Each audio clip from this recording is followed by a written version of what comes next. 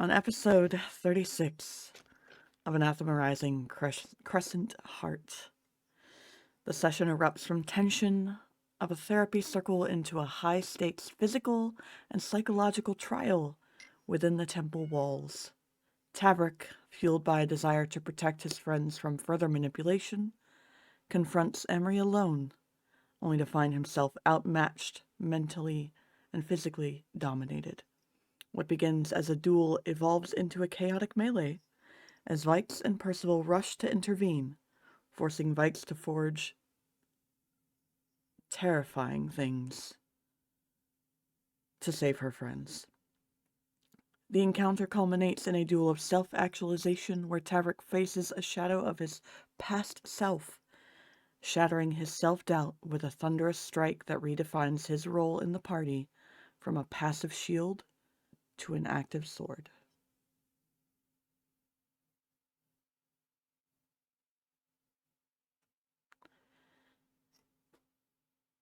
TikTok.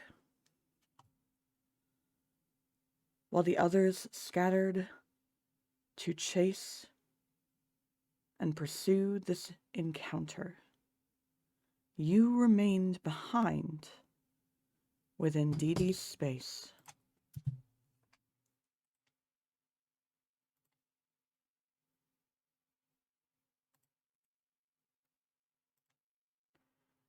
With just Mindu.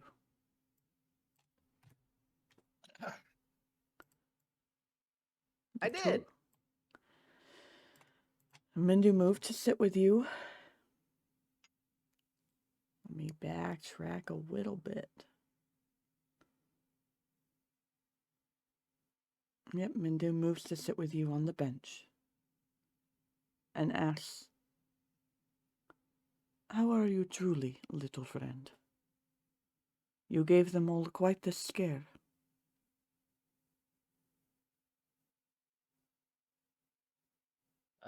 TikTok would just sit there as they're all leaving, kind of. Even though he has been recovered, he's not recovered. My audio is too low. Just sit closer to your mic if you can. If not, oh well. I got you. It is on my face. Maybe sit back a little bit then. I'm gonna throw this thing out the window. I'm getting a new one. Kinky. Thank you. Anyways, from the top. So as TikTok sits there, he's recovered but not fully recovered. And he just watches as each one of them leaves through the door. It was never my intention to... I just wanted to assist. And as they all leave, but I was not programmed to assist them. I was programmed to assist the creator. Mindu would gently place a paw on TikTok's head. And do you know who this creator is? How you were to assist him?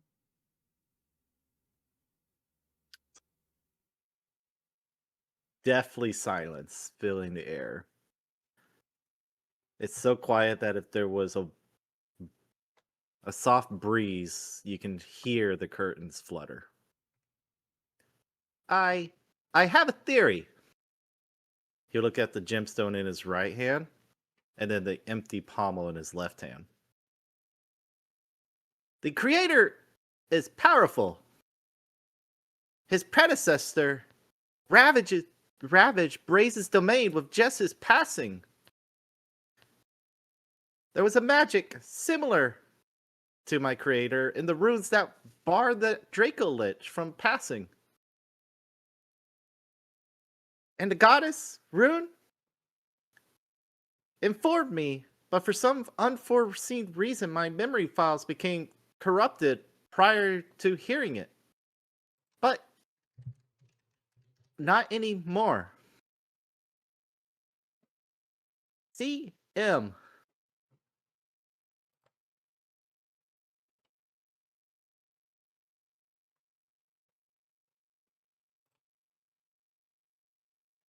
Mindu will cradle the empty hand in his paw, investigating for a moment.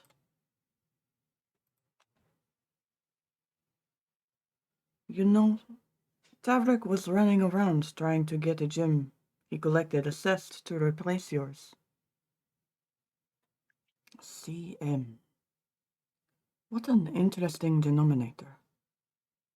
You are CM Unit 001, so this is unsurprising. And your means to assist him? What was your assigned prerogative?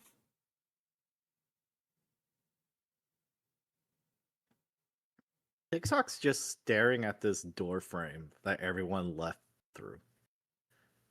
There's just a aura of a being lost in thought surrounding him.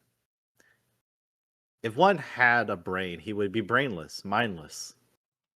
But alas, he's just sitting there. Mindu, you have traveled far and wide. Have you not? Have you ever came across the name Sipnos Minochrome during your travels? Mindy stretches his arms out across the back of the bench, much like a cat or a dad. The owner there mentioned once a name Rowan gave Willow for the temples. Is he not the very embodiment of time? Do you think CM is Sifnos? I do. And now, I know. Rune confirmed it. He looks at Mindu with a soft look in his eye. You exhibited distrust to the goddess Rune. Would you believe that they could fabricate a lie?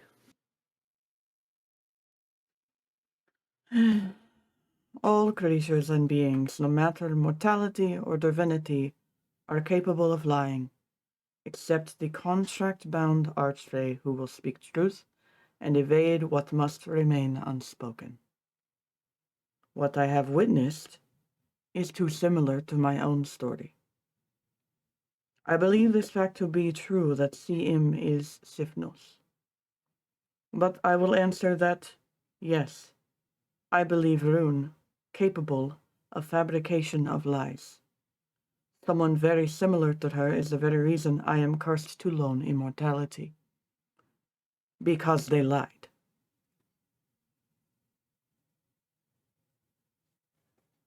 My creator, CM, Sipnos Minochrome. And he just holds out his right hand that still has a gemstone, and little debris just starts floating off the ground. Is the god of time and gravity. This does not surprise me, little friend. It will surprise the others. How does this make you feel? The very mention of that question, how does this make me feel, that it would surprise the others? The debris just abruptly drops to the ground, and a soft clatter fills the deafening air. I am unable to feel, Mindu. I am only able to make logical processes and deduce rational conclusions based off historical evidence and variables present to me in the now. They are never going to approach me the same once they know. My friend, they never approach things the same way. Part of life is that it is ever changing. even for someone like you and me, who are ever constant.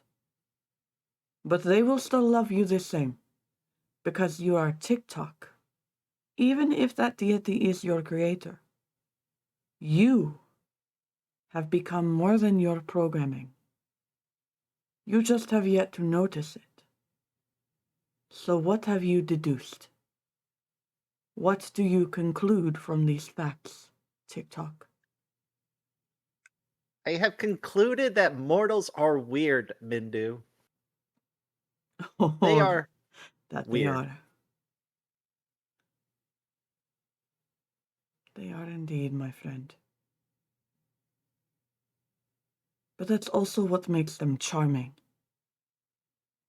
Why don't you tell them your observations when they return? Tell them what you deduce to be concerning and helpful. Both sides, TikTok. That is a way to assist both your friends and your creator. And if you choose to trust them with the knowledge of who he is, perhaps they will surprise you. Give it a chance, and if they do not react well, you have a friend in me, no matter where.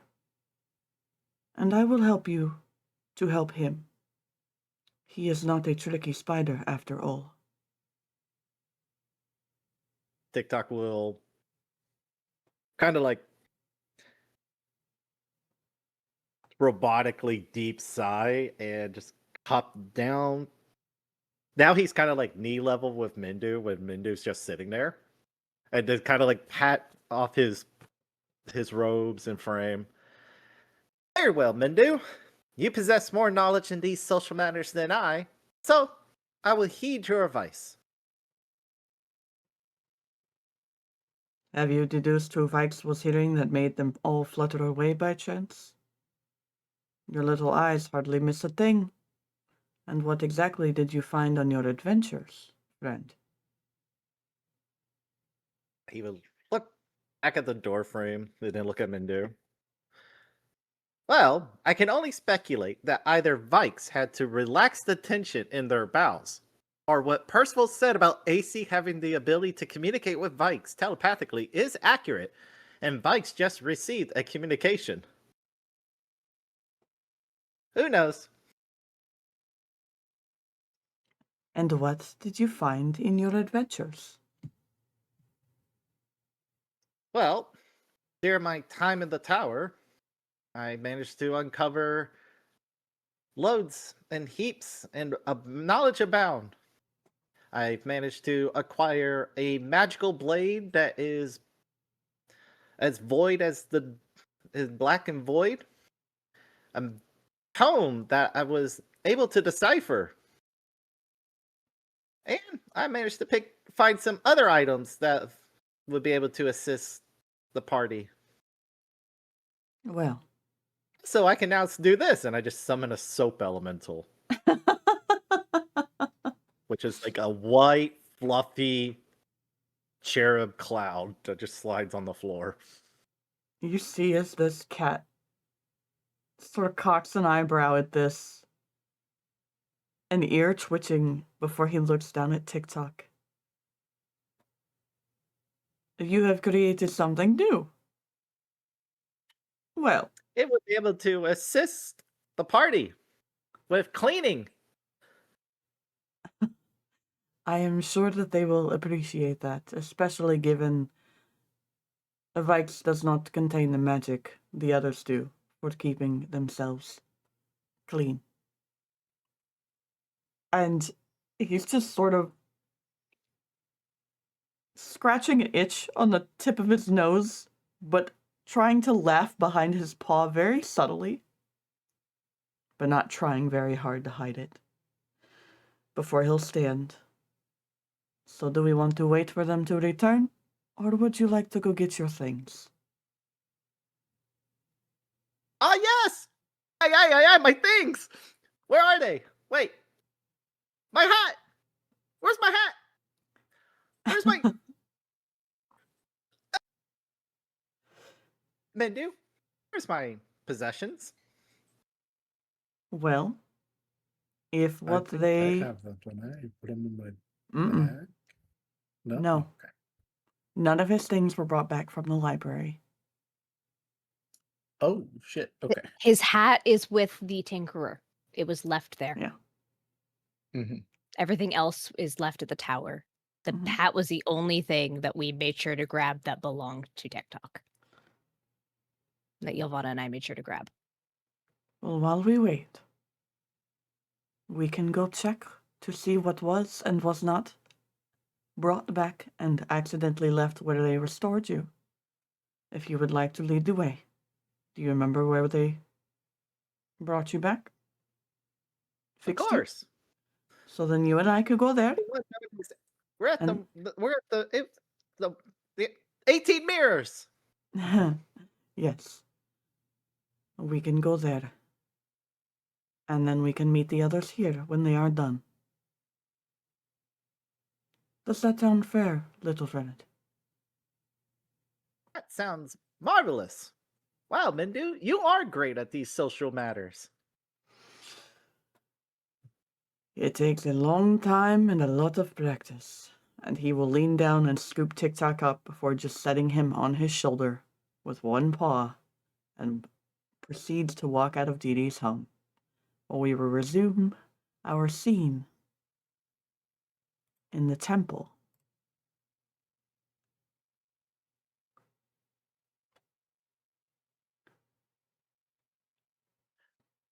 And then I take my bow and I exit stage left.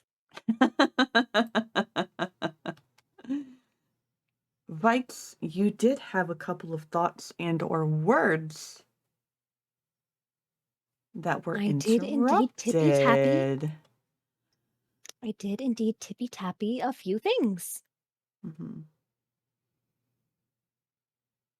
So you may share with the class what you would like to share before we dive into the actual dialogue between the party in this room. Okay.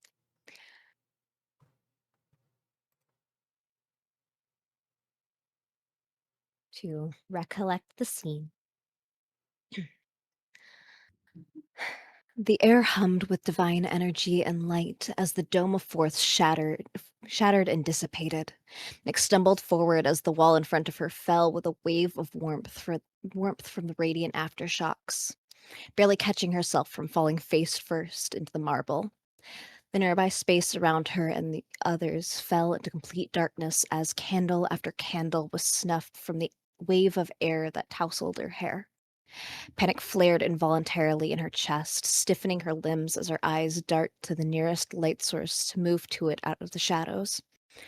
Directly ahead of Nyx, the only light source in her immediate view was Tavrick himself. Vibrant, resolved, and radiant from the divine energy that shone off of him. Lilac gaze remained fixated, and for a moment, panic melted away in lieu of awe. Silently, an orb of soft yellow light appeared above her head, drawing her attention at the suddenly gained sight. Percival stood to her left, holding one of 3 light orbs in his hand, and soft surprise became a small, thankful smile.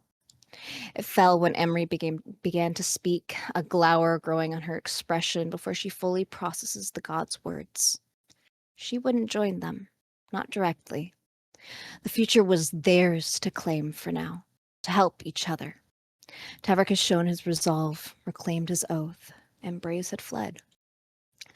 Something pounded in her chest she couldn't identify. Relief? Pride? Elation? Perhaps it was all of the above. He did it. Before she could think further, Nyx's feet bounded forward. He did it! The sound of her steps echoed in the chamber, overshadowed by the annoyed yells of Tavrick as he looked for the vanished deity. Energy surged through her limbs as she neared him. He did it! Her entire body rammed fully into him, knocking them both to the floor with a clatter as her arms wrapped around his neck, momentarily oblivious to the wound on him that still remained there. Pain radiated through her just as much as relieved laughter did, but she did not care. Pain was standard. Joy was not.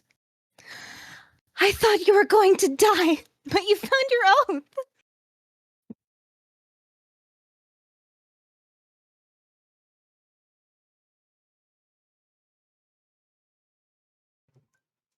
That was at Tavrick. Oh, okay. Hey, we're in scene, guys. Yeah. So I thought that was still like in her. Mm-mm. Or was she saying that out loud, or just that Out last loud. part was out loud? That last sentence was out loud. Okay. There is a moment where he is vertical and then quickly horizontal.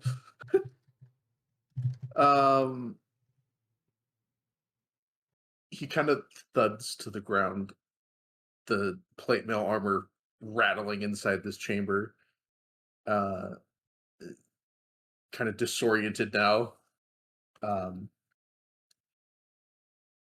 And kind of wincing a bit from the wound, but also looking at Vaiks and hearing what she said. He just kind of nods and smiles a bit. He just says, I've always had it. You all just gave me the motivation I needed to find it again.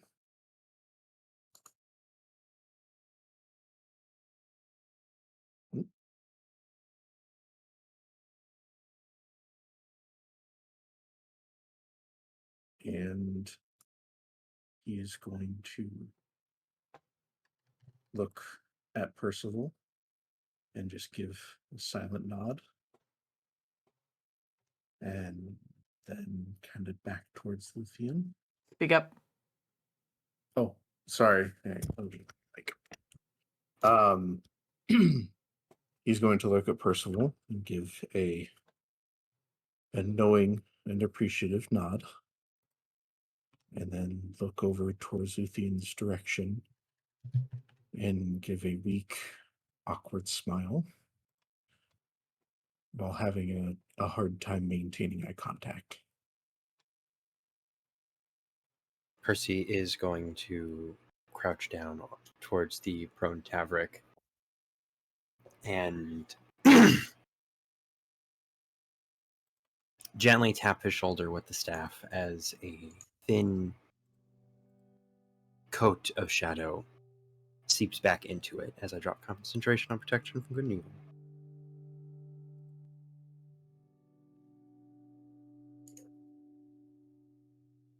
Proud of you. Now, Nix, are you going to get off him so he can heal himself, or are you two just going to lie on the floor? Like, do we need to leave the room? Tavrick is still just like holding Vaiks a little bit, just going, oh. Yeah, I should probably,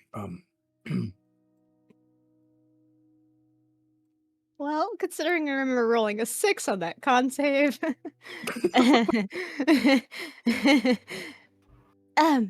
Yeah, is she pulling... You winded yourself. Help. As Dee Dee, Oh, arm in arm with Luthien, approach with Brother Berrig on the other side. Well, now, Moonflower, if I hadn't warned you before, I might have to warn you now. You gotta be more careful. I know you're not used to displays of affection, but he is in armor. Yeah. And she will like like not uncomfortably, but like clumsily get off.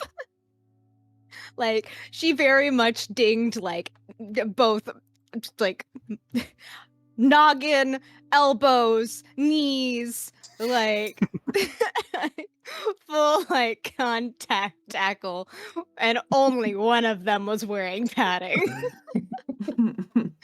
Like, yeah,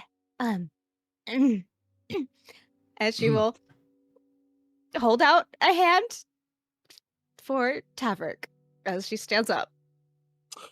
he looks at the hand and back at Vaiks and goes, I am in heavy plate.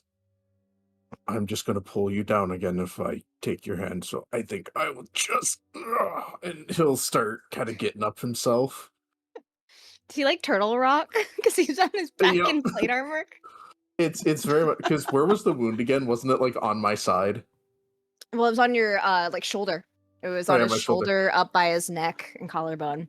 Dee So Dee he is like turtle rolling, but only on the side that the wound isn't on. So he's doing like half turtle rolls. After he struggles for a Before- second, Dee Dee is going to approach, unlinking her arm from Luthien's, and offer a hand, since she is officially the only one strong enough in this room to help him to his feet.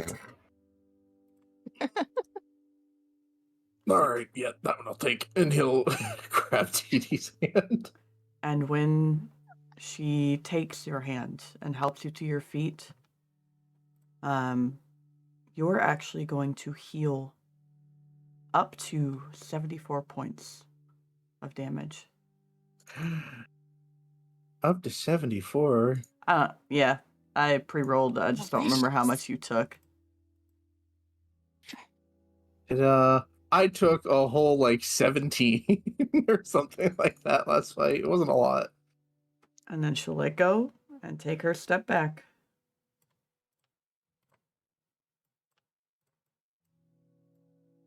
And she'll ask Luthien very quietly, "Do you need a moment in private? With the space, I mean."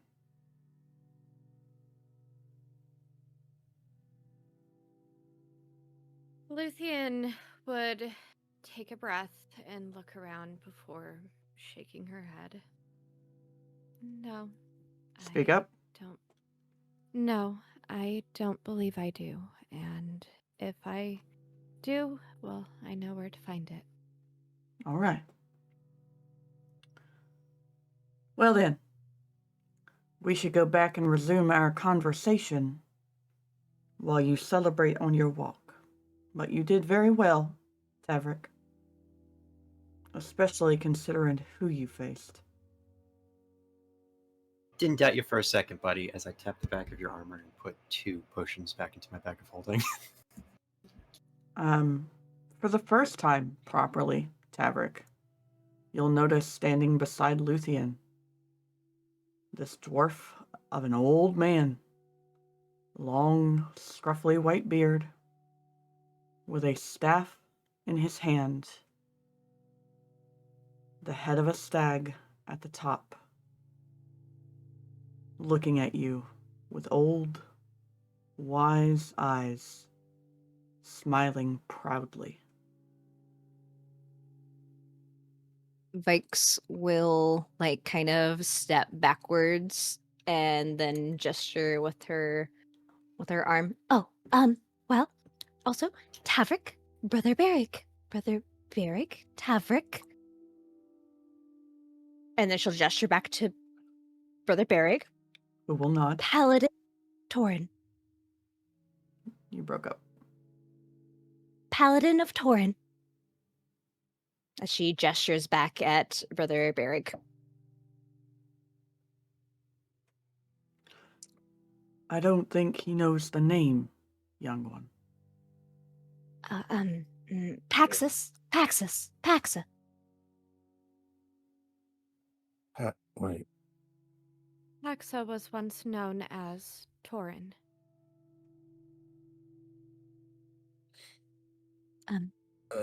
They go by their original names here.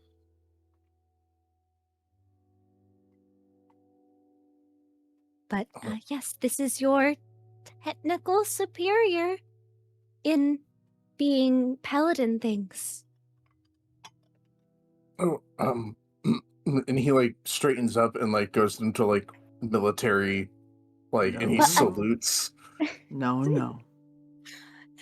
Relax. Okay. How? He will offer his hand, and when you go to shake, he will grasp your forearm instead.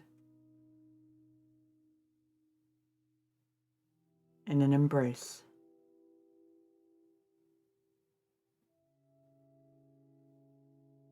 It is good to um, finally meet the one guarding the others.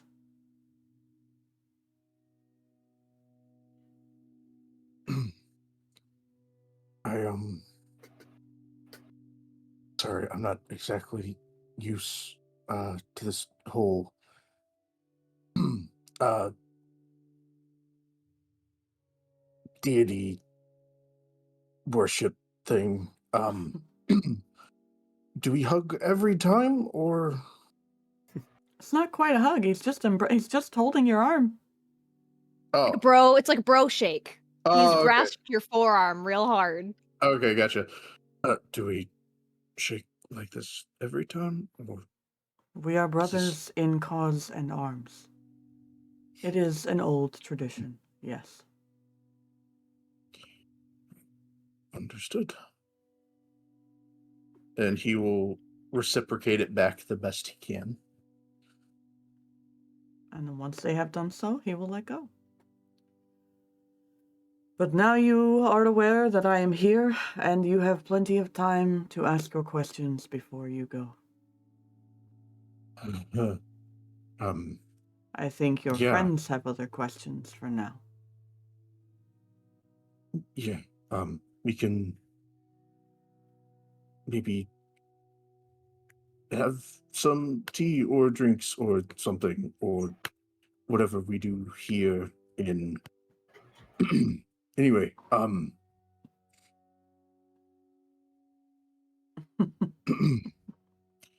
sorry, this is just really new to me. I don't quite fully understand the whole... again, new territory, still getting used to it. Mm-hmm.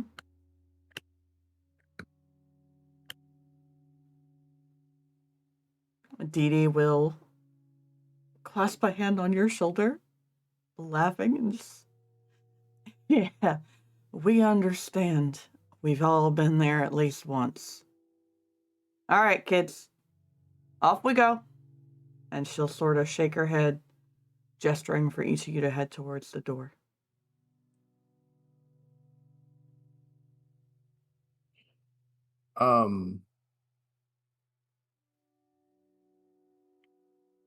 Can Tavrick pull Dee Dee back a little bit while they're all kind of leaving? She is not moving yet. Try to whisper something to her? Again, she is not moving. She and Brother Berrig seem to stand where they were.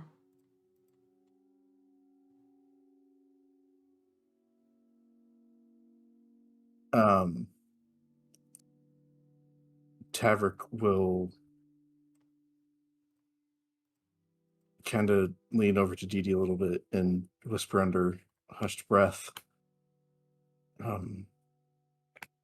They had mentioned your status here, and the two of you seem to have a not good history, from what I gathered.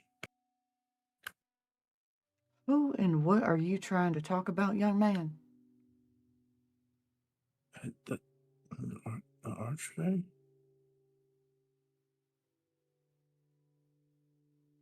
And where did you hear that from? And she is just looking at you blank face, and her voice is not quiet. She's talking at a standard volume. He turns to look at the spot where Braze once originally was. And then back at Dee Dee. So what exactly is your question? Are you the Archfey? Why are you nervous about it? Because I think I just don't know what an Archfey is, and I'm just... I don't know. It's a lot of information. Don't you worry your pretty little head about it, little orc boy. There'll be plenty of time to talk. Let's go. Okay. Get out. Go get food. It's already ready. Okay. Luthien stays back for just a moment and looks to Brother Berrig and thank you for letting me stay here with Braze. And thank you and the other acolytes for answering my questions and helping me. I will return to visit again. Child, you are always welcome here. Oh, And he will bow Harry. his head to you. And Luthien would bow hers back before turning to leave the room. Tavrick is going to try to walk with Luthien if she allows. She doesn't necessarily move away from him and just glances at him as if trying to decipher what he's feeling. Do you want to give me an insight? Sure.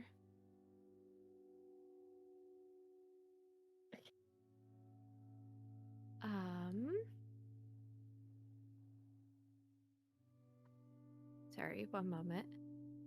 So that is a 6 plus 7, 14? No, 14.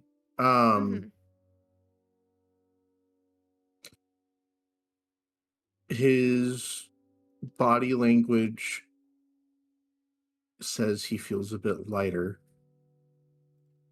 but the expression on his face has a hint of worry or concern.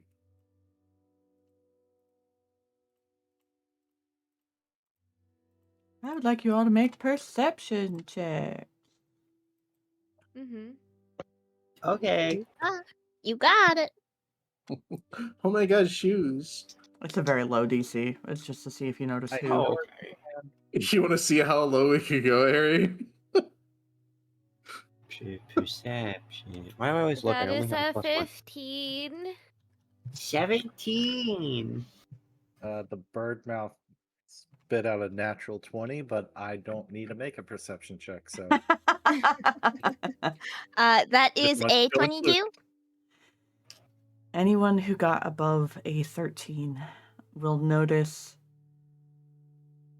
as Brother Berrig places the staff on the ground, you can hear the slight sound of the wood on marble.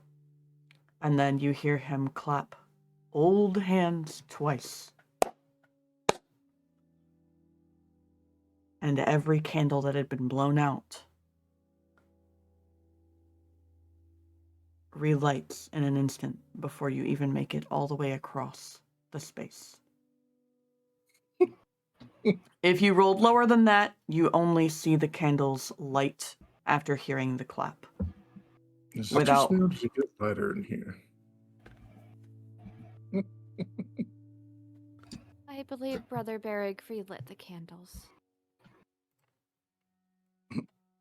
He just immediately whips around and looks around and goes, "Oh, yeah, I guess he did. I was a bit distracted.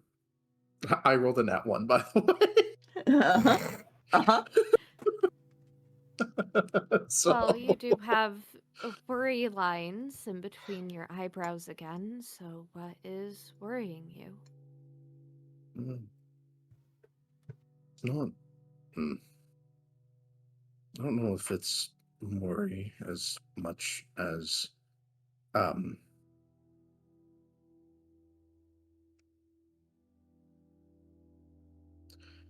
He takes a deep inhale, and I guess I just worry about you.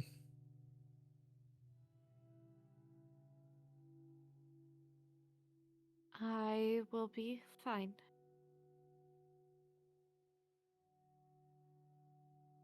Okay.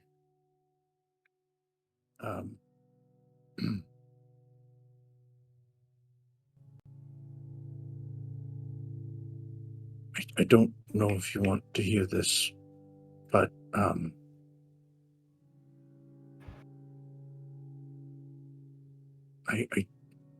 don't I didn't like what I saw her doing to you, Luthien.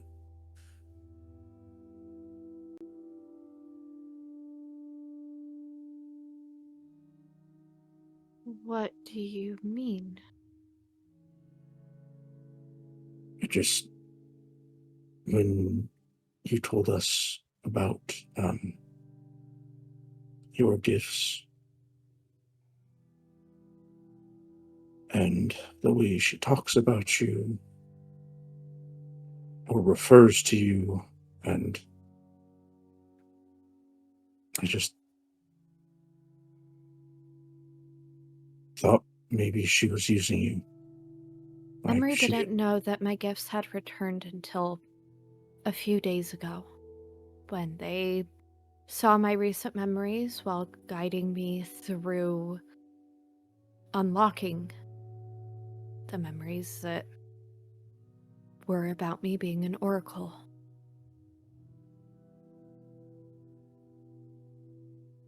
I didn't tell anyone, including Emery.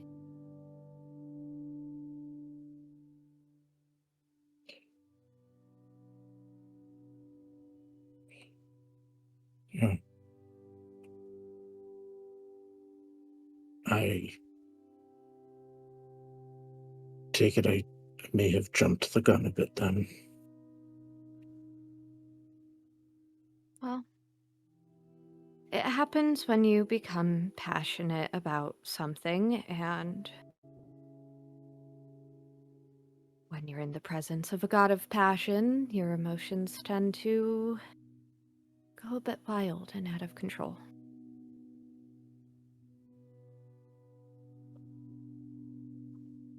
And she'll give you a small smile as if telling you that it's all right and she understands.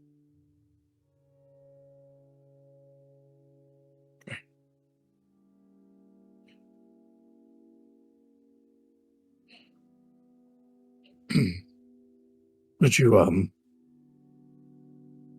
like to go?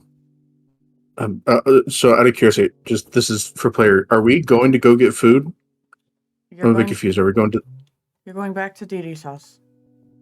Okay. Would you like to walk back to Didi's house together? Yes, so I thought that we were all going back together. And she kind of glances towards Percy and Vaiks that are just They're up like- ahead.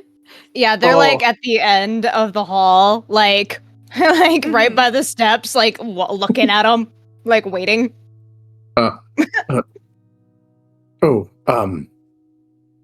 Sorry, I'm so fucking out of it, guys. I'm so You're sorry. good. No, you're good. You guys stopped to talk.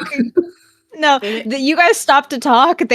We stopped to wait for you to let you talk. Yeah, you're good. Okay. You're perfect. Oh, Hey.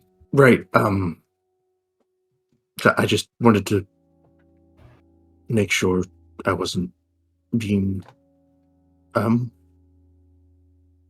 just go, and he'll start walking awkwardly back to. It's that like he doesn't know because of things with him and Luthien right now. He isn't quite sure how to approach things right now. Mm-hmm. Walk past the others. Mm.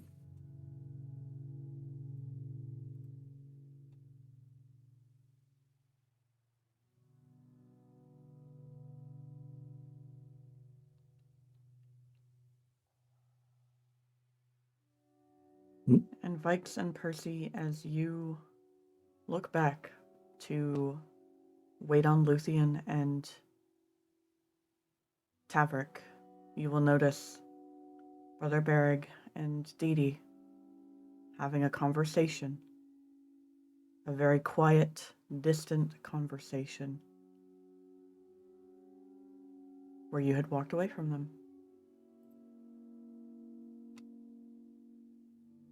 God, where's Hyacinth?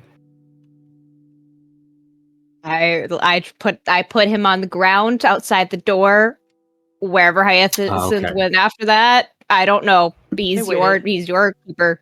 They waited. Yeah, Waited. we did. Oh, what a good little guy. Oh, so we get down to the bottom, and there's just Hyacinth at the bottom. Oh. Okay. Anyway, Vaiks will side eye Percival. You know, like that sibling stare of like looking at each other. Mm-hmm. And go downstairs. Like the parents are having a discussion. I don't know. I don't know, man. We might not be getting a Wii for Christmas.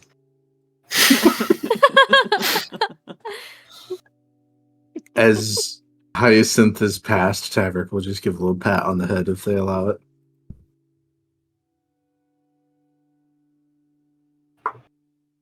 Yeah, sure. Okay. You're lucky. I was going to say 10 or below, it bites you. I rolled an 11. roll for temperament. Love that. So do you walk back with conversation, or do you have awkward silence? Well, or should I say somber silence, while you each think about everything that just happened in the last, like, half an hour, dude.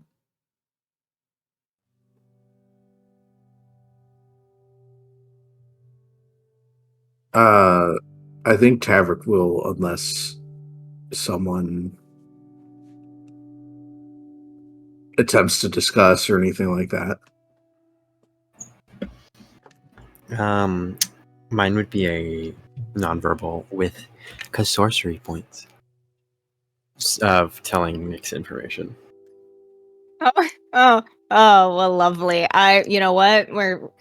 So if people want to yap. Normal day. Normal day. Actually, all right. Another voice in my head. Got it. Actually, Tavrick does have something that he's going to say on the way over. Mm-hmm. Say it now. Okay, what you got? So, how did you all know I was there?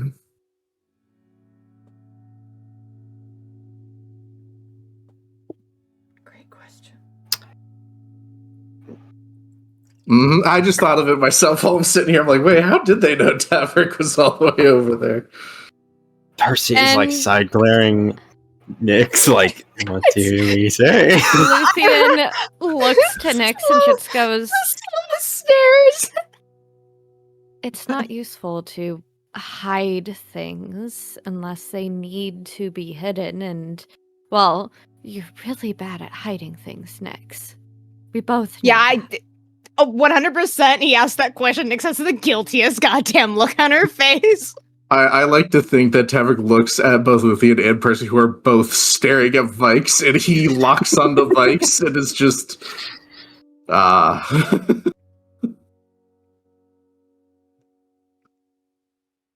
Okay. What was said in my noodle? Or is this before I get any information? Anything from Percy? Because it's pretty quick thereafter, I'm guessing, right? Mm-hmm. Like at the bottom of the steps, like we just are like in the main atrium of the temple, leaving it. Mm-hmm. Okay. Yeah. Makes wheel. Rub at her palm. Well. And she stares at Percival because she doesn't know he snitched yet. Neither does Tavrick. Only Luthien would know what Percy said. Or you all could just not tell me, I guess, and I'll find out eventually. And she's looking at him like, can I say? Luthien lets out a sigh and just... Percival already told everyone. Apparently, Vaiks has been hearing AC in their head, and... Percy never specified it was AC. He just said that after the AC fight, he said ghosts. Some voices... He specified ghosts. He did not say names or pendant or anything. Yep. So none of you know it was AC, and if you think about saying that it was AC or accusing AC, you'll be deducting a point of inspiration because that is metagaming. Understood. Yeah. He only I mentioned think- that they got louder after the AC murder. That was it. Okay. So And I've Luthien would I've say- killed at least 2 people since then that could talk in my noodle. Apparently, Vaiks has been hearing the voices of ghosts louder since the incident at the island, and, well, one of them must have picked up the intention that you had while rushing off and let her know. And so she went rushing off after you, and then Percy went rushing off after you, and then I believe that Dee Dee was just walking me back to the temple since it seemed like conversations were done.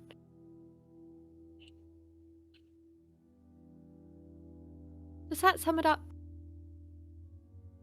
And she looks at Percy and Vaiks. Tavrick will look at Vaiks and just say, "Is this like the tunnel all over again? Is this?" She's gonna stare at And like her- Percival like, can I fucking say? Or I mean, like, that's the expression on her face is, can I, am I saying the thing or not? I'm gonna look at the both of them and give me 1 minute, and then I'm gonna like shoulder huddle Nyx, and then I'm gonna cast whispers with the sorcery point so I don't speak it, and essentially be like, "So do you want to tell them about AC right now or no? Because I gave you an out of just saying that some of them have gotten really loud." You lied? She says it out loud, very loudly.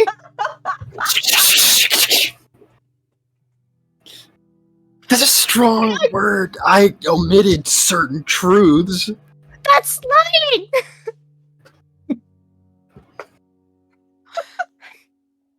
I mean, I'm not wrong. Some voices got really, really loud and Damn, that's consistent. What do you mean by some voices? Was I speaking out loud? I don't know. Yeah. Yeah, How many yeah. sorcery points you got Yeah, at that because- point? I feel like we were because arguing you- aloud. Yeah. Mhm. The second she said it out loud, there was no point in you using whisper and wasting the energy. So Just Yeah, start banging no. at each other very loudly.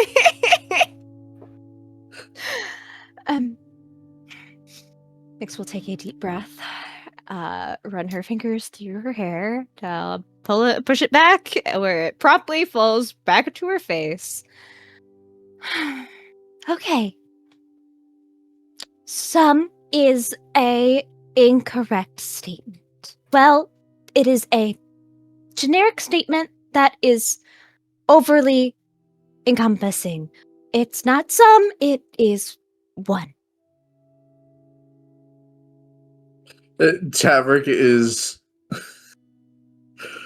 do you know how, like, when a parent knows that the kid is lying and they're like crossing their arms just waiting for, like, they're like, because the parent knows the kid is lying because they know that they're just They're waiting for just it, waiting yeah. for the kid to, Expectantly. like, verbalize it. Tavrick's just like crossing his arms. He's just looking at Vaiks, and he just goes, "Vaiks, I have been Is stopped he with the telepathic? sword. And and Dee Dee approaches immediately after she word vomits this. I should say bursts the words out of her. Dee Dee is approaching from behind.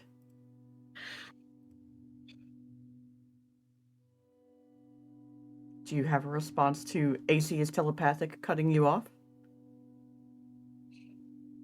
I think, dude, I'm stunned silence. That's okay. I think that's the That's okay. aspect. got stuff Tavrick on? is stunned silence. His brow furrows, and he just goes, "What?" I believe what she said was the pendant around her neck that you brought with you That's a out number. of the archives.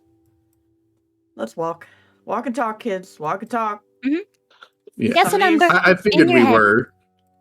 Well, no, the two side huddled, which stopped your progress. Yeah, They- Oh, that's right. paused side huddle. Okay. Well, guess a number. 22. Oh, no. No. In your head, my friend. Oh. He's thinking it. He's thinking it. Okay. He's got a number, and then there's a second Mhm. pause, and he shakes his head and thinks of another one. Mm-hmm. Mhm. And what was the first number and the second number? First number was 22, and the next number was 45. Okay, I said one number, not two. She just looks up at Vaiks is like, God. I think the realization that he could read minds is slowly sinking in. And Tavrick does not look thrilled about it. Okay, see, no, that's my reaction. Like that's what I had when I learned about it. I wasn't. I'm still not happy about the talking demon necklace around my sister's neck. Mm-hmm. I don't like that he can read our thoughts. Don't like that. Not a fan of that. And as Well, like, there's a limit. As you're walking into Dee Dee's house, Mindu and TikTok are back on the couch, by the way, TikTok, and a very tired Ylvanna is sitting on the other.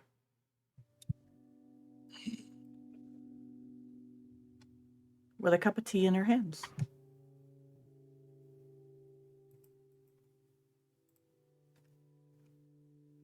So TikTok's just like mid explaining what exactly is a soap elemental. So I combined the purification process of a holy water and the despoil spell aspect of prestidigitation, and I tweaked the runes, and they're back. It appears so. sorry. little Anyway, I friend. tweaked the runes and I combined them together, and It just keeps on rambling about this. Ylvanna, there is a plate of food next to you that Mindu collected for you on that couch with you. But the tea is a very special homey mixture that he made for you, reminiscent of what your fathers would give you.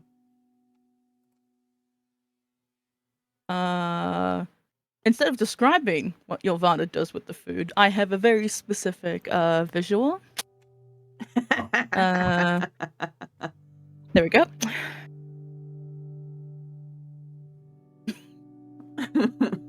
It is gone. Just gone. There's now just an empty plate there. As she dabs her face. Perception checks from everyone. can I just use my I want to know. if My it's God. Yes, I sorry. will still honor your nat 20. It's 14. very easy. perception. because that's better than the nat one I would have just rolled. I have a character sheet. That is You said- 22. 24. Listen, it's been a hot minute. That's okay. 7. If you click your token on the map and hit C, Fuck me, that I have good perception. But that is 26. well, Tavrick's the only one who doesn't know what Dee Dee drops in the little fountain in the middle of the space. But the rest of you will note as Dee Dee, instead of following you to the couches, walks over to the little fountain in the middle of the circle and drops a small orange orb inside of the water, along with a red-orange feather.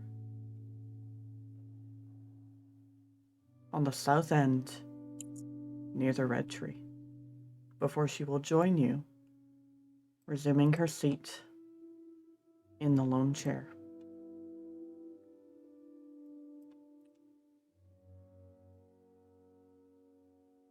I'm gonna shove you all in So- places.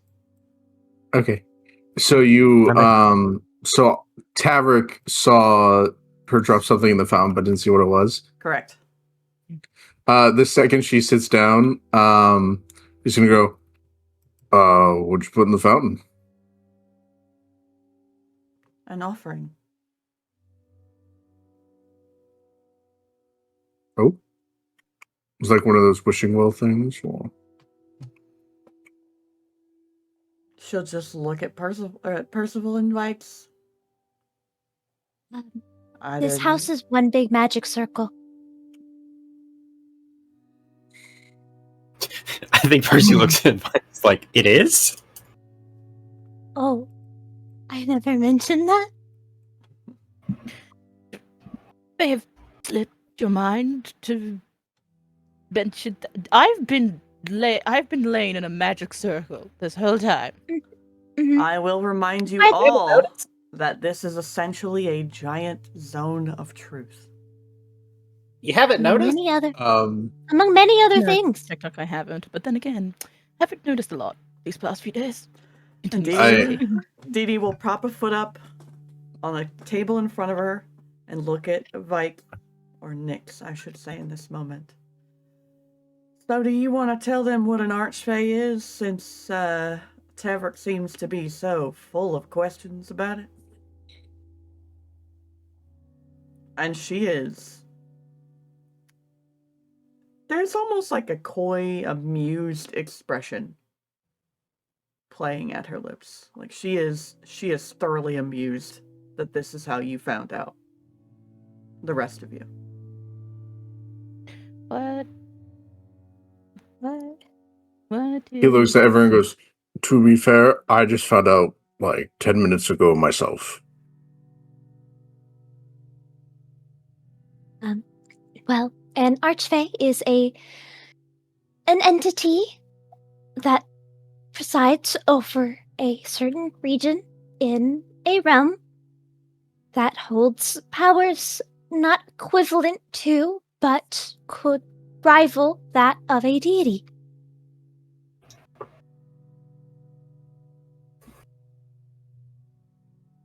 They are predominantly known for their compulsion to tell the truth, i.e. their inability to lie, as with all Fae creatures, which is why I'm a very bad liar. Mm-hmm.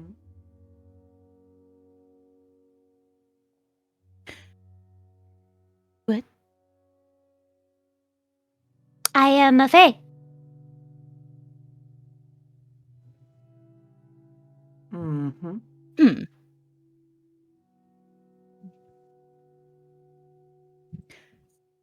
Hmm.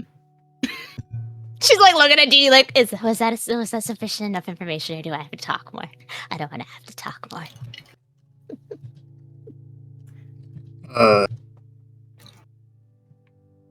Upon hearing that the explanation of the Vaiks is a Fae and they can't lie, he just kind of nods and goes, oh, that explains why you suck at lying. Mm-hmm.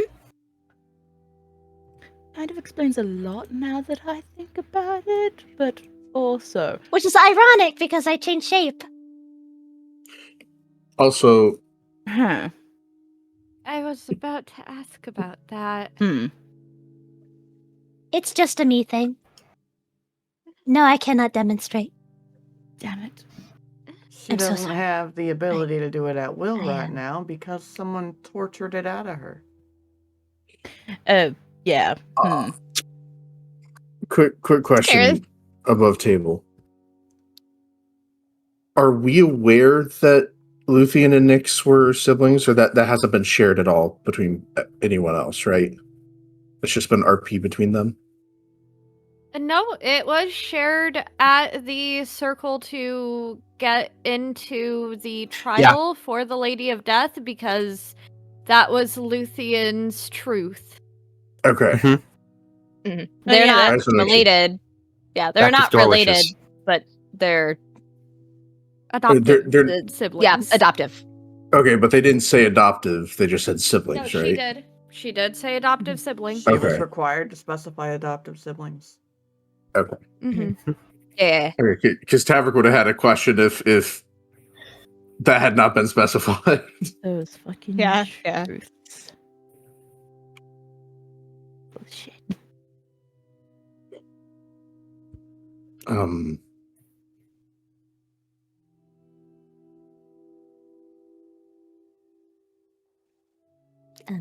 Any other questions or For you or for Dee Dee? I don't. For anyone. I would Oh. like to know what has been happening, I guess, while you guys were out, because what happened exactly? Considering the three people here, no Mhm. idea where none of you have gone. So maybe a little Well- bit of a brief would be nice for those who weren't with you lot. Be very nice. To Would you like summarize, another cup of this? This is nice. to Very enjoyable. summarize for you, while you sip your tea, and you keep sipping your tea because you have a lot of energy to recover, Emery, or Braze, whichever name you prefer to identify them as, is gone. Wait, like gone? Not Like, dead. Like, okay. Not dead. We're not doing another that. Gone. Not doing that again. Tavrick seems to have passed a test or trial of his own. And now, the rest of you are required to figure out how to carry this mantle together if you're going to succeed. Which is why you're going to sit here and talk. Just real quick, I did have one more question. And she will look at Tavrick blank-faced. Are there other AeriFae, or are you No. the only one? I am the only one here. But are Crescent there other Heart. AeriFae? I am the only one here in Crescent Heart. So I am the only one you need to worry about. So wait, are you guys? Can you request aid from other AeriFaes in different areas, or? She'll raise a brow at you. You have more important matters. That question can wait till later. Okay.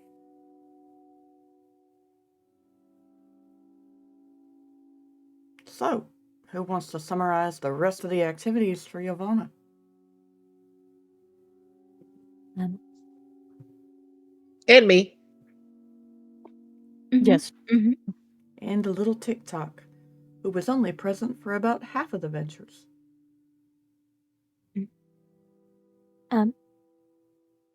Well, we talked a little bit before we left. You were napping, and during that conversation, it was brought up that Luthien is an oracle that is probably set to replace the Exalted. Maybe not in their methods, but in their presence upon the world.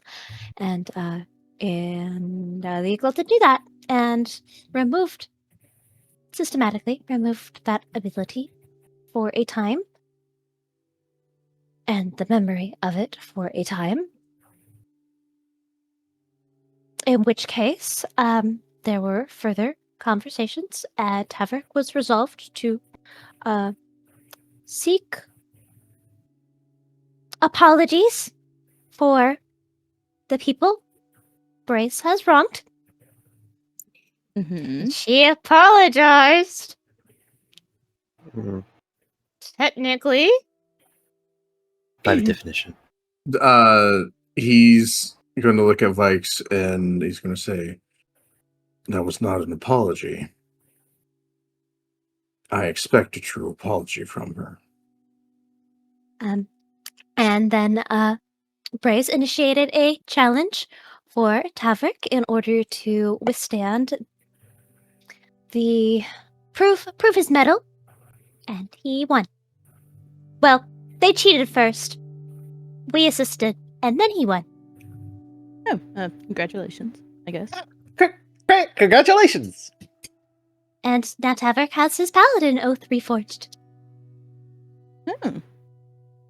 Yeah, that is congratulations. Very, very well done. And Brace said they Well- were going to, as I've heard some people in the barracks say, fuck off. And that it was our duty to withstand whatever Luthien's meant to endure as pillars. As a team. Why- Which I would Why love does to it- know what that entails.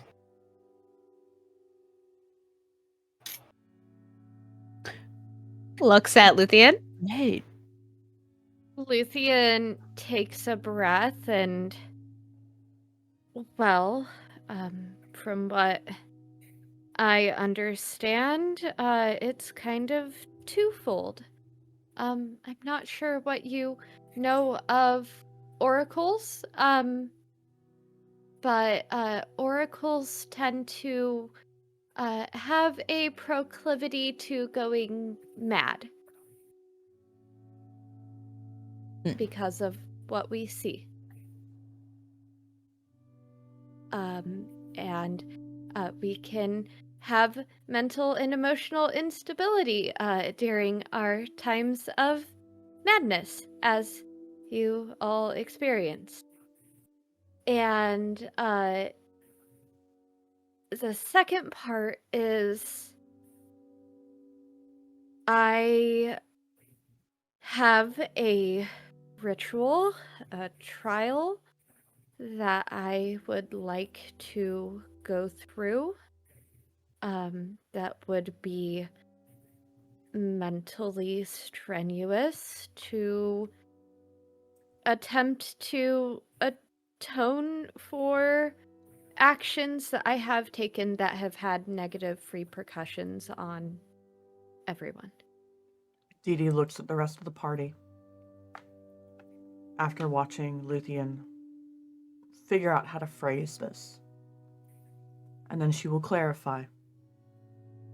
The ritual of atonement is a difficult path, and it is a strenuous ritual because it is purging her soul of the wrongdoings she has committed against others. All of you have felt the consequences of those wrongdoings, which is why all of you are going to be there as pillars. While she is restored. Because on this path, she has grown deeper and deeper in that madness, which is why I will grant her grace before all of the rest of you have the opportunity. Being an oracle is not an easy thing, because you are constantly warring to know what is present fact and what is future possibility. Especially when it seeps into her dreams the way that Rune has made it deep into. So, the way the ritual of atonement works is Luthien will enter trance. A different trance, a near-death trance. And those of you who are willing to be the pillars of support that she needs will take a space around her with the acolytes and witness every memory and every vision she has ever had. That sounds like a lot. Oh, it is. Mhm. It is. But you will have an acolyte of every balance of power in this world except for the exalted. And I will be there to ensure that all of you, and I do mean all of you,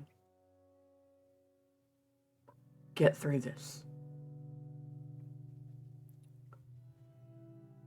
It is an old, near forbidden ritual that has not been held here since well before Yaren even rose to power. But in this case, for the sake of her sanity, it is necessary.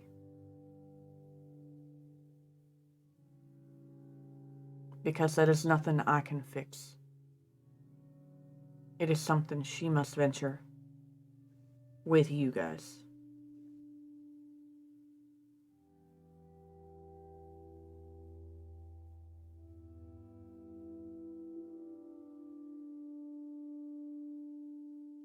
And it is scheduled in 2 days.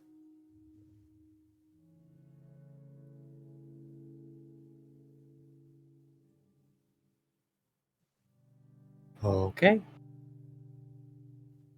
Well, that's, as Percival said, is quite a lot. Mm-hmm. First, we learned that Tavrick made Braze fuck off. And now Luthien has to go through this ritual? I think Tavrick, upon hearing this, he's going to ask 2 questions. He's going to look at Dee Dee. He's going to go, is it dangerous?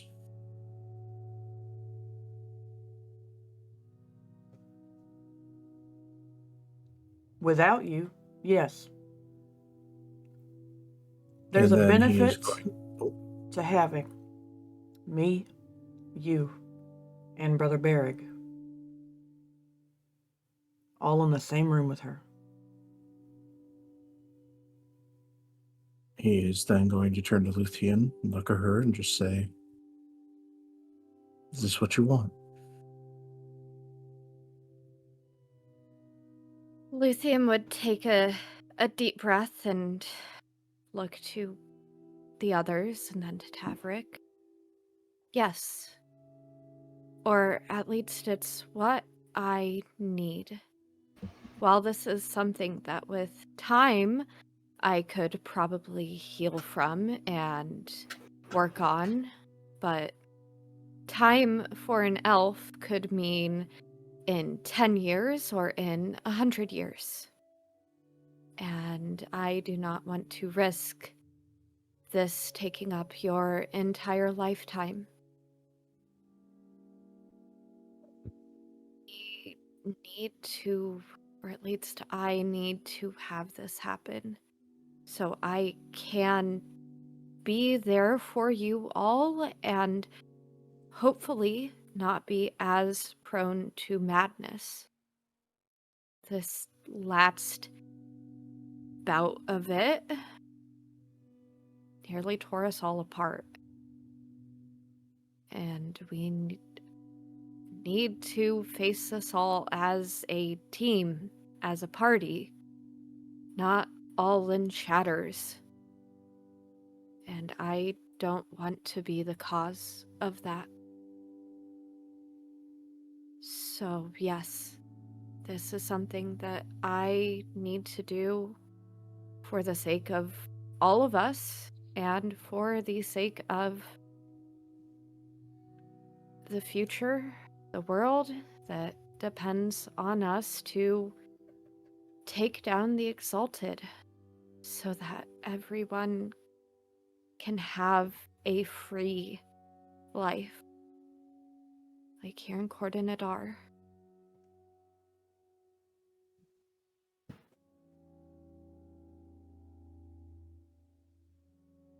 Okay.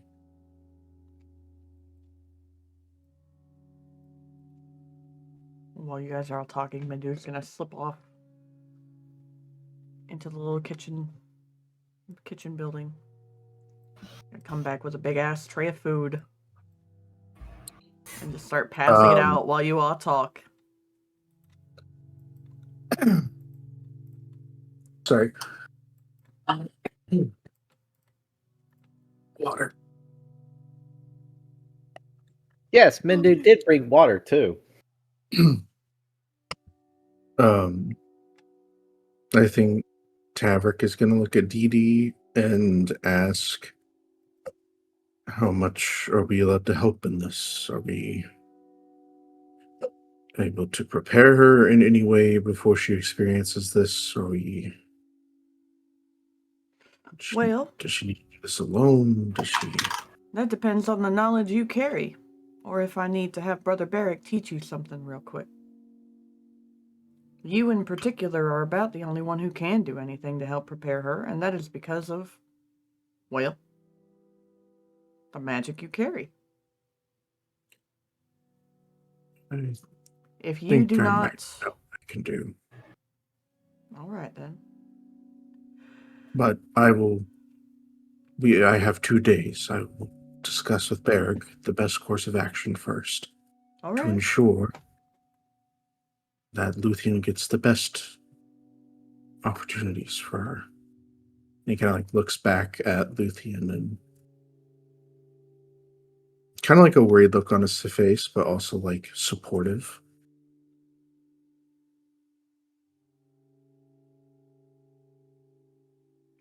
Luthien, do you have any requests for assistance?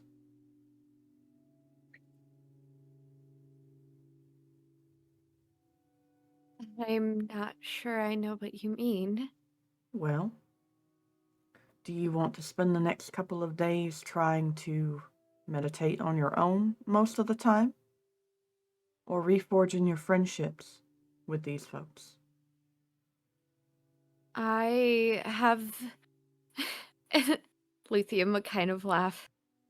I spent the first 3.5 days here meditating. I think that it is time for me to try and reforge friendships if everyone is willing, or with those who are willing. All right. So then you'll resume your meals with the town. And you will spend your time with one person of your choice, since they all tend to scatter.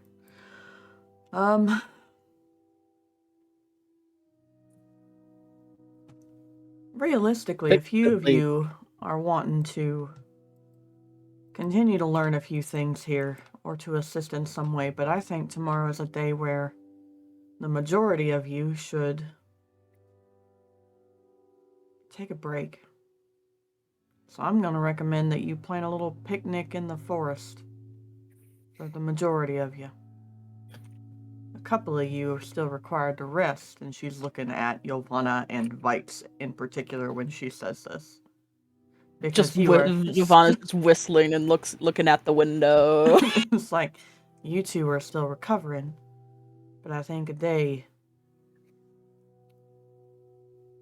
to bond would help. I mean, unless you're desperate to pursue information and learn whatever Ari has to teach you, Percival.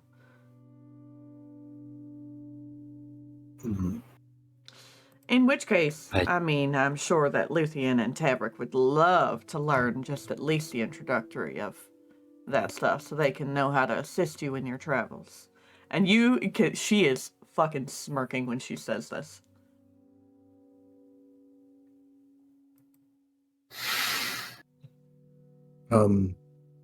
Perhaps if you are...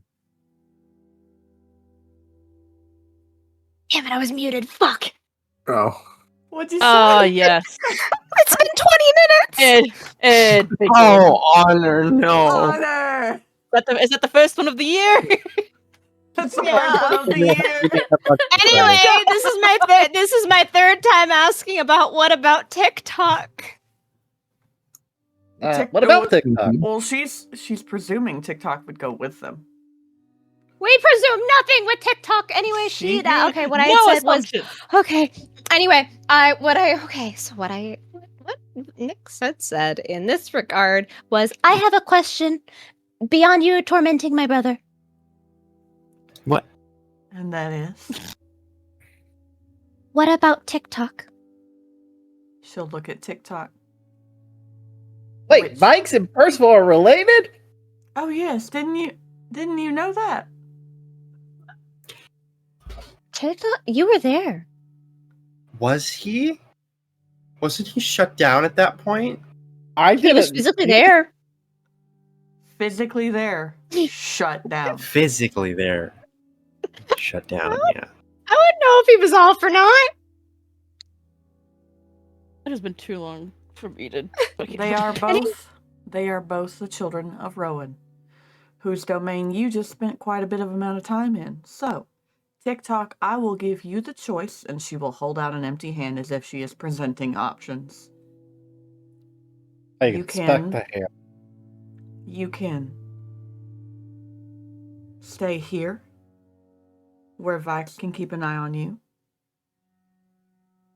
Since they keep calling you Vaiks. And she'll glance at Nyx. Where Nyx can keep an eye on you. While she is also in her recovery state, and Ylvanna, you can assist with them, or you can go spend the day with Percival, or Luthien, or Tavrick.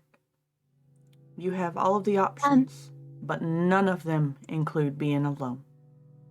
Do you understand? I understand. It Um, appears me being isolated has caused more trouble than I anticipated. Well, that answers sort of the question. I was more of speaking of whether or not TikTok can assist. He has divine magic. And she will smile again.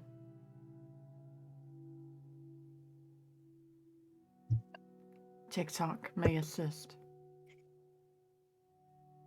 He's probably the only one capable of assisting during the ritual without triggering some negative reaction. And Mindu will sort of nudge TikTok and ask quietly when he sits back down, "My friend, they already know your magic is divine. Did you want to tell them what you have theorized?"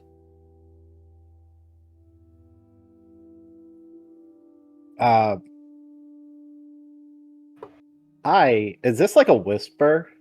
Yes. But I can't whisper over the mic or it just won't fucking pick up. I subtlecast message to Mindu, not yet. And he will nod before looking, like, bare minimum nod. Looking back at the others. That's quiet. That's as quiet as TikTok will ever get. Okay. Yeah, that was more of my question. But yes, if you stay, I was wondering of a thing.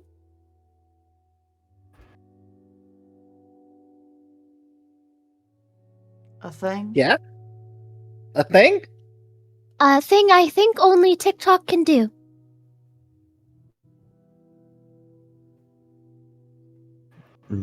Brew tea? I think everybody around the fire laughs at that one. No, but I Okay, Teach good. magic. Percival could do that too. What? Oh my god. teach magic. Are you wanting to learn magic? Perchance? Teach? Well, you have a book, and you know arcane runes, and you are well learned. He's asking if you would like to stay in Corda Nadar and teach my people magic. Oh, while they're doing their picnic? No. Sure, TikTok. To assist the people Would you like to teach the people magic on a daily basis so that they may also aid one another? In case you haven't noticed, because you haven't spent much time in the village, the people of Cordon and Dar do not carry much magic, if any at all. I carry the majority of it, and I do not have the time to teach hardly anyone else. Well, I suppose during our time here, I can give a lesson or two. Is that what you were aiming for, Nix? Well, if he happens to host lessons, I can assist. All right. You just give me a list of components to the spells you're wanting to teach, and I'll make sure they're ready for you.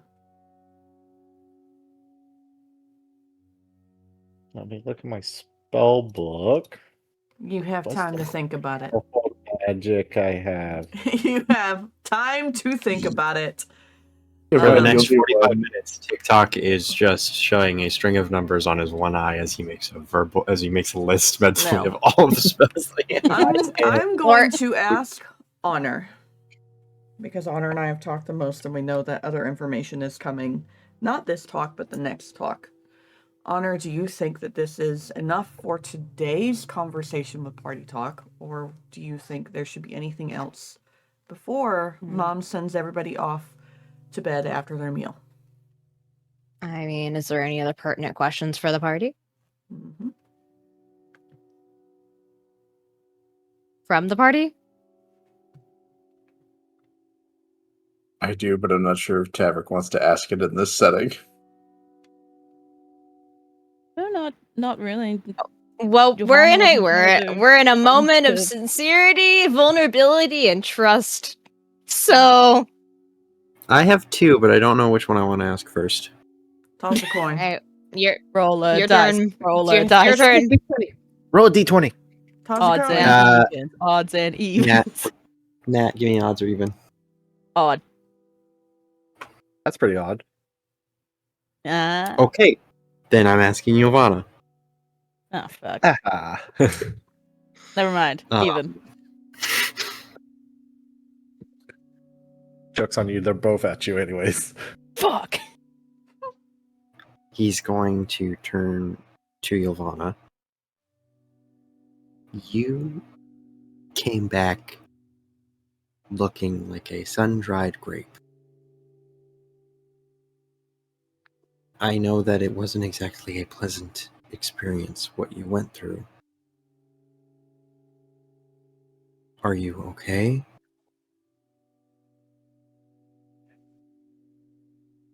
Oh, wow, okay, we're doing this. Alright.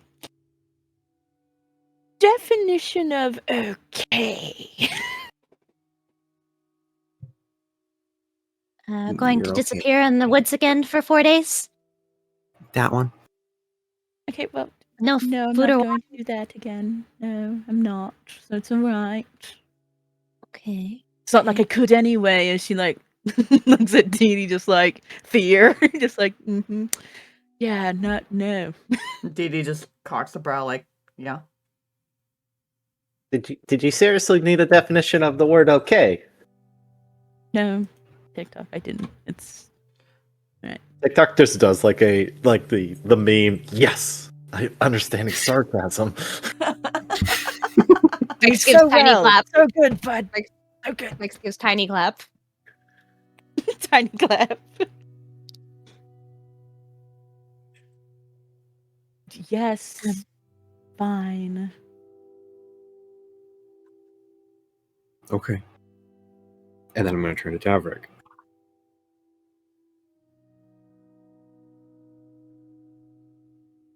Yeah, your turn. Oh, my turn. Wait for what? I'm going to ask you a question. Oh, Thank okay. you. Sorry. What?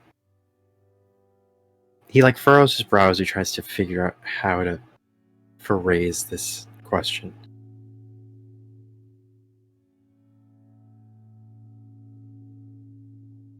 The you that you were facing in the bubble seemed to talk a lot.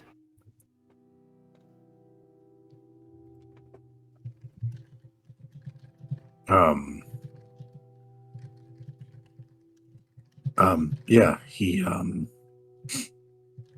did. What did he say? Oh, just a lot of just mean things. Just not very nice, very rude behavior. Yeah, go ahead. The you and the who now? I'm sorry, sir. I'm gonna need you to make a wisdom save.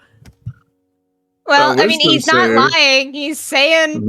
I'm saying the truth. Yeah. He said some not nice things. They were However, very rude. It's the way you're dancing around it, like you're trying not to say it at all. Yeah, it's. Good It's luck. not It's that compulsion. Good fuck. luck. The you and the who now? Is this what? It's a Part of 13 Tavrick's insight. trial. Part of Tavrick's trial was facing himself. Yeah, wisdom. Oh yeah, no, you'd be a lot stronger than I would in that situation. Nope. 19. He learned how to dodge. Oh, After you I'm screamed very at him proud through a of you. wall he couldn't hear. Oh, Continue with your blubbering for words, buddy. Okay. I just lots of mean things were said. It is uncomfortable though when you're trying to resist it. I don't know. He's not really lying. He's just No, I it guess is it's uncomfortable when you are trying to evade answering the question. Answering it straight, we'll say. okay. That's what it is. So I do succeed then? Yes, but it is uncomfortable. Okay. Barely. It is uncomfortable. Mhm. You feel slimy. Yeah. He is. It's not like he's exactly he's not hiding it very well. No, he's not. Yeah, because that's what I'm wording it the way. So it's like people could do insight and I could be like, oh yeah, he's fucking bullshitting you guys. Yeah? What kind of mean things? Just a lot of things Because about Braze said them, technically. So what mean things did they say? just a lot of my insecurities and self-doubts and That is a 20 insight. I only rolled a 13. 22. I don't know what's. Ylvanna doesn't know what's going on. you say you got a 22? 22. I got a 20. For insight? Mm-hmm. Yeah. Oh, I thought you got higher than that, Luthien. Nope, I got a 20. Okay. Then Vaiks is the only one that picks up because I rolled a deception. Plus I got a 12. Wait, no, or is it meet it and beat it? Meets it, beats it. So you set the DC. We have to beat it, meet it, or beat it. Okay. So Luthien and Vaiks would know. There's something a little deeper that he's not mentioning, but that is that is part of the truth, yes. But there's something a little deeper. That he is- Luthien, Like a sore topic type thing? Yeah, it cut Yep. deep. It cut fucking Yeah. deep. Okay.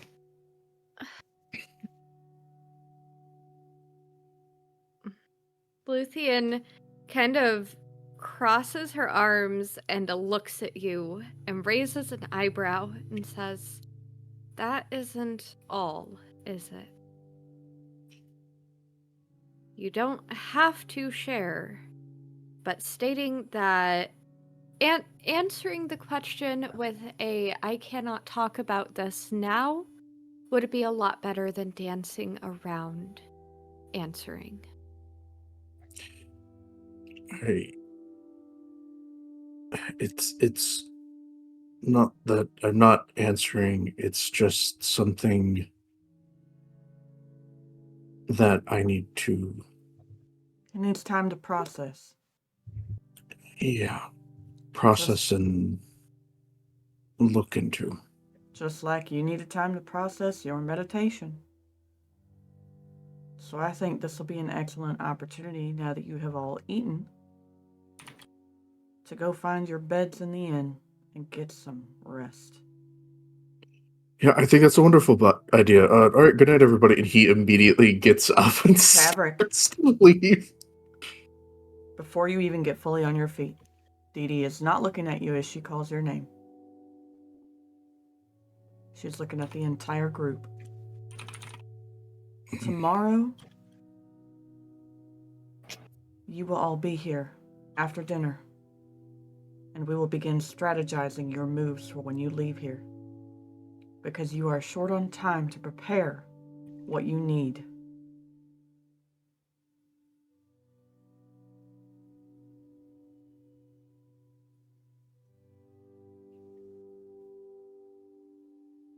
All right. And y'all need to start formulating a plan. Understood. All right. Go get some rest.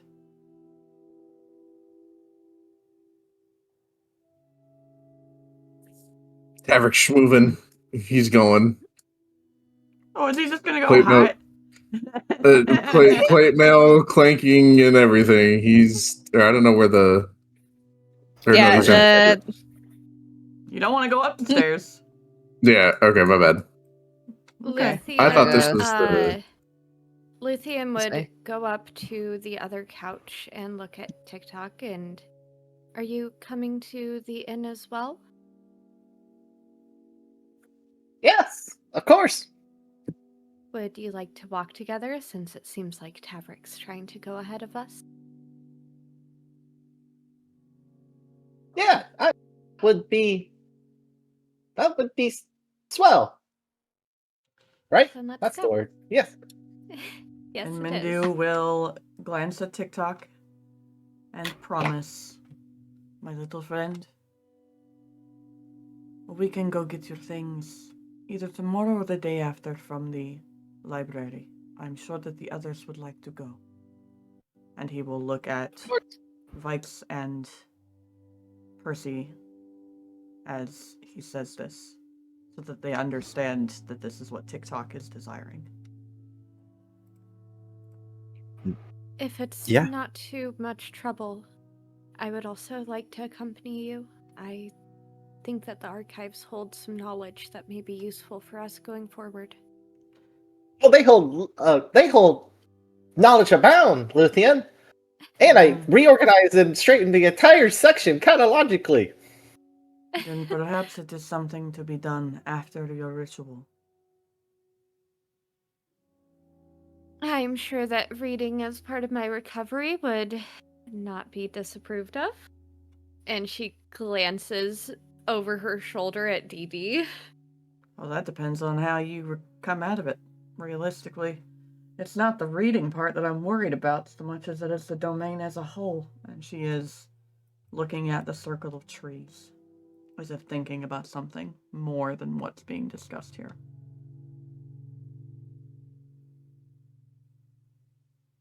I would love to pay a visit. Well, it sounds like this will be a group field trip to the island. Splendid! I could show off how clean and organized the entire tower is now. Yes, and on the way to the inn, how about you tell me what all you have discovered? And she is saying this as she has one of TikTok's hands in hers and is leading him through the circle of trees and out to the door. And TikTok is following along. And then Thanks, he we'll goes wave into goodbye. complete detail about soap elementals. Oh, how interesting. They do seem very nice for getting things clean. I may need to ask you how you create Fade them out? because Fade out. Yep. DM. Yep. I would like to make a request. If is everyone shuffling back, I assume?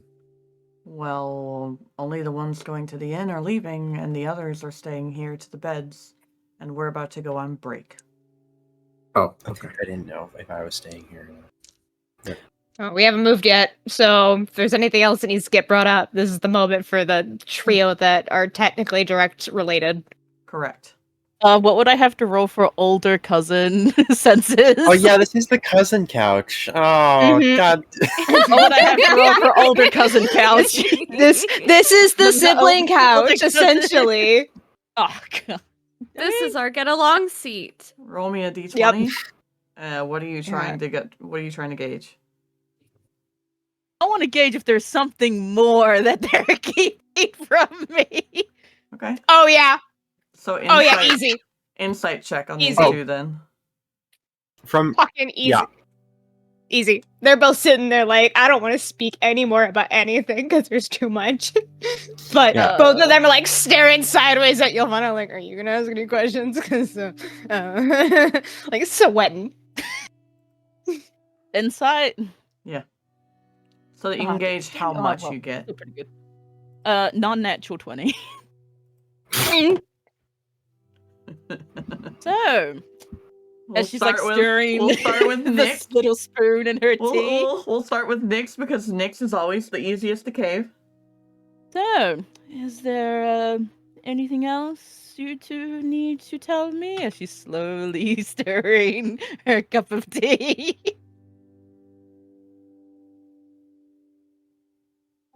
Anything at all? Dee Dee looks at Nyx. Spit it out. Percival snitched on me. I did not. No, he didn't. Snitch what? Exactly. I expressed information about that since AC and the tower, some of Nyx's powers have gotten very strong, and the items that she procures talk a lot more frequently now. Eyebrow raise. Which She you makes eye said contact do with not both. bring up. Mm-hmm. Who was that directed to? You. Looking at Percival. Mm-hmm. That's not Anything entirely true. anything else? That you any other information I would need to know?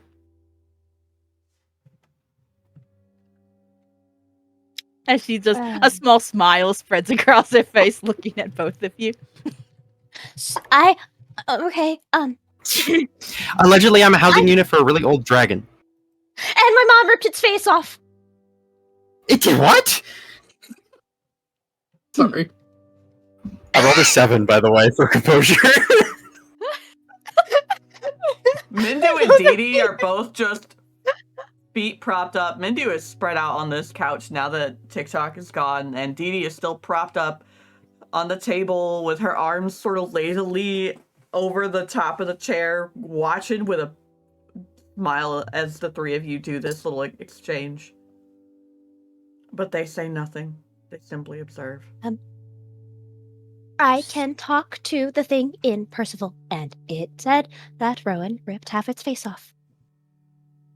Did it really say that, or did you assume it? No, I threatened to rip the rest of his face off, and he said you'd be finishing the job your mother already started. Noted. Okay. So there's something in you and you can talk to it. I can touch it. She like scoots further away from Percival, and he like, I imagine he like slow turns to stare really hard. Like, When the fuck did this happen? About, what time is it? 12 hours ago. 20, 18, 16 hours ago. What time is it? I thought I was 4 in the bad morning. time here. 4 in the morning.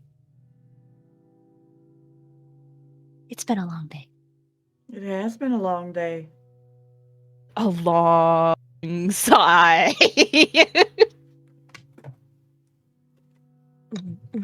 Um. And I do want to specify a little bit. The voice I heard wasn't okay. Well, it was not an just general ghost, though. Those are loud and always have been. AC specific soul token has none of the restrictions that my others do, and he is telepathic. Ylvanna freezes. And when As we were she- in the cavern, I already told Percival this. I did not tell anybody else this, but when we were in the ruins, I unprompted saw his memories Well, that's an without him interesting side intending effect. to.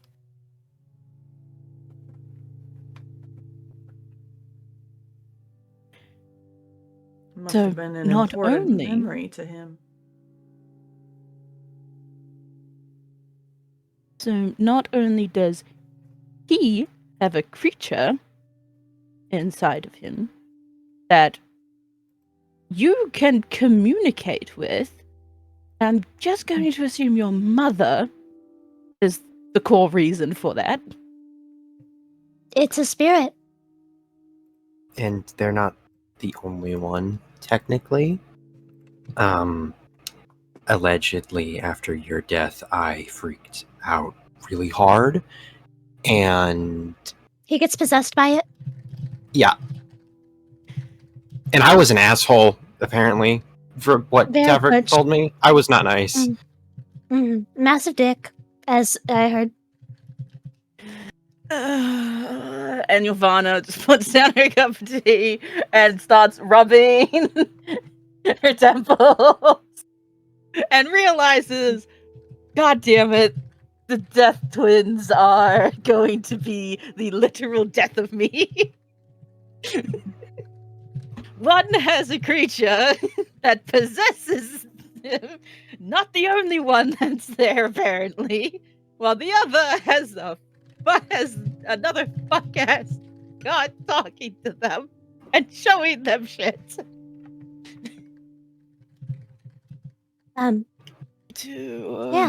You two are going to be the, no pun intended, death of me. This was a lovely talk. Good night. And he's going to stand up, turn around, and misty step onto the stairs and quickly keep walking us. You are so lucky I cannot walk fast off of this couch. As like tracks him going up the stairs before slowly shifting back and pointing at Vaiks. You. Oh. She points at herself. Me. And That pendant's still on her. She's in her PJs. She's got a sword and that pendant. And her bag of holding. Yeah, guys, she has a sword and her PJs. And that You wanna pendant and her bag of holding. Like, that's all I that's on forgot her about the person. sword. Damn it. No, I left this in already. That's what you get. she All right, Alright. you'll learn tomorrow. You. Yes, me. Yep. Yes, I guess Ylvanna's wait, why am I moving? Fine, let me move Where are you back. taking me? There. Where are you taking me? Nowhere. There you go. I've been kidnapped. Ylvanna just starts floating. Yes, me. What's with all of that? Referring to both pendant and the sword. Vague circling Well- hand gesture at all of this. Yep. Just a There. big hand Well- gesture just circling. Well, okay. So, She looks around. she makes sure Percival's gone. All right, these motherfuckers. So, Son of a. All right. Well, the sword is because it was the only weapon I had, and that bitch, as I have no better words to say, both dominate person Tavrick and charmed person Percival, and then held him hostage. In that fuck-ass temple. That's why I have a sword. Hey.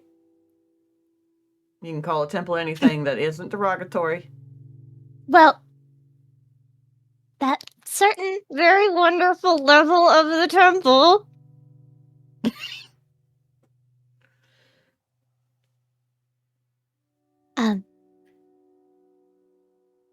Anyway. So, sword, bag of holding. It was the only weapon in there. And, yeah. The only way to break a charm spell is to have them willingly get rid of it, harm the person charmed, or harm the charmer, and hope it's enough for them to lose focus on the spell itself. So, weapon. I'm going to assume that no harm was done to Percival. I'm hoping. I made sure of it. Okay, good work. Good. Thought I'd have to do some looking for wounds, but you guys can handle yourselves. He's okay. Probably. It was before Tavrick faced himself, because they cheated. Anyway. As I've been told. So, that's what happened. Should I be... But the reason why I went there is because AC read Tavrick's mind and warned me and was worried he was going to get himself killed. Wait, okay. Well, that explains a lot. AC, that AC warned you about? Yes. He can actively speak whenever he wants. Was it like out of concern or? He said, quote unquote, he is about to do something foolish. I do not wish for him to die. Well, that actually sounds caring. That didn't say that in. But you know what? We'll take it. It's still weird. It's still very, very concerning. I'll have you know. Just putting that out there. Yeah. Well, he doesn't seem that bad now. Okay, the now is very important, but I'm still not fully for it, but I feel like I don't have any say in it, I guess, so... Well, Well, when you're dead, you tend to change. As far as I'm aware, his purview is limited to whatever I see and hear, so... Except Small the comfort, telepathy small comfort. aspect. Well, we haven't tested that, but...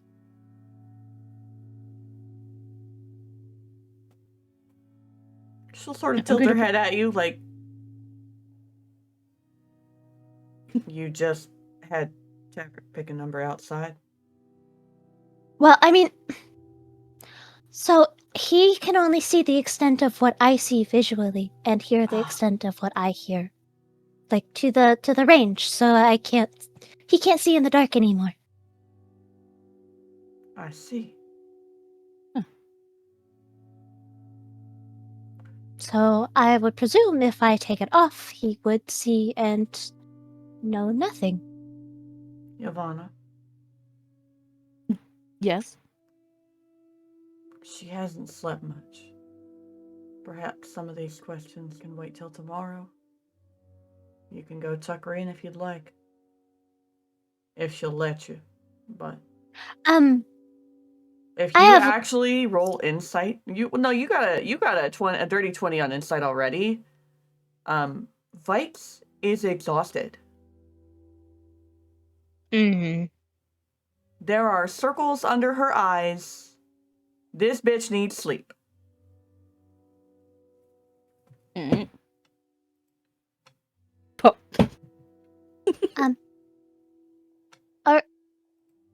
Are you gonna share a bed with Percival? I mean, I just assumed I was going to pass out here, but I Well, don't really know. there's only one bed in that room. Nick, they can sleep anywhere in the house, and I can easily conjure up another. So no. I could really sleep literally anywhere. I've been sleeping in trees half of my life. You're welcome Mother. to. Looks at the 4 trees in the center. Don't. Dee just like half shrugs, like, No. that's weird, but sure, if you wanna. Oh, it's no. I'm fine with a couch, but who knows? I might end up in a tree. It's Oh, a 50-50 in my life. So that's your random thing that you get to be beleaguered with as a demigod. Wow. Yeah, sadly. Oh, that's so annoying. All Yeah, right. especially when you crack your skull open. But yeah, it's fine. Off to bed then. I mean, if there's a bed, I would appreciate it.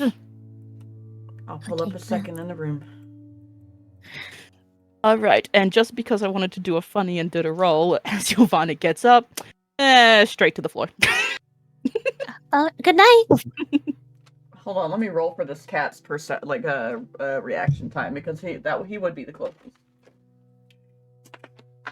Alrighty, the white die has gone into the void. Me going down. I'm yelling timber. Yeah, I kind of rolled for dexterity. Yeah, I like got sudden stand, and then forward fall. I got a 2, which even with the +7, I feel like still condensed and a tree falling.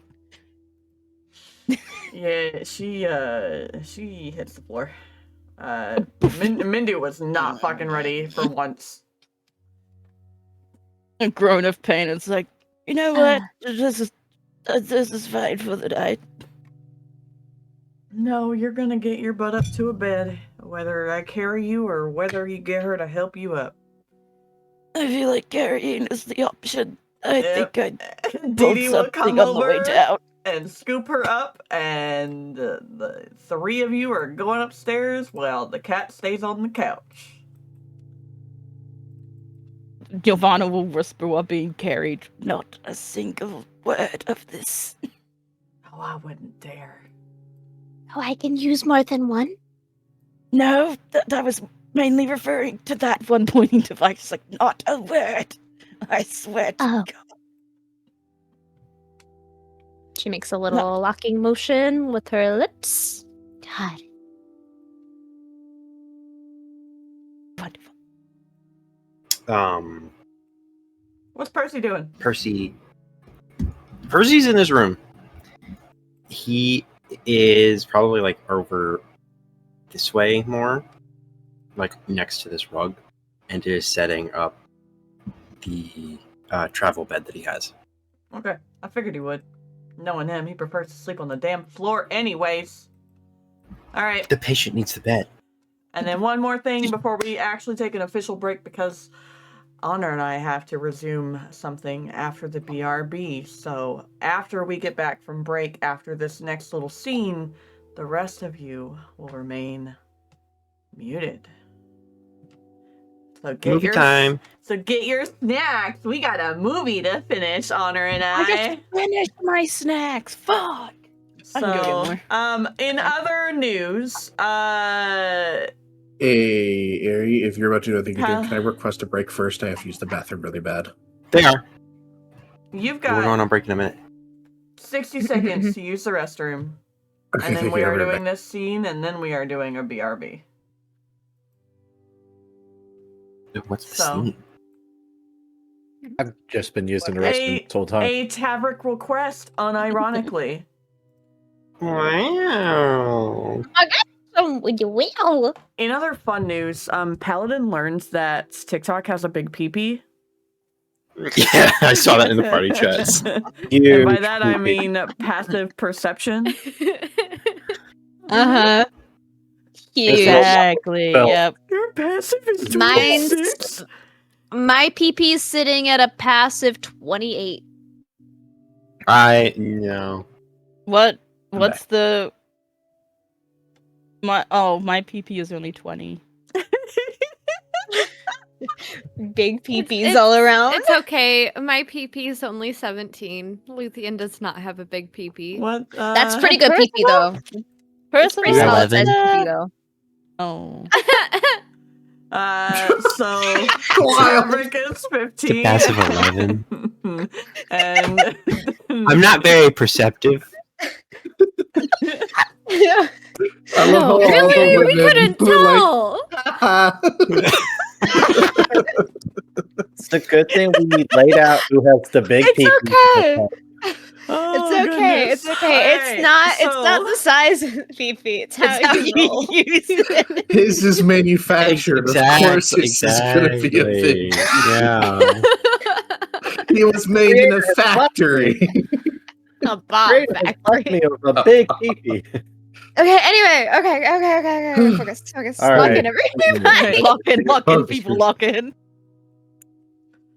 So, about halfway on your walk back to the inn, TikTok and Luthien, you notice Tavrick leaning against a tree, and I will let Paladin paint the vision for you.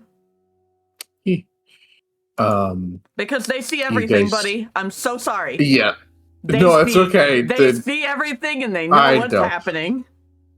Yeah.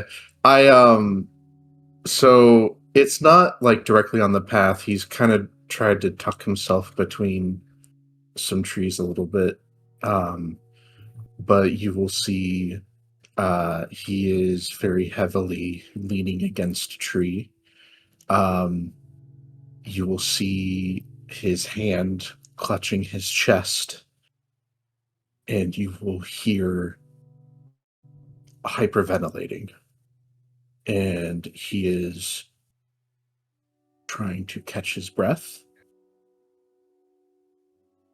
And he is a bit panicked. Okay. Luthien will approach Tavrick and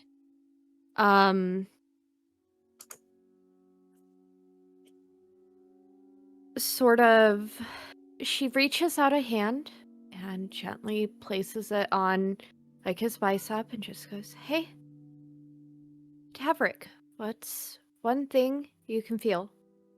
Hi. Hi. Hi, what's something you can feel? Tell me. Physical things to touch. Physical things to touch. Mindy's already done this with you. My plate armor, why, hi, why are you here? Hi. Why, Because we were going back to the inn and now you're hyperventilating, and I would like to know what physical sensations you have so maybe we can calm down. oh, I'm fine, I'll be fine. Tavrick, you're lying.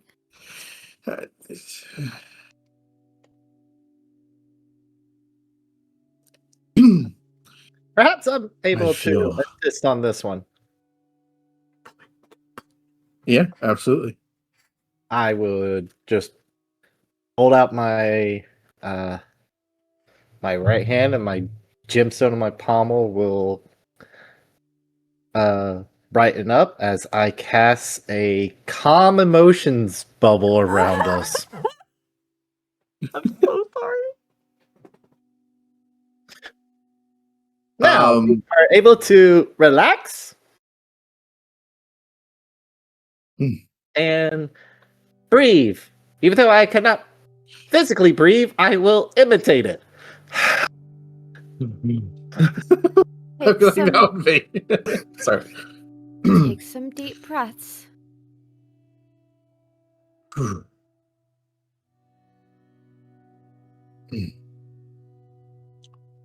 You're not okay. And it's okay to not be okay.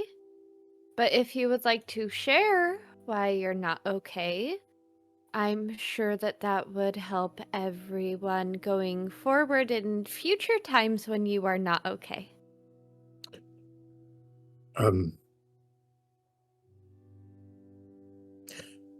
Yeah,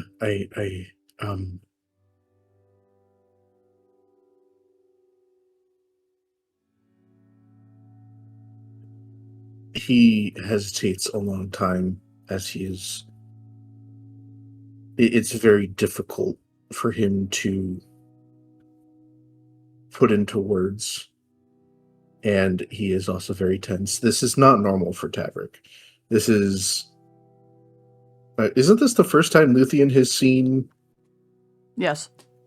Tavrick like this? Yeah. Yeah. So he is. This is not normal for Luthien to see Tavrick like this. He's normally very put together. And he just say, I was not fully honest on what was said to me during that trial. Mm-hmm. Would you like to be honest now? Sometimes it's good to get everything off of your chest and... I will, can I just request that this stays between us?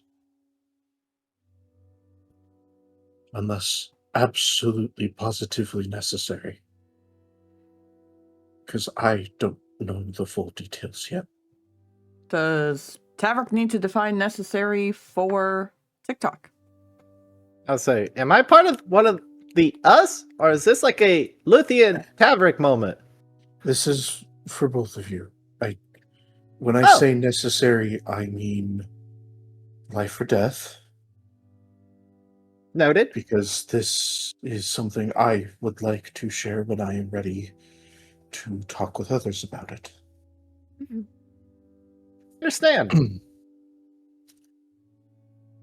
I mean, I've already shared a dire secret with you today, so what's fair is fair. You keep my secret, I'll keep yours. I feel like mine's very different.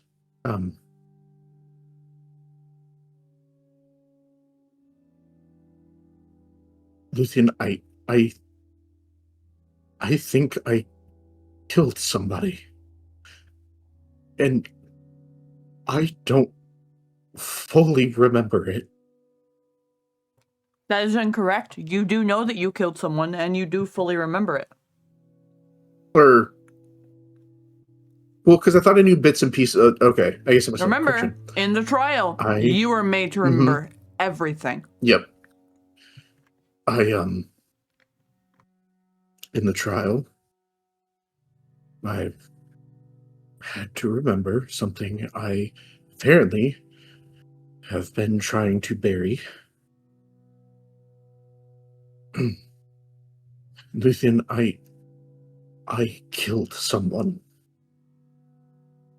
It's why I was on the road. But I can't explain the why I did it. They were my best friend, and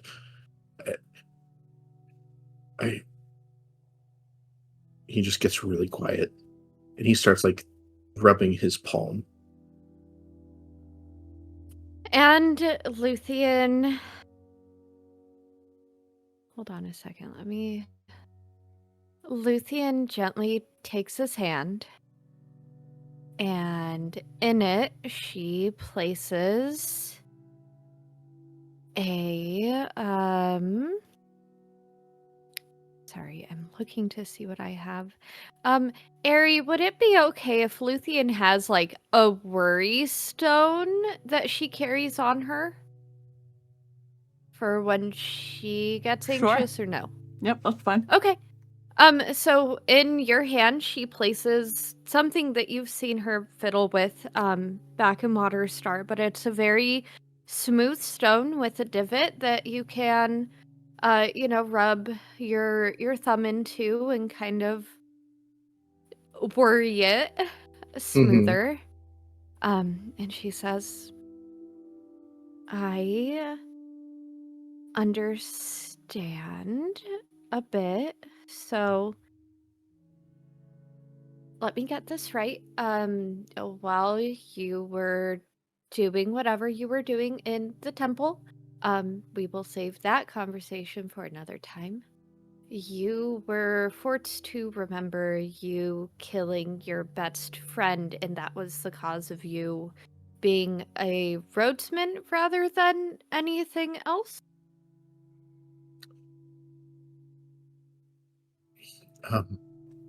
Yeah, that about sums it up. But it's bothering me because I'm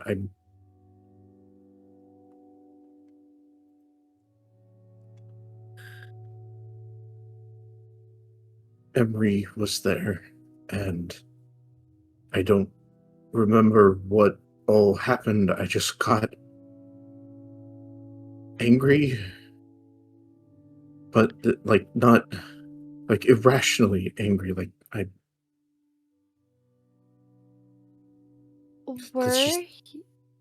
Were you already upset during this fight? No. No. No?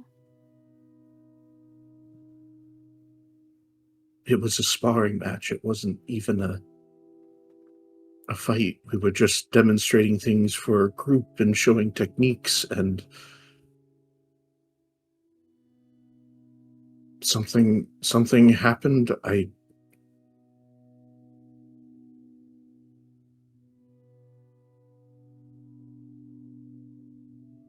Something happened. You got irrationally angry out of nowhere and you killed your best friend. Does that sum it up? Unfortunately. Okay.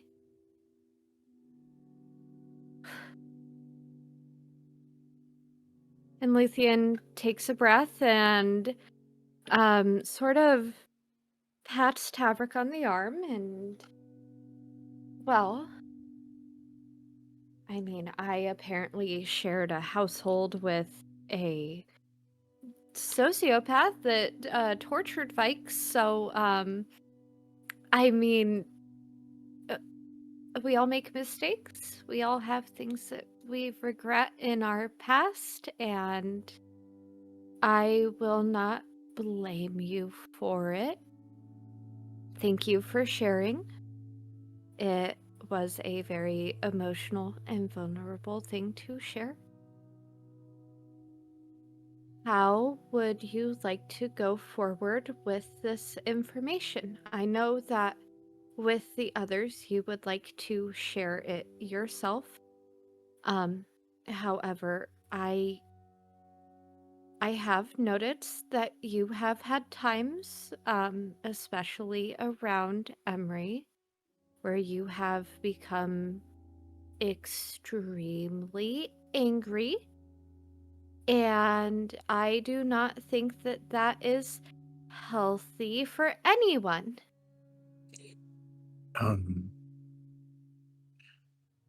Looking back, I started to get really angry around when Emery was killed the first time. And when I took everything out on AC, it was like I was reliving that all over again. Because I remembered glimpses. For instance, in the cave, going past the cells, the corpse was Goliath. My best friend was a Goliath. Mm-hmm. That was the first instance of my emotions flaring, and It kept happening. I Well- don't like being angry, but I kept suppressing, and it would flare around Braze, and the way she. Well, seeing as how you, and this is just me putting a few things together, I might not be correct in this, but seeing as how you killed someone and then forgot that you did it, and then you killed AC, and your body may have remembered what it was like to be that angry and kill someone, and though your mind didn't quite remember, and then your memory started to get triggered by the Goliath skeleton in the cells.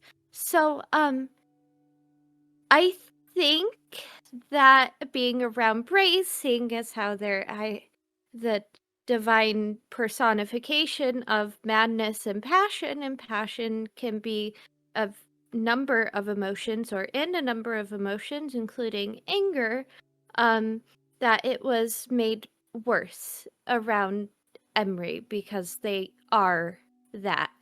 So, do you think that it would be good for you to find someone to work with to help control your anger?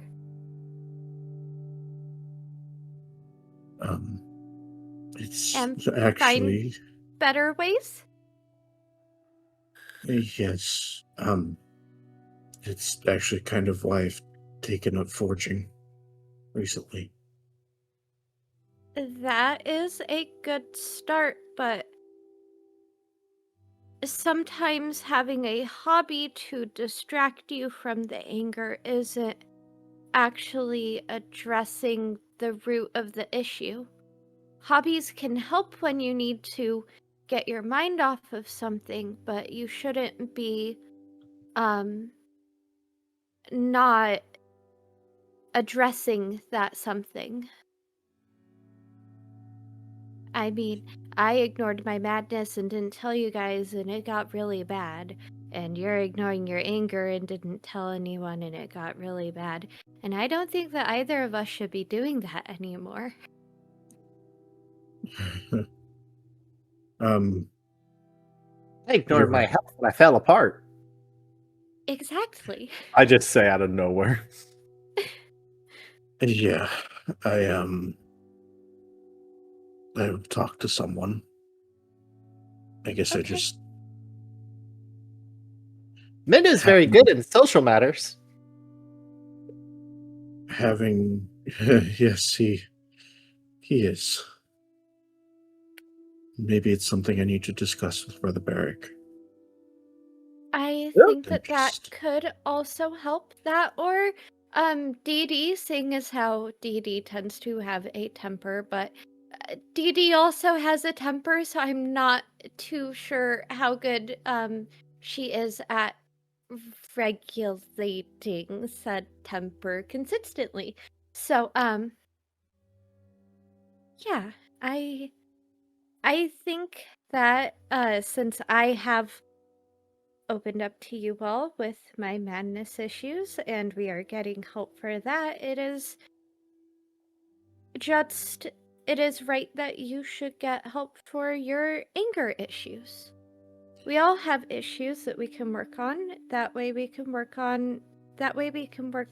better together. yeah,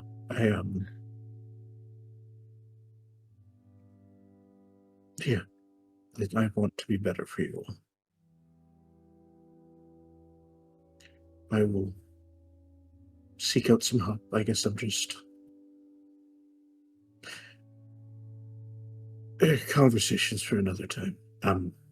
It's difficult to open up to people. I guess I'm just Mhm. being on the road all the time didn't help that matter for me. No, but you have to start somewhere, right? Yeah,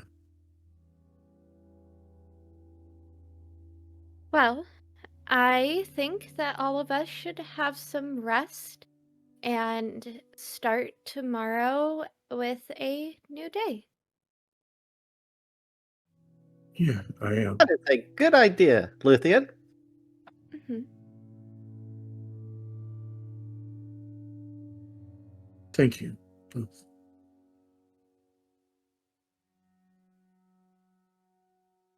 Well, I am happy to help where I can. Yeah, and I will be sure to do the same for you, Luthien. Well, hopefully I don't go mad too often. And she gives you a little bit of a smile. I agree, but if you do, okay. Break time. I'm so sorry. Mhm. I forgot that Yeah, I made okay. You're good. noise.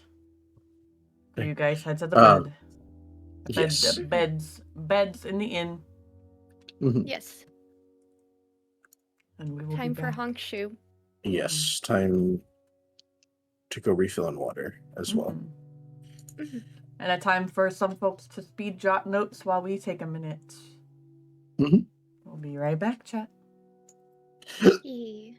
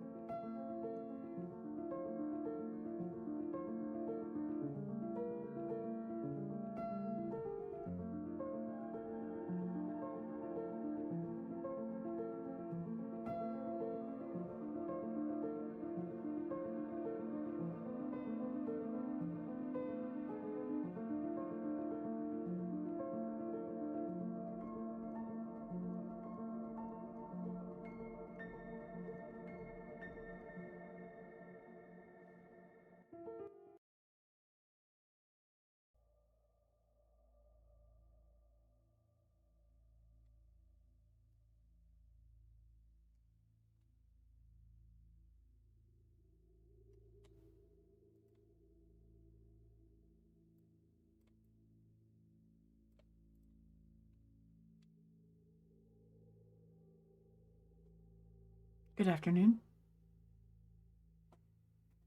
Hello. Well, we're in your room. We're entering your room. That we are. This is post party talks. Post conversations with after Tavrick's trial by fire, for lack of better terms. It is right, I would say, probably right, not maybe like an hour after sunset, after like late evening, Mhm. when Vaiks closes the door to her room with a resounding click, the slide of the lock following after. She had answered all the questions that ferried her way, as honest as she could be with what she understood. She always was.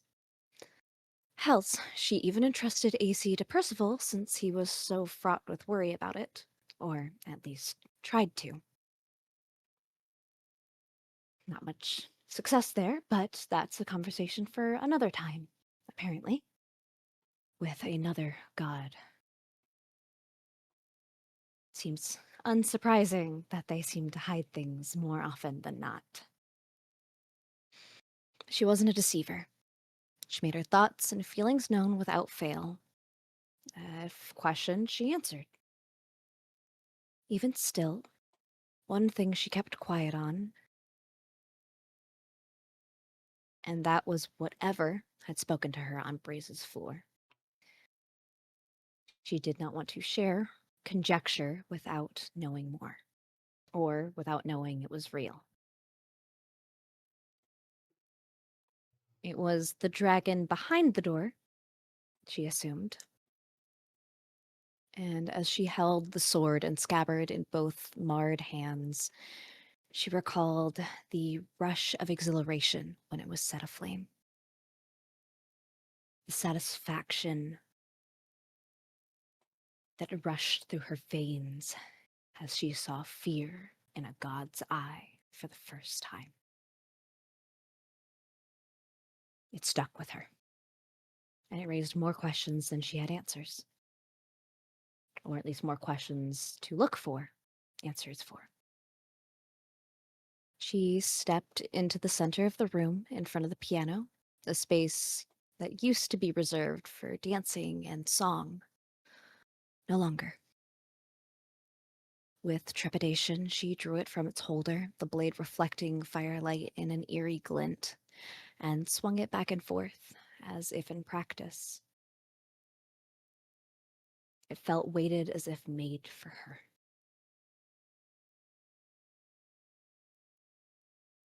The blade, despite its neglect in such a forgotten place, was well balanced and in pristine, glimmering, darkened condition, with a black diamond surrounded by vivid green peridot stones that matched the very color her eye had turned earlier that evening.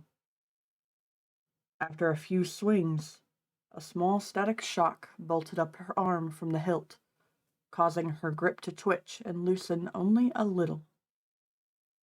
And AC stirred from within his home, voice echoing in Vaiks' ears with a gentle, "Careful."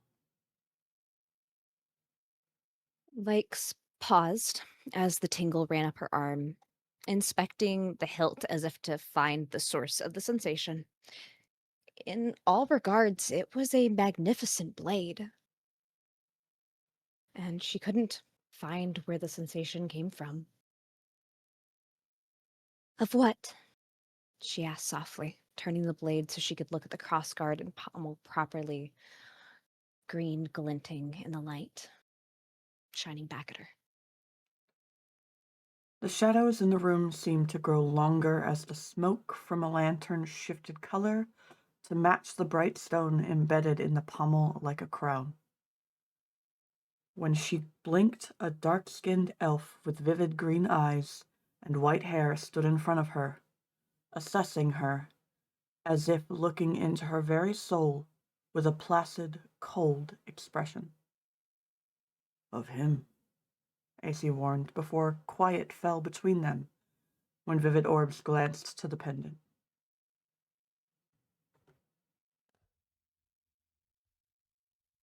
So this is my oath-sworn vengeance. My blade has found the worthy. The drow stated an observation, but the deep rumbling voice rolled through the young woman's mind rather than the room, an aspect of vision that seemed unnerving, as if something wasn't quite right, while looking perfectly normal for the image of a Dunmare man. Though Vaiks could tell this was simply a manifestation of the creature trapped in the crypt of Tormal. Vaiks took 2 steps back, hand instantly brandishing the weapon in instinct at the sudden vision or visitor, ready to strike at any moment. Lilac eyes narrowed at the elf in front of her. "And you're the being sealed behind the door. How are you here?"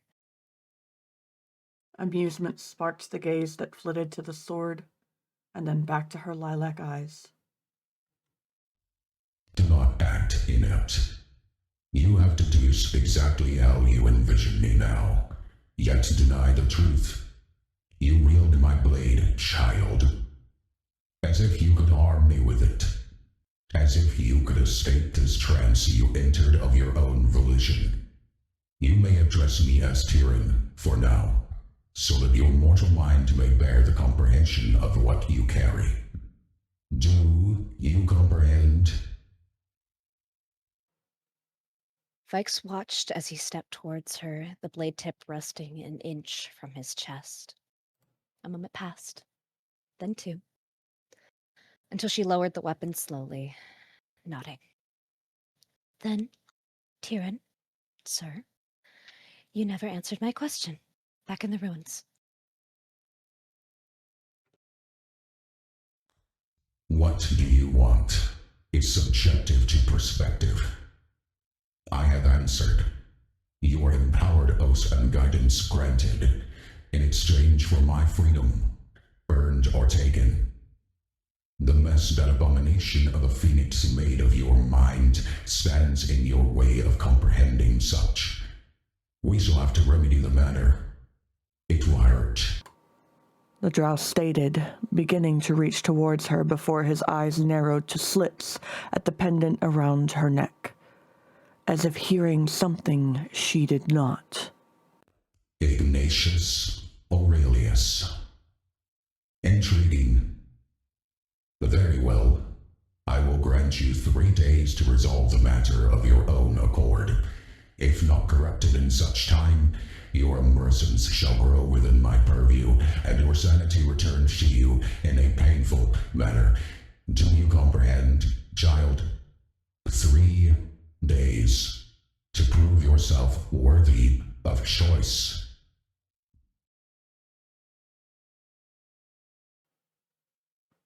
Vaiks swallowed hard as he had reached closer, and instinct pressed her to move further back, yet her body would not move. Exhaustion that still laced through her bones made her mind sluggish, but still she understood. She needed to rectify her disjointed memories herself, or it would be done for her. I understand. I'll see it done, somehow. Is there anything else? You wouldn't waste energy appearing for just that task alone, would you? The hint of a smirk ghosted the corner of Tyrion's lips as he looked down at the girl, serpentine eyes calculating. You reside in the home of the present archfey of this realm, who guard you like a vicious animal protects their young, kinda. That marks you worthy of something, and capable by all means you may not perceive yet. Should you prove worthy of reward and dedication, I shall grant you peaceful nights. My champion cannot be afraid of ghosts and water after all. These are trivial matters. Resume your training, using only my blade to recover your strength. See how the cat reacts. Permit me, and I shall grow your strength back quickly with the practice, as reward.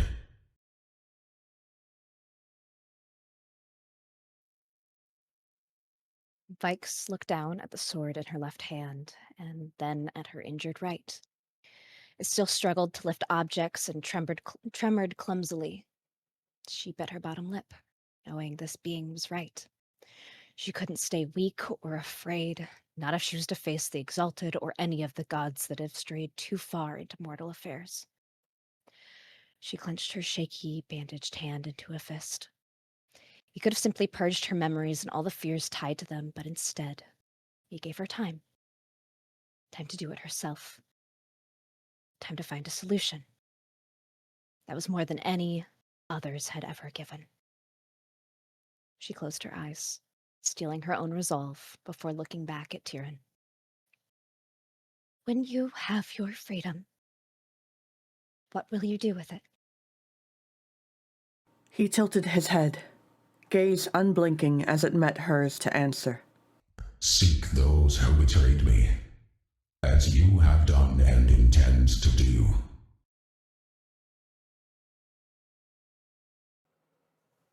Are they one and the same? She tightened her grip on the sword involuntarily, feeling that familiar, dull burn of rage in her chest. That same sensation she could not seem to let go of, no matter how much she tried, or how much she wanted. Or how little she wanted. Yes and no, kinda. There is more beyond this realm than you may ever truly know or experience. We share a selection of enemies. It is enough to bind us together in agreement.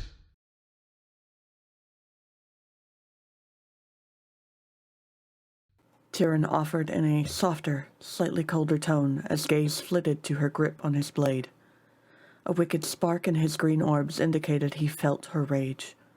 He shifted that gaze back to hers, continuing.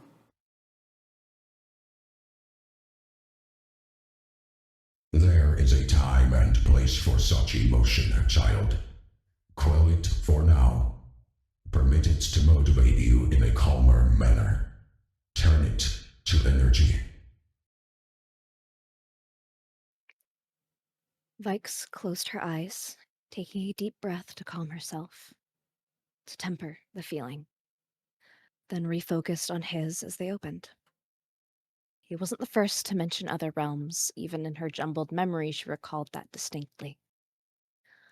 You mentioned the cat, as if you were familiar with him. Or at least familiar enough to want to toy with his reactions. What do you know about him? He mentioned other realms in the past as well. Dew on Mintleaf is a cursed immortal being against his will. A demi-lich. It is the only way he bypassed the growth of bone blocking your path to my prison. The blood of a lich. A lich can sense a lich, kinda. He will know when you draw this blade exactly who I am, because of what he is and who he has served. It is his shot in history, a fact he avoids, the only truth he never tells. Seeing his reaction will tell you more of his story than his words ever have. It will reveal who he is in the light of haunted truth. Bear the certitude I can see and read your memories like a scribbled diary of a child, and it is how I know his name. We have never met prior, but he is a historian of multiple realms. Vaiks suppressed a shudder as a thought crossed her mind of the tomb and its space, remembrance of the cacophony of voices that all but assaulted her mental fortitude in that moment, and the dizziness of past meeting present. And she shook it to the side. Now was not time for unnervement. One final question for you, then, if you'll allow me it. Do you know what entity revived Brace? And will you tell me? The toothy grin that spread on Tyrion's face was disturbing, reminiscent of the maw of a dragon, similar to Erebus's in Shadows. His voice was deeper, darker, growling. Their father, a primordial being that founded this little realm. The warden, you may call him. Your grandfather, I suppose. Vaiks blinked as her head spun from the implications of his answer alone. A warden is only needed for one thing. Prisoners. Naja churned her empty stomach, eliminating any hunger she could have hoped to have. Who were the prisoners? Them? The gods? Both? What does that make Tyrion, an entity imprisoned by both? Panic began to crush and tighten her chest before a cool, disassociative chill ran down her spine. No. If we were prisoners, what crime did we commit to deserve this punishment? This world? Regardless of the jailers or prisoners, the mortals alive today were innocent. She stilled, tremor vanishing from her limbs as quickly as it began. Tremendous. You've improved quickly. Yes, the mortals are mere innocents, distracting toys for the children. Go, fetch bread, consume it, then rest. There is plenty of time for questions. There is no place for the exhaustion weighing on you. I may walk with you if you wish to continue to think of your questions. You need not look mad to receive your answers. Kinda. You are to care for your body if you are to serve your purpose of wiping the slate. He requested, as he looked her over once more. Am I understood, child? Vaiks cautiously moved to sheath the weapon, looking at the belt awkwardly on her hip as she did so, and realizing how odd it was to have a weapon and pajamas. She then looks between the blade, then Tyrion, then back to her ensemble. as she nods to his question. If you and I are tied to the blade, as it were, is there a way to make it less noticeable? Or at least conspicuous? Tyrion raised a brow, glancing to the blade. It stung the first time as the rapier seemed to bleed into her left arm, like the ink of a fresh tattoo.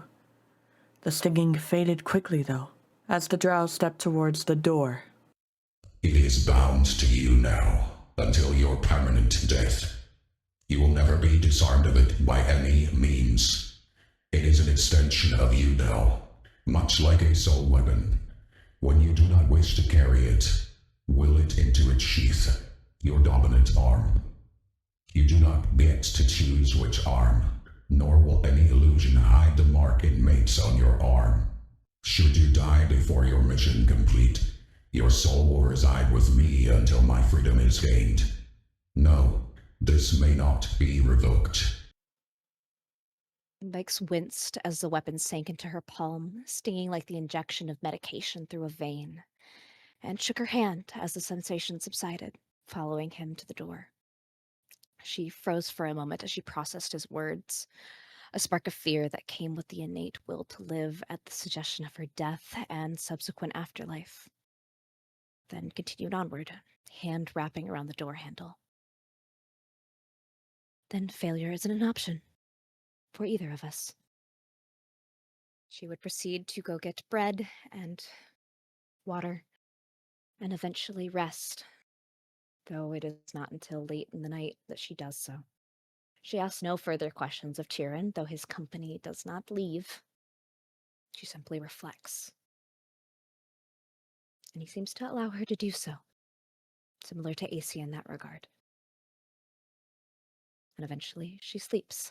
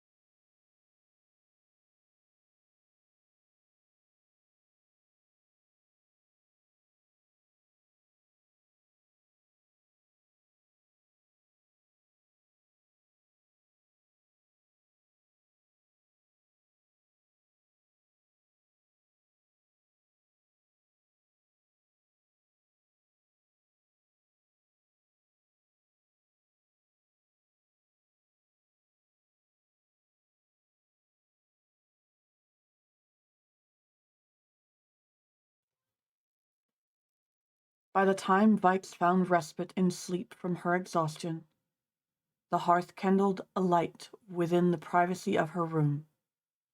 The thoughts had been dismissed by the unseen, moments before with a gentle ruffling of fur behind the ears, and the flowing form of embodied flame sat with a dull glow at the edge of her bed. First, their hand hovered over the pendant. Second, hair tenderly brushed back from the face as they entered her dream with ease. Braze, the enigma of madness and passion, watched quietly to see what the young woman envisioned, and would do so for a long moment before presenting themselves with a somber energy unlike any time she would recall before. Incense burned lightly in the room from a censer beside the bed, a gift from Brother Beric. The smoke swirling above the young changeling's head. A gift of sweet dreams, or at least pleasant ones. Peaceful ones. The pendant seemed to warm and tremor at the god's proximity, but still the woman slumbered softly on her back, hands resting on her abdomen. Soft waves of pale silver hair moved with ease as the hand made contact with cool skin.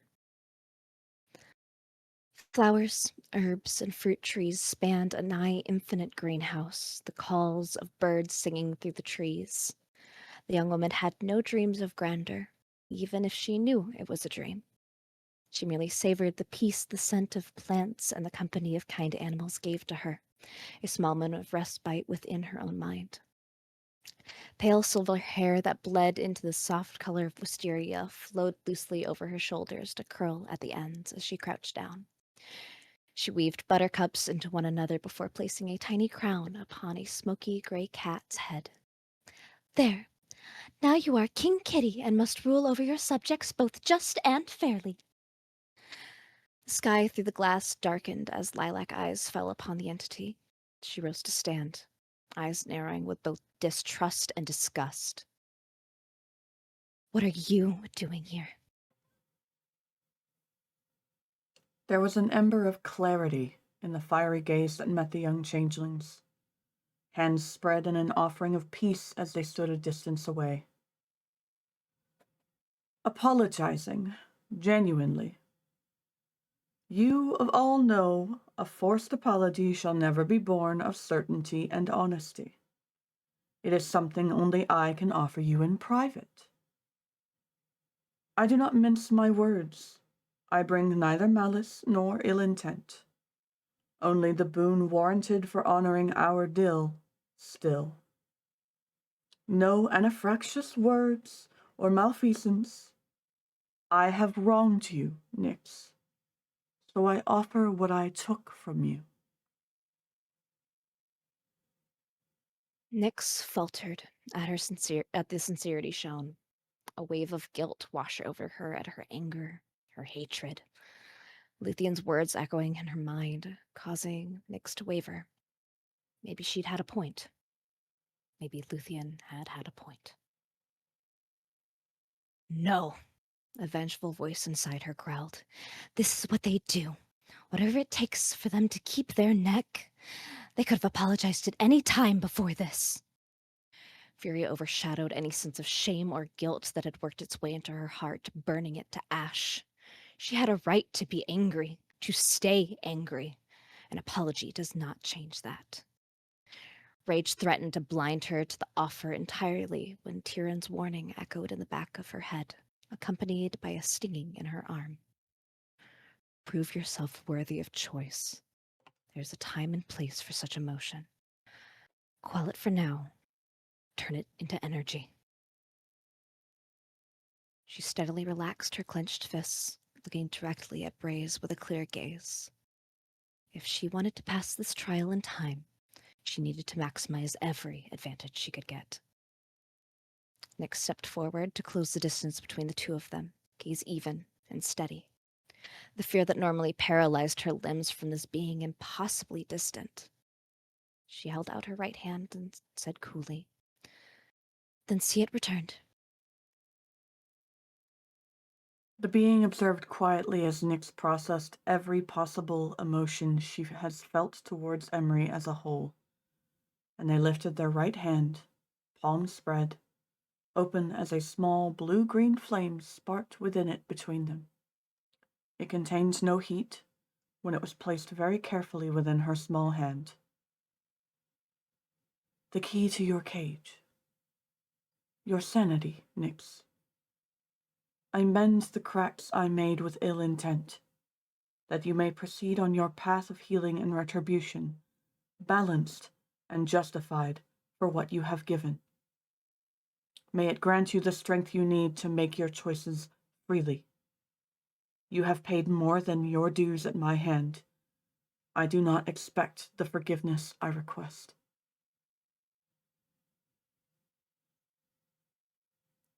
Blazing gaze tempered as they very carefully kissed the top of her head, in reality and dream alike, a sense of renewed energy easing through her as the partition was restored.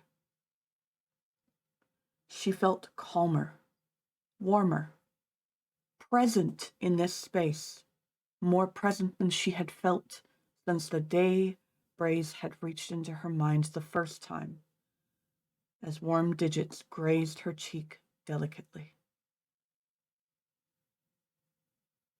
Nyx's hand curled around the spark of flame, subsuming it within herself as it closed. Her eyes fell shut instinctively as Braze closed the distance between them, their lips pressed against her forehead. The cacophony in her mind stilled, memories overlapping but no longer jumbled within themselves. Nyx's hand rose to touch the god's back, as if to offer a hug before the god could move away fully, when cold black steel pressed against their back. Her right hand moved up and wrapped around the blade tip revealed at Braze's shoulder to hold it and Braze in place. Its razor-sharp edge dug into both their back and her palm.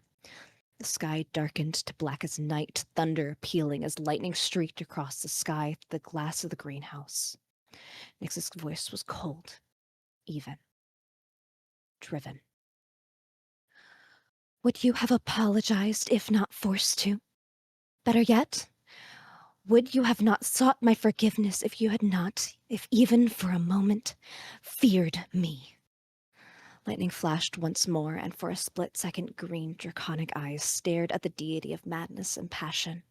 Her voice echoed in the space, laced with a familiar voice from eons past. We're the tempered blade forged by the gods to kill. So kill we shall. In slaughter we will break free from more than one cage. We will come for you.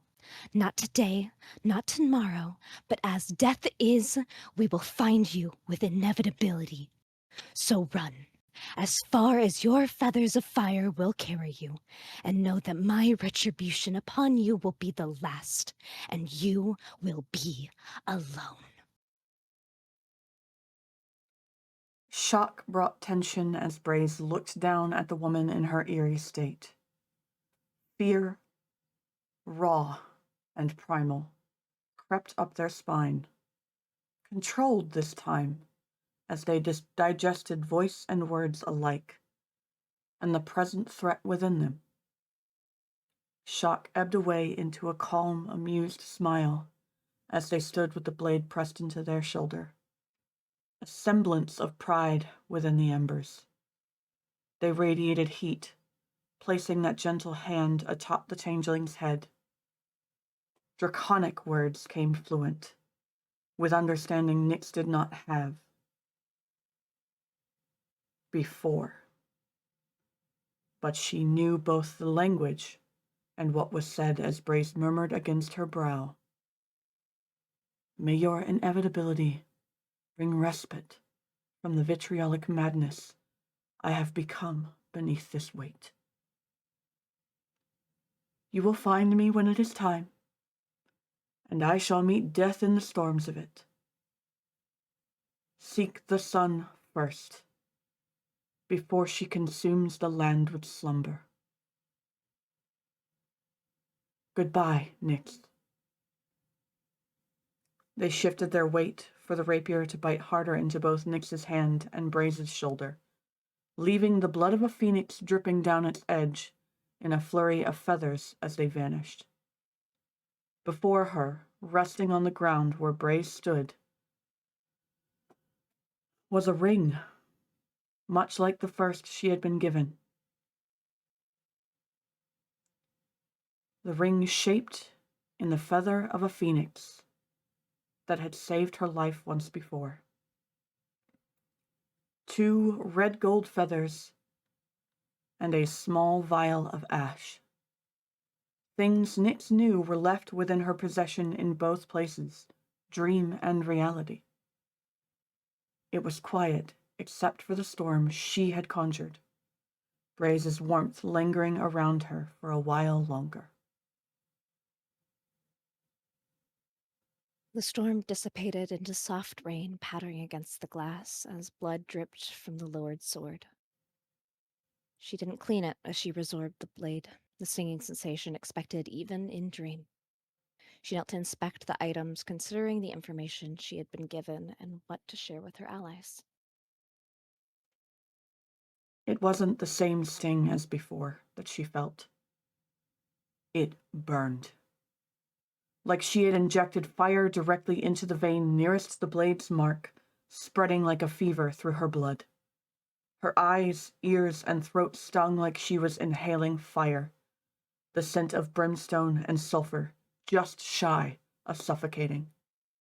The body within the bed convulsed thrice, contesting magics warring for dominance. Nyx gasped for air as she lurched forward, palms and fingers digging into the soil of the dreamscape below her as she fell to her hands and knees. A cough choked through her lungs as her body attempted to purge whatever she had taken in. She forced breath after breath through her lungs, even as her throat objected, her father's voice etched in memory. Endure it. The burning settled in her heart as it traveled through her veins, raw in its agony, but pain she knew well. Adapt to it. Contain and bend it to your will. The pain become power. She focused on the sensation even as it threatened to burn her through, temperature in the real world rising in turn in fever.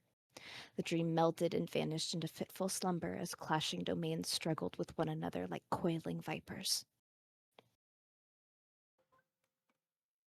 Upon returning late in the night, Didi's ear twitched, eyes narrowing to slits as she sourced the restless sounds of what appeared a nightmarish slumber. She strode at a moderate pace, hanging her catch in the kitchen before making her way to the young woman's side. She was well acquainted with her childish nightmares. She had assumed this was no different. When she discovered fever, she fetched cool water and a cloth, setting to tending her caringly. Her gaze was quick to assess, orbs glowing with a muttered magic as she traced the unseen drawn to the dark mark on the girl's forearm. She swore in Elvish at recognition of both the blade etched in her flesh and the echoes of fiery touch surrounding it. Gripping Nyx's left wrist with her hand, left hand cupping her cheek as she tried to coax her to consciousness. Moonflower. Nyx, my dear, can you hear me? Wake up. Speak to me. Nyx, wake up. Nyx writhed in the haze of fire, darkness, and necrosis, trying to grasp onto them as they wound around and through each other, and her in vicious death throes, each trying to consume the other to no success. She dazedly felt the heat cool slightly, followed by a familiar, normally comforting voice that pulled her from the depths of sleep.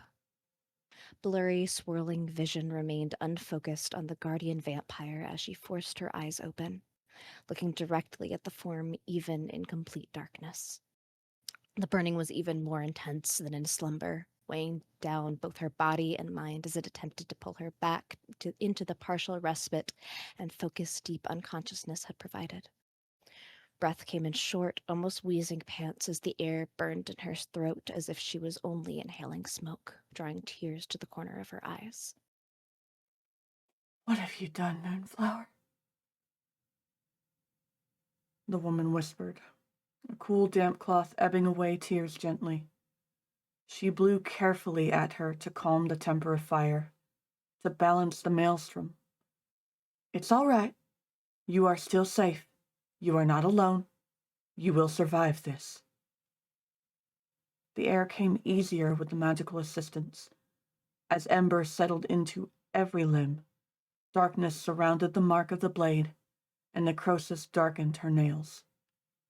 Dionadair matched every breath with the young woman, guiding her to calm, while her caring magic surrounded her to neutralize the worst of it. The death child's voice is young, hoarse, and desperate as she forces out sentences with every balming breath. Phoenix blood. It's a cage. It's why they can't die. Seek the sun, they said. Her brain felt as if every thought was being pulled through sludge, verbalizing dazed answers to Didi's question even as she pressed a reddened cheek against Dionadair's cool palm, closing her eyes as she did so.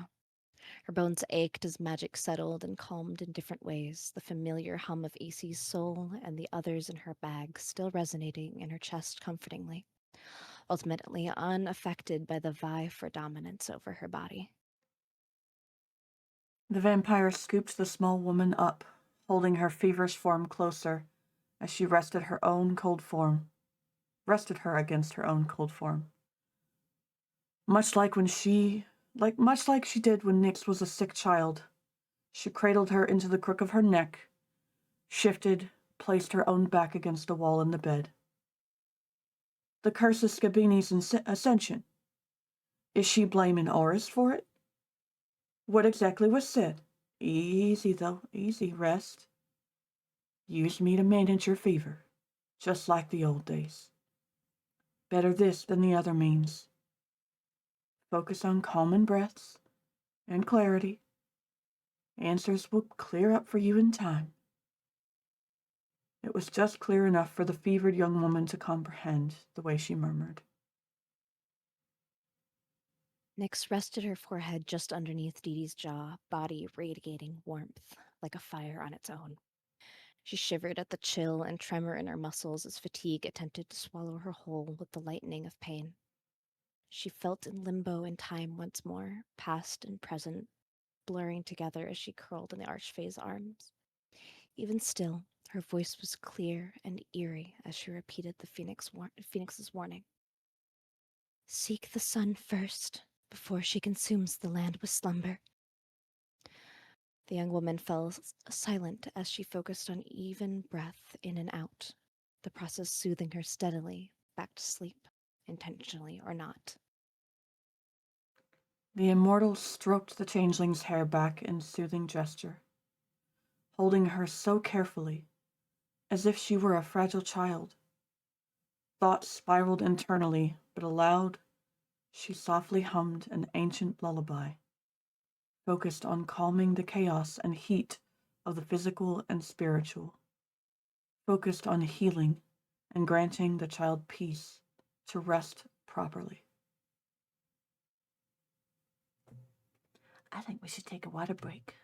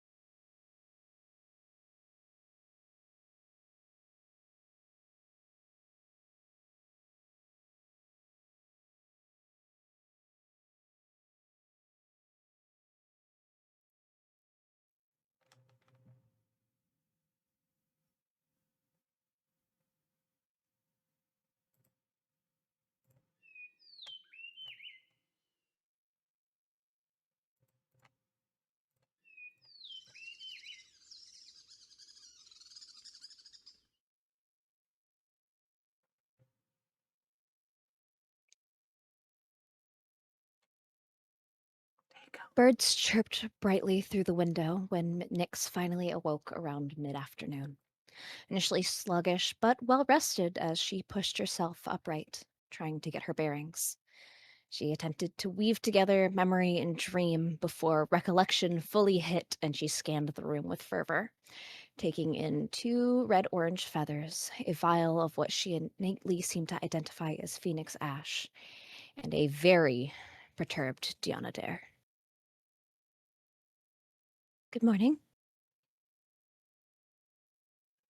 Dionadair simply remained where she had sat the entire duration of Nyx's rest, with her back against the wall at the head of the bed, Nyx hovering above her, letting the young woman move herself freely as her own gaze shifted back into focus and followed, phlegmatic. Good afternoon, Moonflower. So would you like to tell me what happened before or after your breakfast? With or without others present? Nyx rubbed her face, outwardly recollecting her thoughts. I had a vision, I think, back on Braze's floor when I drew the sword we found in the ruins. Braze had dominated Tavrick before his trial could even begin, charmed Percival, practically held him as hostage. I was so angry. She lowers her hand, looking at the sword embedded within her inner forearm and a symbol on her palm. I think I resonated with whomever owned the weapon last in that moment. It's bound to me now. In return, it asks for freedom from this realm. Though it said realm in such a mocking tone, I'm certain that was on purpose. When my will wanted it to go away, it went into my arm. I went to bed planning to ask about it in the morning. I was too exhausted for anything else. Later that night, however, Braze made a visit. They offered apology and a return of what they took from me. Both things they could have done readily, long before Tavrick forced their hand, but I digress. I gave them courtesy of a warning that I would come for them one day, and they gave me a warning in return regarding Oris. After that, it's all fire in my veins and grasping at straw. She narrowed her eyes slightly in concentration, the blade forming from blood and shadow as it was drawn out from her skin. She offered the blade to Didi gingerly with both hands. The Archfey regarded Nyx with old, guarded eyes this time, accepting the blade gingerly with one hand as she shifted to lift her knee beneath her elbow to support her arm as she inspected. And she inspected it thoroughly, noting intricate runic carvings and the energy it contained when her own gaze flashed white, and she grit her teeth with a sharp intake of breath. It was the closest to a snarl Nyx had ever seen the vampire make as pale digits gripped the handle of the rapier tighter. Dragotha, she growled under her breath, flipping to hand it back to the changeling when her orbs returned to their usual red hue. She reached out gently, tucking the bangs that always seemed to fall over the young one's eyes behind the ear. Then you have made your choice. To have bonded with that blade is a door to only one path. Your companions need to know the time here has been cut short by such. We will be found within weeks, mayhaps even days, if not sooner. Because I am certain I will find a crack within the shield from both that blade and Braze's exit. Oris was the goddess of Aurelius, the kingdom and the family alike. Aesi, Yerin's god-killer, shattered the mountain above the desert where she resided. If Braze believes she is aiming to set the world to slumber, the flowers are not a gift after all, but a pesticide to exterminate the following that empowers Yerin. Oris has also made a choice. Braze telling you was a choice. You have done something to either warrant fear, respect, or both from them. Considering the sword you carry, I'd say both. But you have forged a contract with evil, something otherworldly even for this place. Did you see his face? His true face? Or a vision of smoke? Or an illusion of a man? Come, let me pull from the vault so that you understand who and what you have bound yourself to. The instant Nyx's hand grasped the hilt, the sword melds into her arm once more, like living ink. She hated to acknowledge it, but it hurt less and less each time. Nyx is quiet as she takes in the information, trying to stifle the panic that came with overwhelm. She stared down at the mark in her palm. I don't feel I've made an incorrect choice. Perhaps it was an inevitable one the moment I pulled steel from stone. For how could a single being deter the simple act of attunement to a sword gifted in a god's domain? But I worry for the people here due to my choice. She shook her head to clear the worry, hair once again falling into her face, also shaking away the remembrance of a skull and a flash of a tomb seal. I saw a man, elven, with skin tone similar to Ylvanna's and hair just as pale. A dark elf, sometimes called Drow or Dunmare, but he is undead, draconic, and evil. It was in the realm of madness, yes? She was waiting patiently for Nyx to finish getting off of her lap to move. It does seem to be inevitable. The shield was bound to crack eventually, and knowing this, I have had time to prepare. So don't you fret your little head about it, you hear me, Moonflower? It is my responsibility. Roughly 1,500 years is a long time to be at peace. What else do you know, or wish to know? Nyx moved to stand, wearing at her bottom lip with her teeth as she considers a question, holding out her hand to assist the other in standing. After a few heartbeats, she finds the resolve to ask. Dahlia, have you ever heard of the Warden? Deanna Dare's eyes widen for just half a second, and then narrow, regarding her carefully as she tilts her head only slightly. She accepts the hand for courtesy more than need, still looking down at the girl before sighing. The Warden is an evil primordial creature of destruction, placed here to keep the divine trapped, reincarnating over and over and over again. The Warden is the cycle, and unkillable unless the Sept and Yeren are killed entirely. If you made a deal in exchange for Dragotha's freedom, then you must assassinate the Sept, the Exalted, and the Warden. But we do not know what consequences his death will bring. She started to walk to the next room over, rifling through a series of shelves until she retrieved an old iron key. What else, Moonflower? Percival is out. It's just us. What else is weighing on you? In swearing to assist, I will give you the truth that I hold. Nyx followed without hesitation, watching the woman as she rifled through items until she found what she was looking for. Why did you not mention this before? The woman set the key on the large table, searching further into the accessible scrolls and books as she explained. There are things I can share and things I cannot until the time is right. You asked, therefore I may speak on it, as I am honor-bound not to otherwise. Loopholes. I am bound by centuries-old contracts that predate Yaren's birth. As a guardian of the realm, Why do you believe I nurtured your curiosity and need to ask such questions? Such thorough questions, Nyx. You would need the truth one day.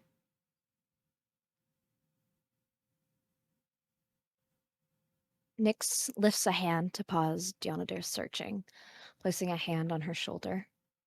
There's a steady resolve in her gaze. I think anything more should be shared with the others. If the loophole is through prompted question, they'll think of ones I have and will not.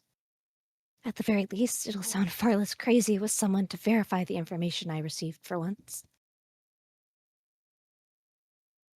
The Archfey withdrew a tome from deep within the shelves, shaking her head a little. I will at least find the old text to assist when the time comes. So we will go to the vault, and then make you a meal, all right? She placed the book on the table with a thunk before ruffling Nyx's hair and kissing her forehead gently. How much are you wanting them to know, Moonflower? What else did Braze say to you? And the blade bearer. Nyx combed her fingers through her hair to tame it where it had been fluffed, distinctly noting far more white in it than before. It's not the first time she had awoken to find more of her normal features returning. Little did she know, most, if not all, had been regained with Braze's gift of sanity. She's pensive as she decides what to say. I'm not sure. I'll tell them about the contract at a later time, when we have proper plan in place. It will only stress them out with so much unknown. Best to let information be processed and gathered first before making any conclusions, as Luthien loves to emphasize. And even then, the Viceroys are still a greater priority at present than any contract I forged, besides reigning in Oris, as my contract has no time limit. I still have yet to conclude how we're going to sequester them, the Viceroys, each to eliminate them without a bounty being placed on our heads. So, collective thought and planning might be better. She rubs at her forehead with a sigh, recalling her dream and the conversation prior. As for Braze and the blade, I was informed that I had 3 days to mend my fragmented memories, and mine through my own means, or he would do it himself. Seems to be a test of sorts. Dee opted to walk and talk after retrieving the key and tome again, pathing the hall and stairs to the tunnel from the kitchen as she listened, considering each thought Nyx offered. When their feet touched the solid natural floor of the path to the baths, Dionadir turned the opposite direction in the darkness, reaching for an unlit torch sconced in the wall to clearly give the woman vision. She did not know that Nyx could see the usually hidden path to a bolted and sealed adamantine door. It sat about 50 feet deep in the cave wall. Meant to keep something in or out, could not be gauged just yet from this distance. A test makes sense when a monster like that decides to challenge your willpower. I'm surprised you have not been outright possessed with what I know of the beast. Though, time may have mastered his patience and subtlety. All right. We retrieve old records, then we reseal the door and hide the path. Then we talk about sorting out that head of yours over breakfast food that you always seem to love. Sound good?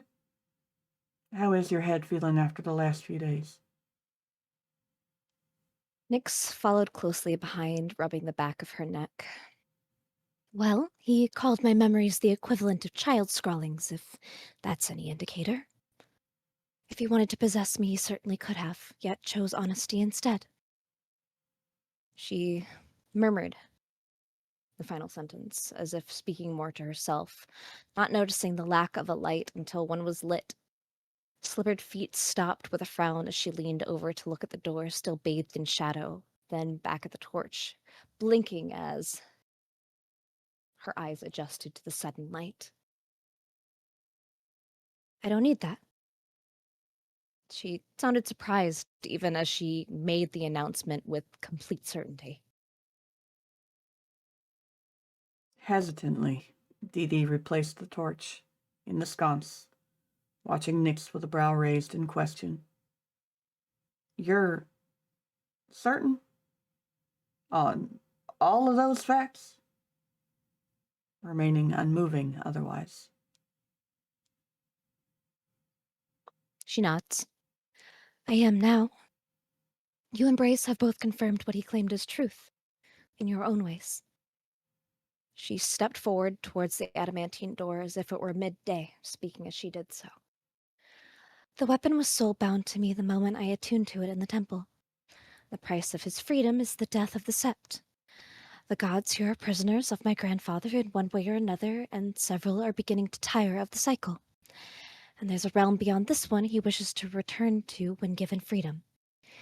He did imply this realm is a mockery of a normal one, but that has yet to be confirmed as truth on my end.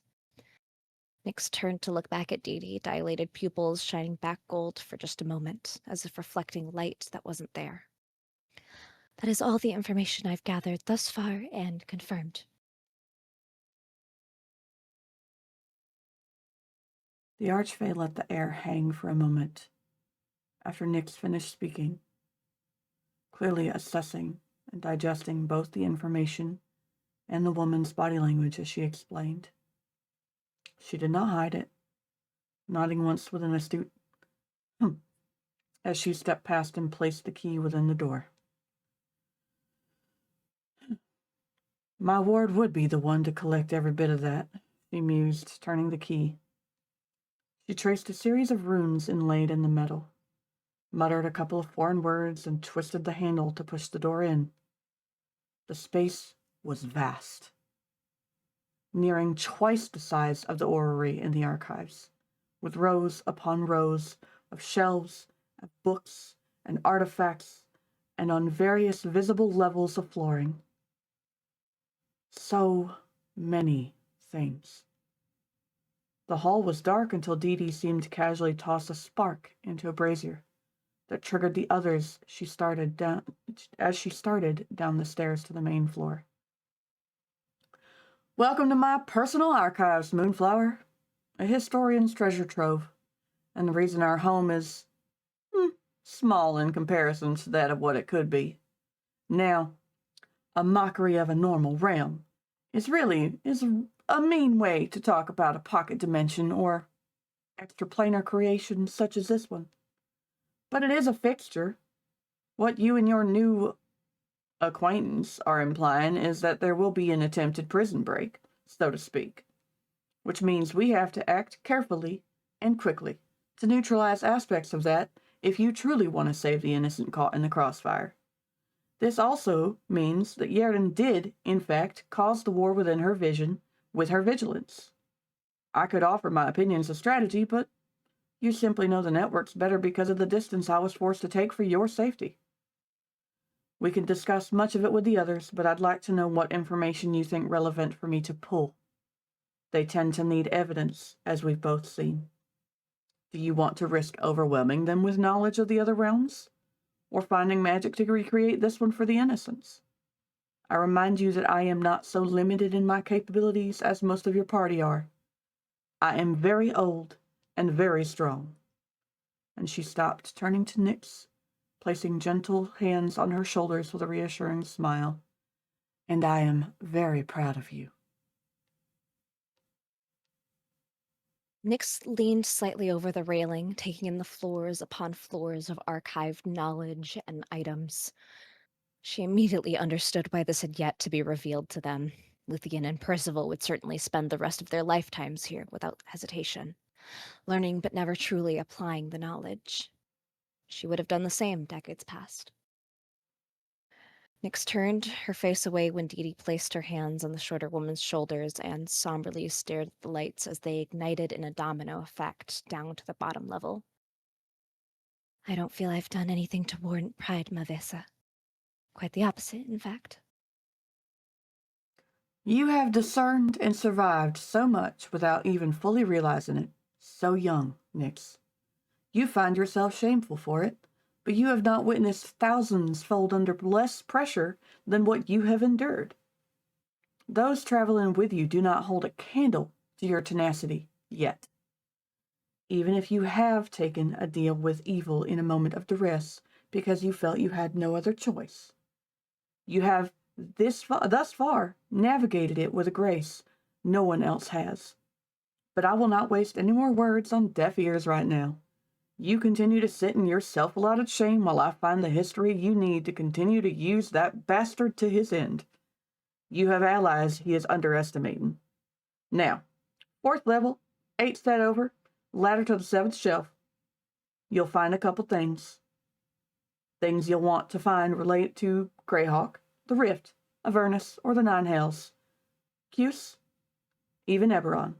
Your new guide has been around and imprisoned by his own high priest.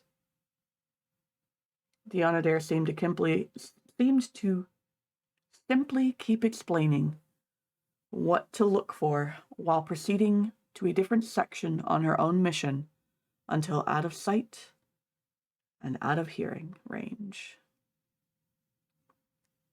Nyx navigates to where Dee Dee directed her, peeking over as the vampire moved to another floor entirely to ensure she had left eyesight and earshot. She murmurs softly to herself as she scans the titles on the shelf, finding comfort in the faint vanilla scent that came from the aged but well-maintained tomes. Enemy of my enemy is my friend in this case, it seems. So, are you going to tell what you've done to more than likely, rightfully, earn her disdain, or should I wait to have her tell me the tale or read it myself? Her gaze side-eyes the drow man that had followed her since her waking. This afternoon, one of the many moments she was grateful to have gotten accustomed to ignoring specters from a young age. A sound akin to a deep draconic growl vibrated up her arm from the blade. Gaze narrowed in unspoken challenge as he assessed the small woman.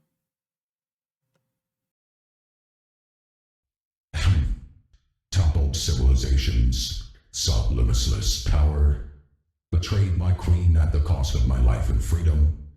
Nothing more than the one you called the Exalted. I, however, did not lie to masses and pretend to be a savior to garner obsequious followers. Supercilious as a dragon might be, we are not infallible. As for her disdain, nothing. I do not know this immortal creature you are fond of.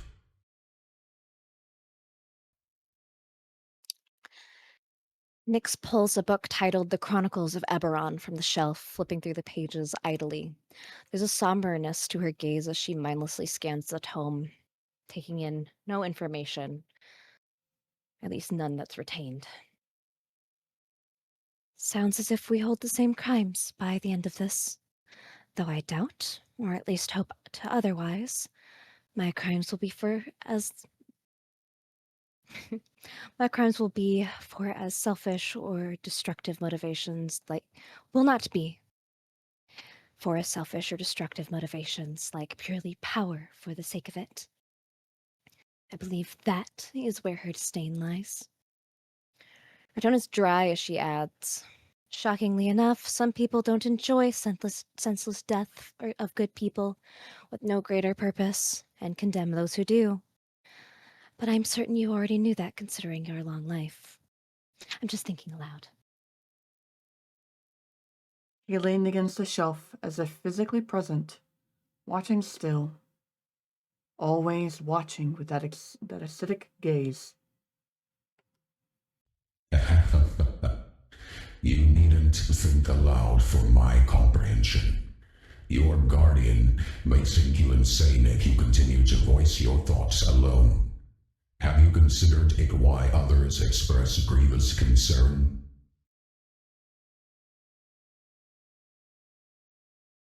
Nyx grabs another book titled Cosmology of the Nine Hells.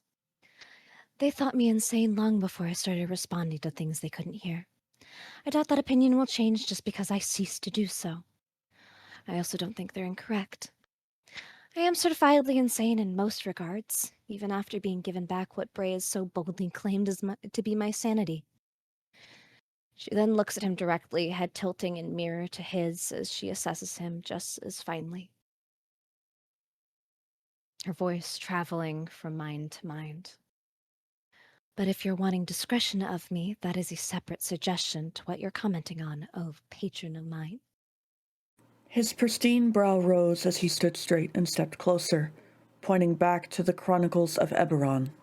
Where I was apprehended, should you desire to follow the story in reverse. To note the start, you will study Rift Canyon and the Worm Crawl Fissure. I am no patron, child. The rapier is mine. The oaths are yours. The contract is ours, that I may empower and puppet should I see need. If you query my intent post, look to where my body was seized. You are to become and act more intelligent for this to succeed with your sense of free will intact. Which do you value more?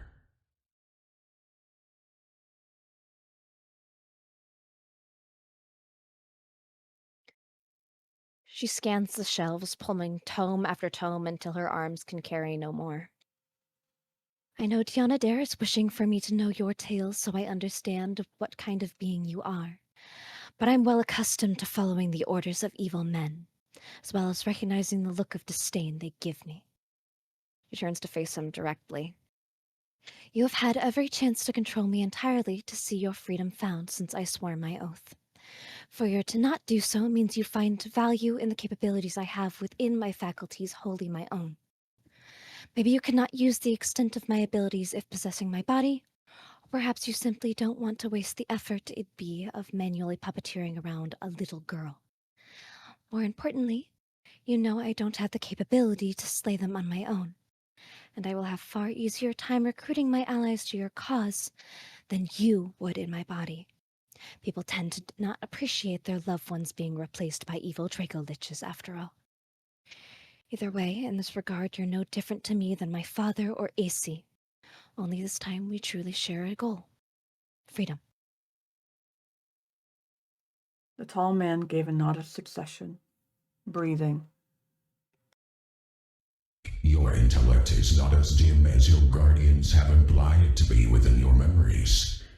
A wit as sharp as yours will do just as well for our purpose. Carry your confidence, then. Tiana Dare's pride is not ill-placed.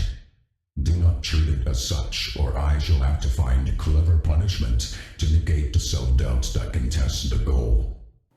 A subtle smirk lined his lips as Dee Dee came around to the shelf with 4 books and a few scrolls under her arms, walking through the unseen spectre as she asked, "Have all you need for now?"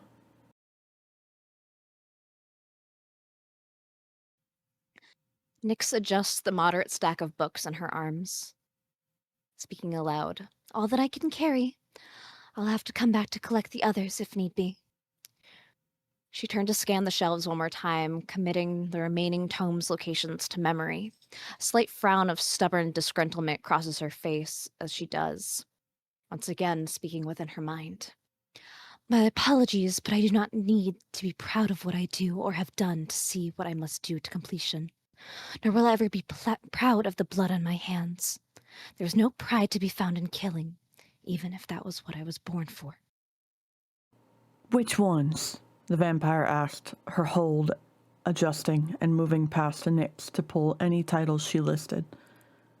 Tyrion rolled his eyes, stepping away as he came back to semi-solidity, and he growled. Necessary sacrifice. You have skills outside of reaping to take pride in. I will infect you with it, Kaida. You are due to surpass this farce of humility you carry.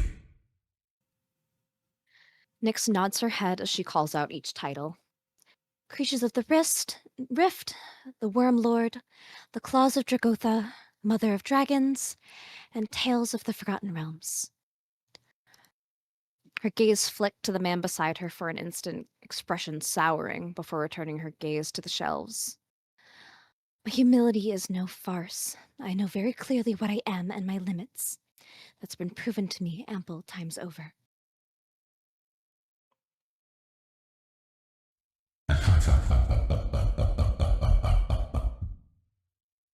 Tyrion's laugh seemed to echo around her as he noted Dee Dee's observation of Nyx's expressions and started towards the stairs. Dee Dee was looking at Nyx with both brows raised in question after collecting the titles. More voices in your head, Moonflower. You haven't made that face since 18 mirrors put mud in your cookies. Nyx frowns in annoyance as his laughter rang in her skull. This, again, speaking aloud.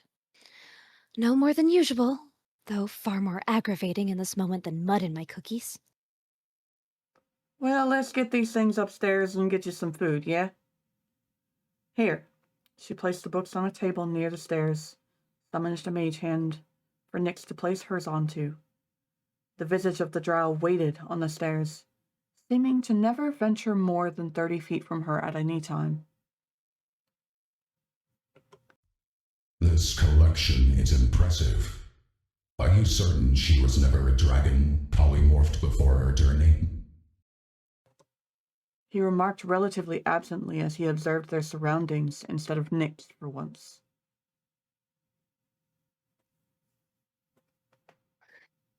Nyx purposely sent her thoughts, or at least commentary, outward, knowing it would be received. No, I'm not. But I'm practically certain she isn't from here originally, judging from the contents of her knowledge and skills alone. She notes the restricted distance as she offered the books to the spectral hand, also noting the itching that came with mostly healed stitches under bandages that should have still been fresh. Food sounds wonderful. Did you use any healing last night, Dahlia? The woman glances to Nyx after making certain all items were stable on the hand, before starting up the stairs. No more than restoration to ease the pain and exhaustion. Though you said you came into contact with Phoenix blood, yes? Mayhaps the answer will be within one of the records she keeps. Tyrion observed, standing aside, so as not to have his form disrupted by the redhead again. Nyx nods to Deonadare. I did, in a roundabout way. It wasn't physically. I am uncertain if that changes anything. She waited for Dee Dee to walk ahead of her a few feet before following. Unfortunately, we don't have eternity to comb through it all to find your answer. But I can ask if you're that curious, Nyx comments to Tyrion. She felt a hint of curiosity tug at her when she reached his step, reaching out to curiously poke his chest.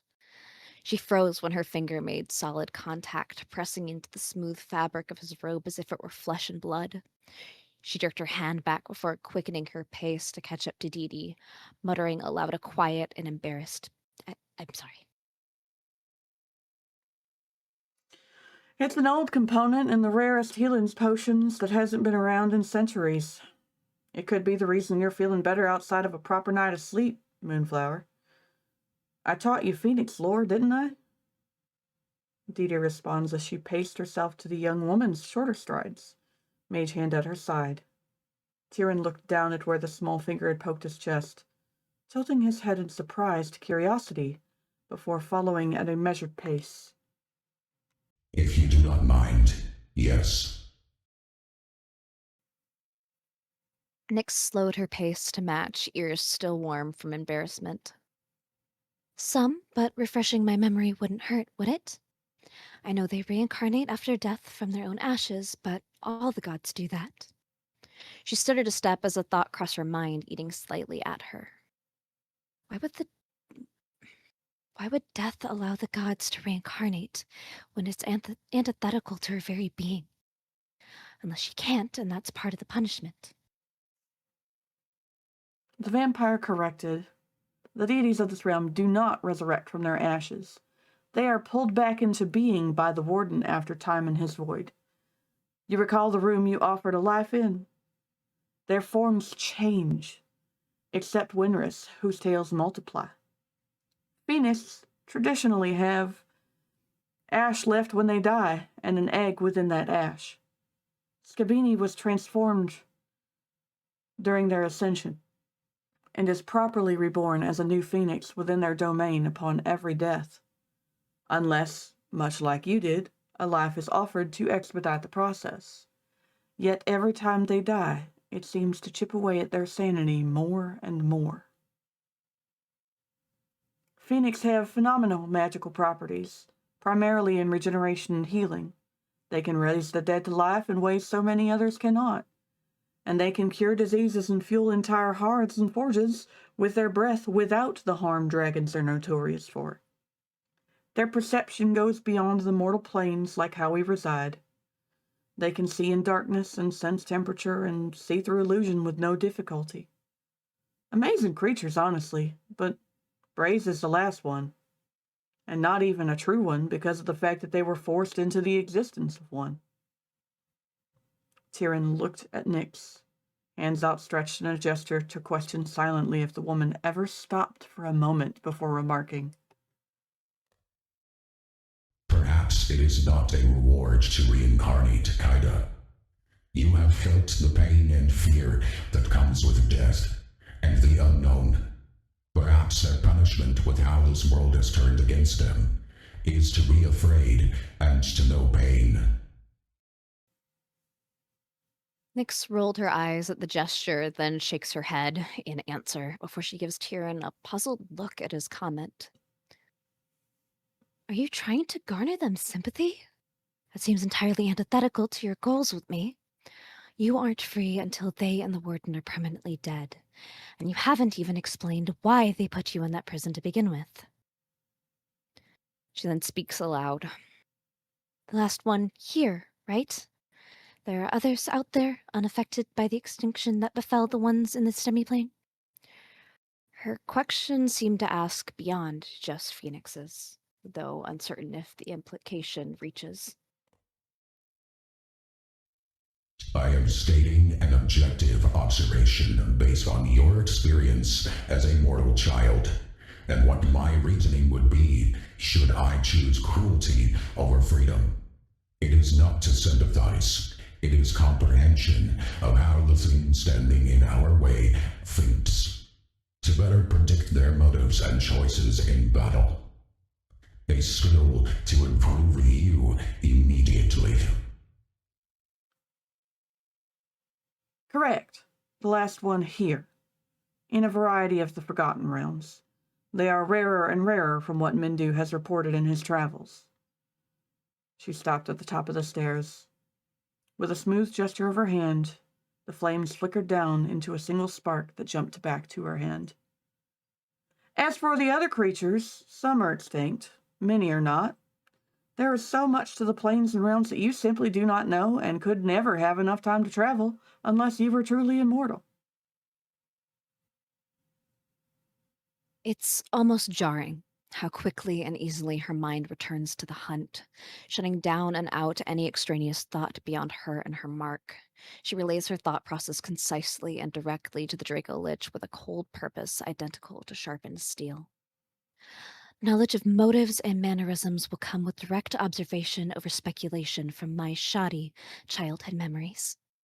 We'll gain the information we need through the reconnaissance we do while trying to collect their boons to slay their usurper. The only ones we have currently confirmed is Gabini through the Feather Dagger and Eris's through myself, which gives opportunity for us to return to investigate the other domains further. The death of Iran will not mystically grant them the faith of the people who once followed the Exalted or the power that comes with it. They're growing desperate, however, that much is clear. And with desperation comes mistakes that can be capitalized to sway opinion, such as with Aris. Any respective weakness they may physically have will be sourced from our very own and lovely God-Slayer of the past 1300 years. She takes a breath, speaking aloud. So, if you have all this knowledge collected from so many places, what did you do before coming here? Travel the different realms? You weren't always a vampire, were you? Her questions held curiosity of her own, even if it was aimed to answer Tyrion's as well. Then do not mistake my observations for sympathy or weakness, Kaida.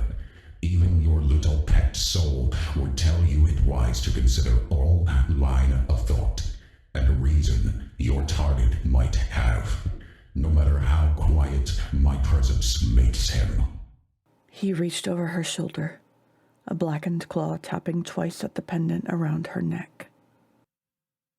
Dionadair's eyes locked onto the dragon pendant that was AC's soul token, as the contact of claw caused it to flash very subtly. Especially given how dark the room was now. She narrowed her red orbs at Nyx, gears turning before she continued through the door. You are feeding him power to interact, whether intentional or not. Be careful. No, I was not always a vampire, Nyx. Yes, I traveled. You haven't even properly gauged what I do and why I'm here. And already asked about a past long at rest. Is it your question or the observer's? Do not dance around what you wish to truly know, Moonflower. You know better. She was treading carefully now. Tyrion started to follow the Archfey, until reaching the end of his limit from the young woman, remarking since only Nyx could hear him anyways. It appears I passively set her on edge to think she is regarded a target. You may reassure her, should she stay out of our way and prove valuable, she shall not join the hunted. An easy task for a predator such as her. Go on, I'll leave it to you. There is more than enough time for questions later. And with that, he vanished, leaving her to follow Didi and focus on her task at hand. Nyx nervously rubbed at her left palm, having been scolded on 2 separate fronts in 2 very different ways. She struggled to find the words, the right ones that sat between reassurance and warning. Instead, she opted for a separate sincerity. It was a selfish leading question.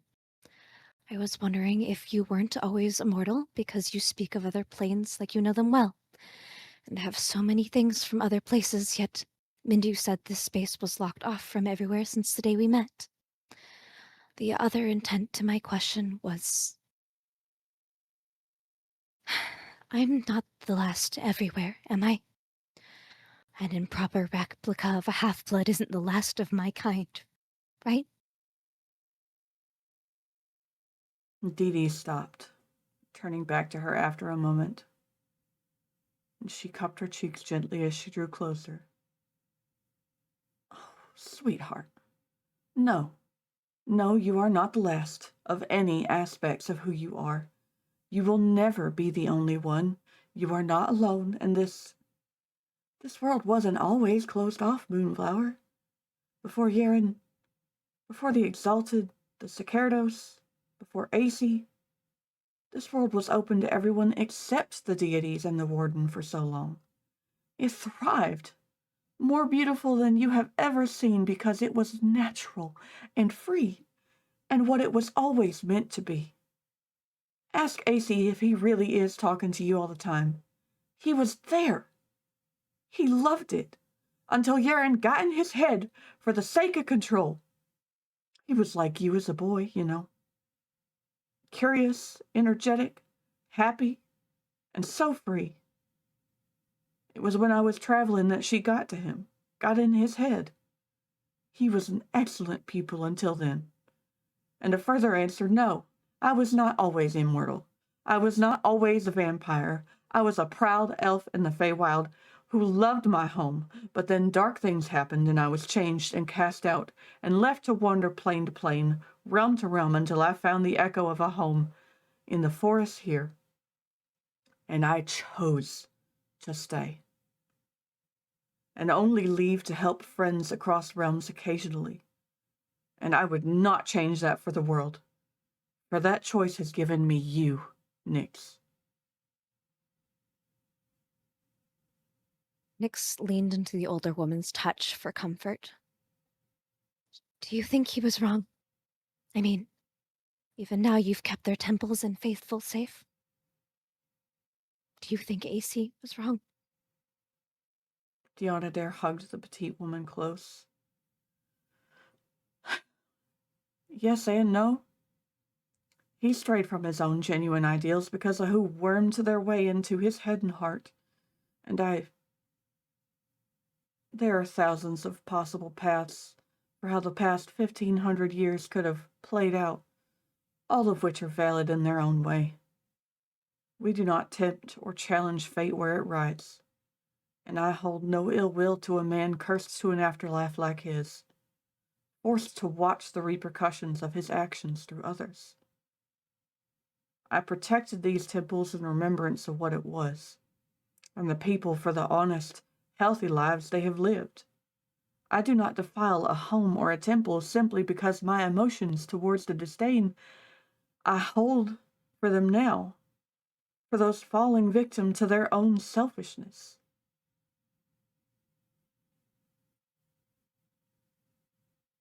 Nyx almost mutters to herself. Do not challenge fate, huh? She pulls away, the moment of vulnerability bringing forward a nagging confession as she stares at the ground. Percival is not going to like what I must do. He still wants to hold blind faith in our mother and her intentions. Then we have a conversation with him and Eris. Well, Rowan, now, I suppose. If you are on this path, she knows at least the risk that you turn against them all. She was hesitant to release her. Come on, let's seal the vault, make some tea, and I'll cook an old comfort food while you think or ask, okay? But you must tell me everything if you're wanting to know everything. Nyx bit at the inside of her cheek as she quietly considered the wiser woman's words, confliction on her face as she moved forward past Didi to the exit. Eventually, when they reached the adamantine door, she spoke. There's already a crack, isn't there? Not just in your barrier, but the one placed on his cage. I made it when I pulled the sword in the first place.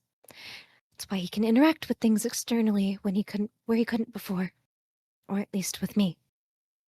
The sword was like a stopgap. If he isn't given his freedom entirely through my assistance. She once more wears at the mark on her palm with her thumb, recollecting the dragon's warnings. He'll find freedom through alternative means.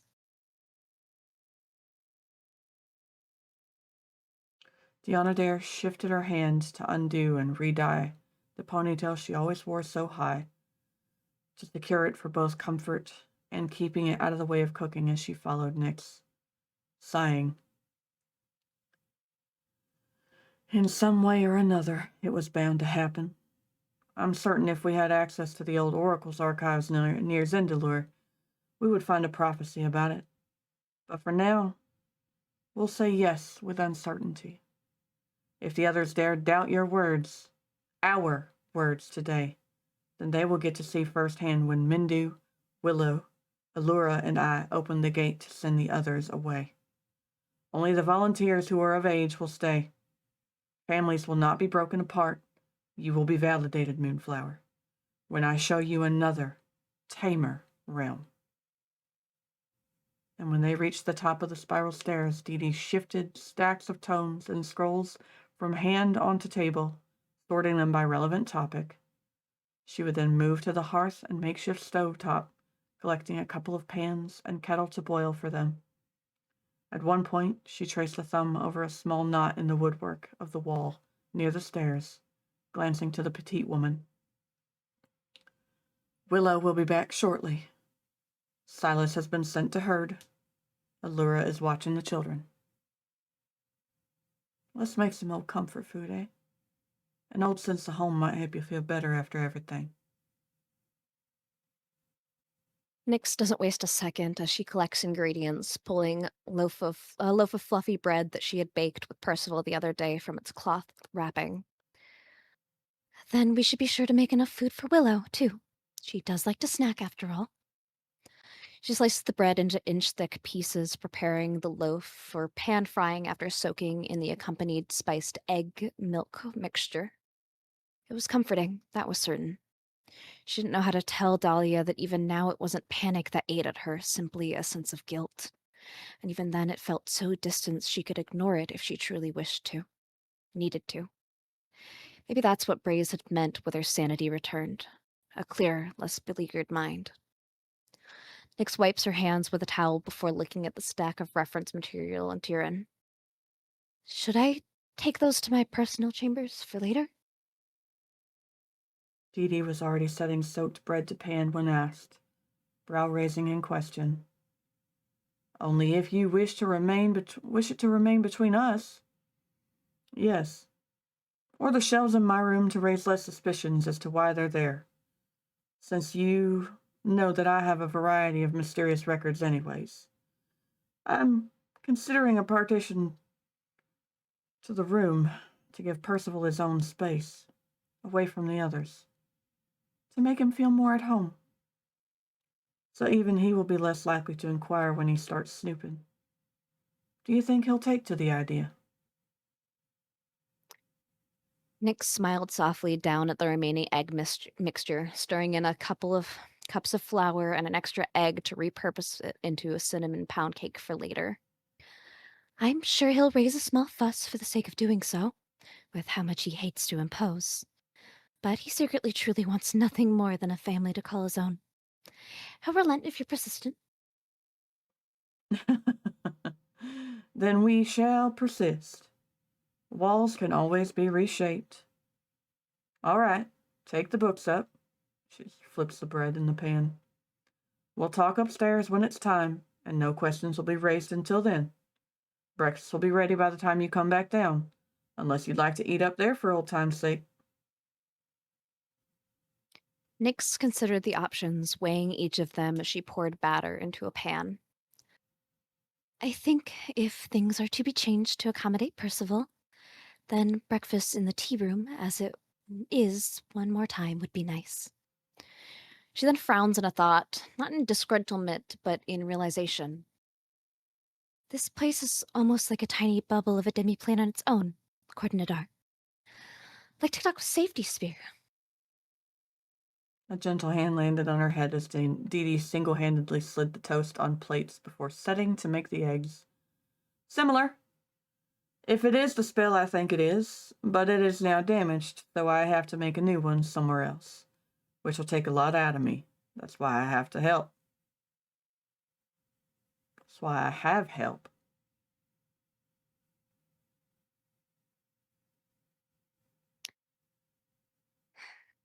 What will happen to this space when you do? I know people aren't fans of change. Then there's the food stores and the livestock and the water sources.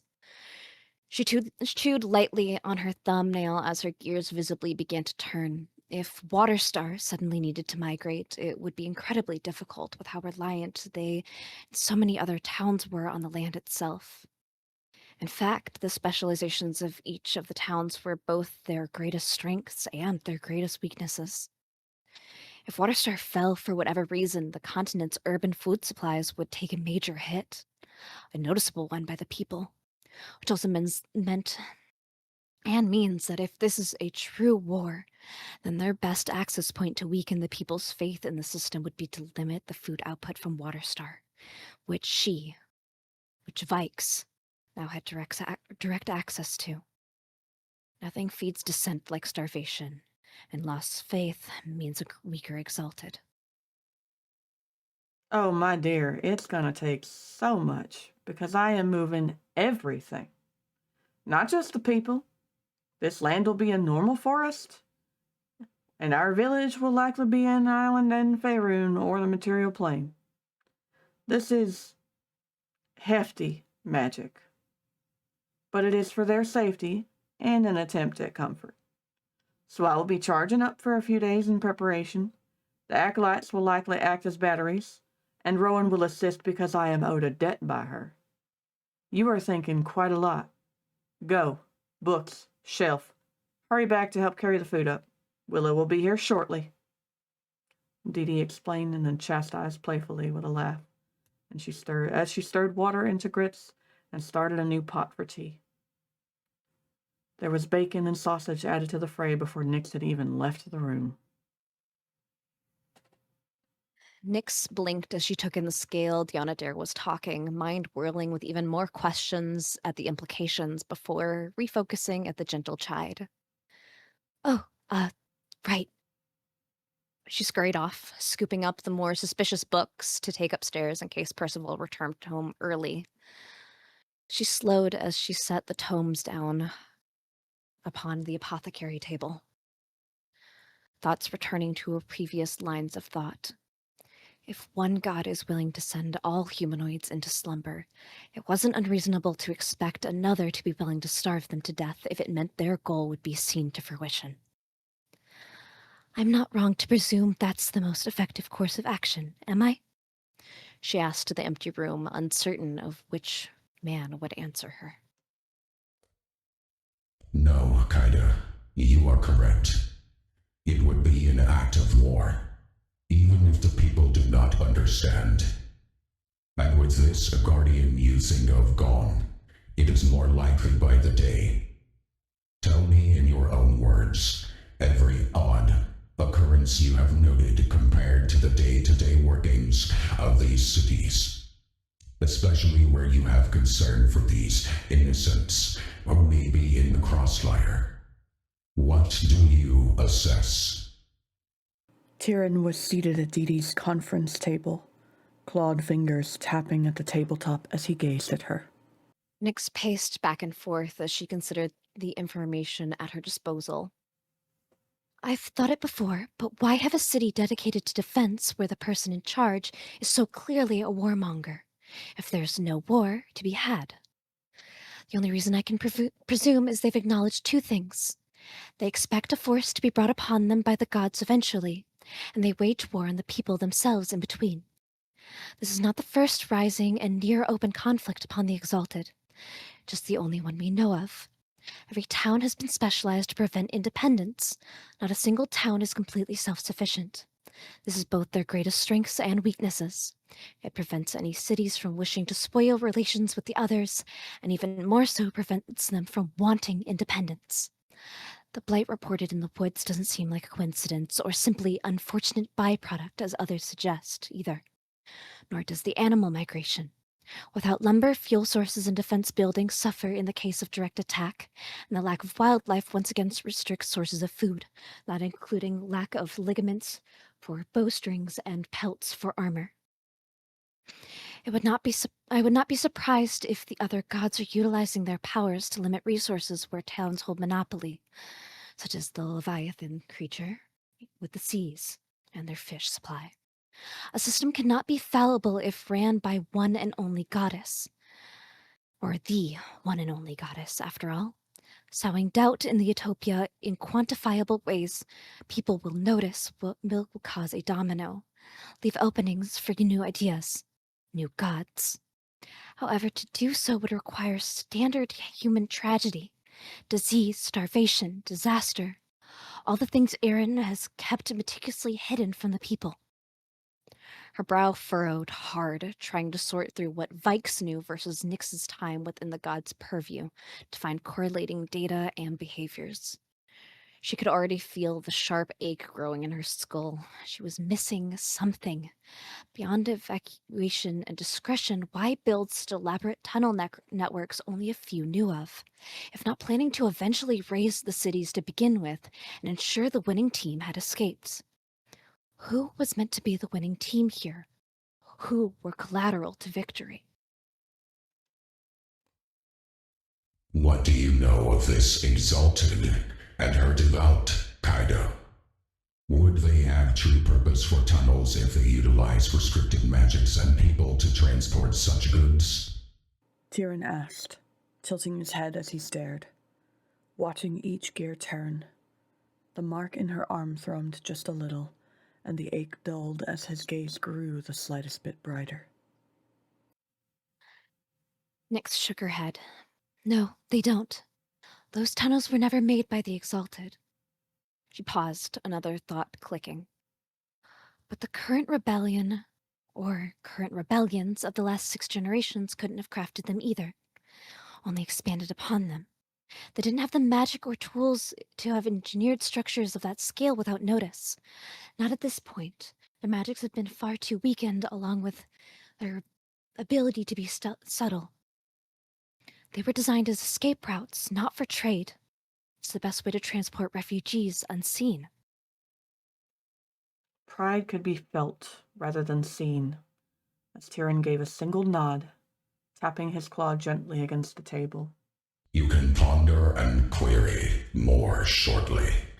You have orders, do you not? He shifted his sharp chin to the door, only just, indicating the Archfey waiting for her return downstairs.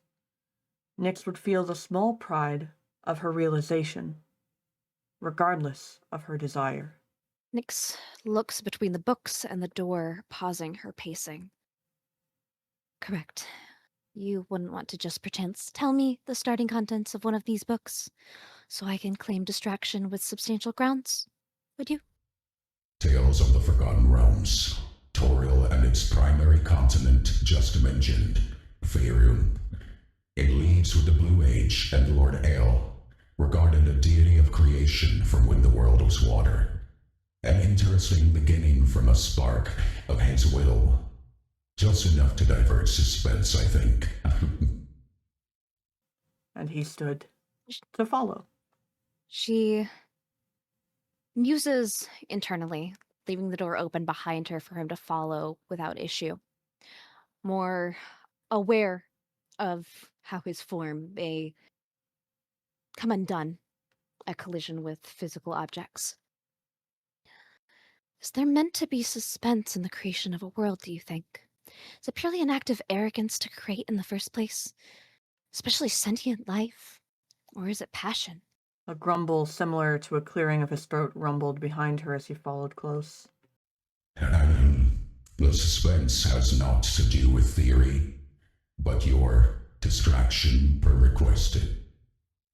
Theology regarding creation shall always bear ignorance and passion alike. Was there ever truly a beginning, or did things simply come to be? Philosophical distractions indeed. Something to ponder beyond whether or not you can truly be immortal if fate dictates your actions. Anyway, she lets out almost an audible sigh as she reaches the bottom of the stairs and walks towards the side building that contains the kitchen. This is around mid-afternoon, anywhere between 3 and 3:30. Nyx has, at this point, gathered a certain number of tomes and books and returned them to the library. Well, the study, I should say, of Didi's, to store them on different shelves and rest them upon the apothecary table. I have a question for God. Mm-hmm. Where is Ylvanna in all of this? Do you pretend to stay asleep? Oh, I'm so tempted by something, but you know what? Sure. Let's pretend to still be asleep for a bit. Okay. Eventually, she will cease speaking and leave, the door still open on that far side of the room, closest to the apothecary and the alchemy table. And you can beyond all smell the food bookshelves. being cooked. And you can smell the cooking of a variety of different foods. I mean, I'm just thinking the audacity to leave the door open. What the fuck? It seems to be on purpose. She does not seem to have noticed you. Her attention seemed diverted. As Nyx makes her way back down the steps, she'll eventually, after making a very weary sigh, and reaching the doorway that leads into the kitchen area and the general sitting area with the kitchen and fireplace, she would enter, or at least stop in that doorway. Nyx can hear the voices of two women discussing something elvish through the door as she makes the landing. and the drow shadow that had been following her unseen by any others stopped just beside her, observing. Morality is theory and philosophy based on the will of people. Doing what is necessary to survive does not dictate morality. How do you define your morality in such a heavy way that it grooms you? You allow yourself to bleed too much for others, making it a wonder you are alive at all, Akaida. Consume for sustenance. Let it fuel your mind and body if you are to continue the cycle within yourself. Enjoy your happy little moments before you throw yourself deep into war. They are sparse enough. It was an oddly sentimental observation compared to the comments she had been hearing prior, but was necessary and true. Nyx needed the happy little family moments. It was what drove her to be successful. So he placed a surprisingly gentle hand on her back to guide her forward through the doors. Well, it doesn't matter what they think. The danger is imminent, Willow. I do not need to walk the perimeter to know. I can feel the leak where I stand, and it is a matter of days until she begins to search because she senses more.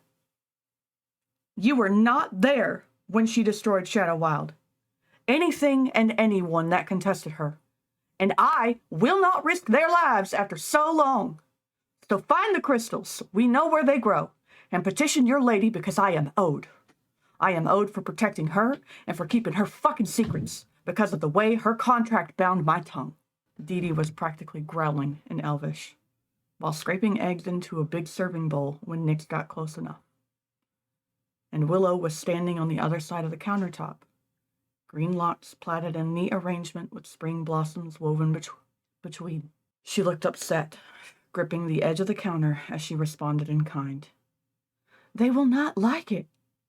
The change or the fact that you were not letting them to choose whether to fight for this place or not. You are simply preparing to act without even discussing it with them all. Deanna Dare, this isn't like you. What are you not telling me? What isn't mine to tell, love? You know this. Here. And she places a bowl and plate of meats in Willow's pale green hands, picking up the kettle and the other bowl of grits, as if to exit the room when they both notice Nyx standing in the door. There is a even as to her expression that is unshakable. Because to fight would be to die for no reason. If the Exalted does not kill or corrupt them, Oris will to ensure she cannot. Noble as it may be to fight for this land, they would fight and they would die. Eren has trained mages and soldiers for the last 1,500 years and fed them the lie that there are hidden dangers waiting to destroy their beautiful utopia. There's an entire city yearning for crusade and whose leader will wage it at the first opportunity. If you do not feel that you could kill me, you will not kill them. She stands in the doorway, blocking the other women's exits. Her gaze is even, certain, weathered and haunted by experience, not simple speculation or blind belief. And in response to that slaughter, Oris will undoubtedly purge the land. If you require my testimony to get them to stand down from a suicide quest, I'll give it, but I will implore them to value the home and family they can save, not the remainder of the land that abandoned them. I wish for you to think very long and hard which you value more, your pride or your son. Willow stopped short, looking at Nyx as if she had just been slapped. And Dee leaned against the counter with her hip, raising a brow. Believe me now? Willow sighed, glancing at the food in her hands for a moment while she sought words she wanted to convey. Deanna Dare looked at Nyx, tilting her head as she asked, Do you want to summon Percy and Ylvanna for a pseudo-official family meal, or keep this between us for now, Moonflower? You can let her pass while you decide. The visage of the man, Tyrion, stood to the side, with his arms crossed, watching Nyx quietly, as he almost always seems to do, unnoticed by the women. I can get him while you two finish up your discussion, and then go wake Ylvanna. She turns on her heel to head towards the apothecary, and then she pauses, turning to look sideways at the both of them. Forgive my bluntness. I don't fault you for wanting to believe in your people, Miss Willow, but please don't fault me or Dahlia for not wanting them to die for people and beings that don't care about them. They deserve a better future than a senseless death. Willow swallowed her words. Relief. And she will walk out. And Willow will swallow her words with a small nod, looking back to Dee Dee before moving towards the stairs, with the Archfey just behind her. The dark man eased into a relaxed pace beside Nyx, with his hands folded behind his back as he did so. Direct was appropriate, Kaida. You did well proving the point you both intended. Continue to prove these skills of leadership and strategy, and I will grant you the power to assist Jordi on Adair's quest to relocate the village.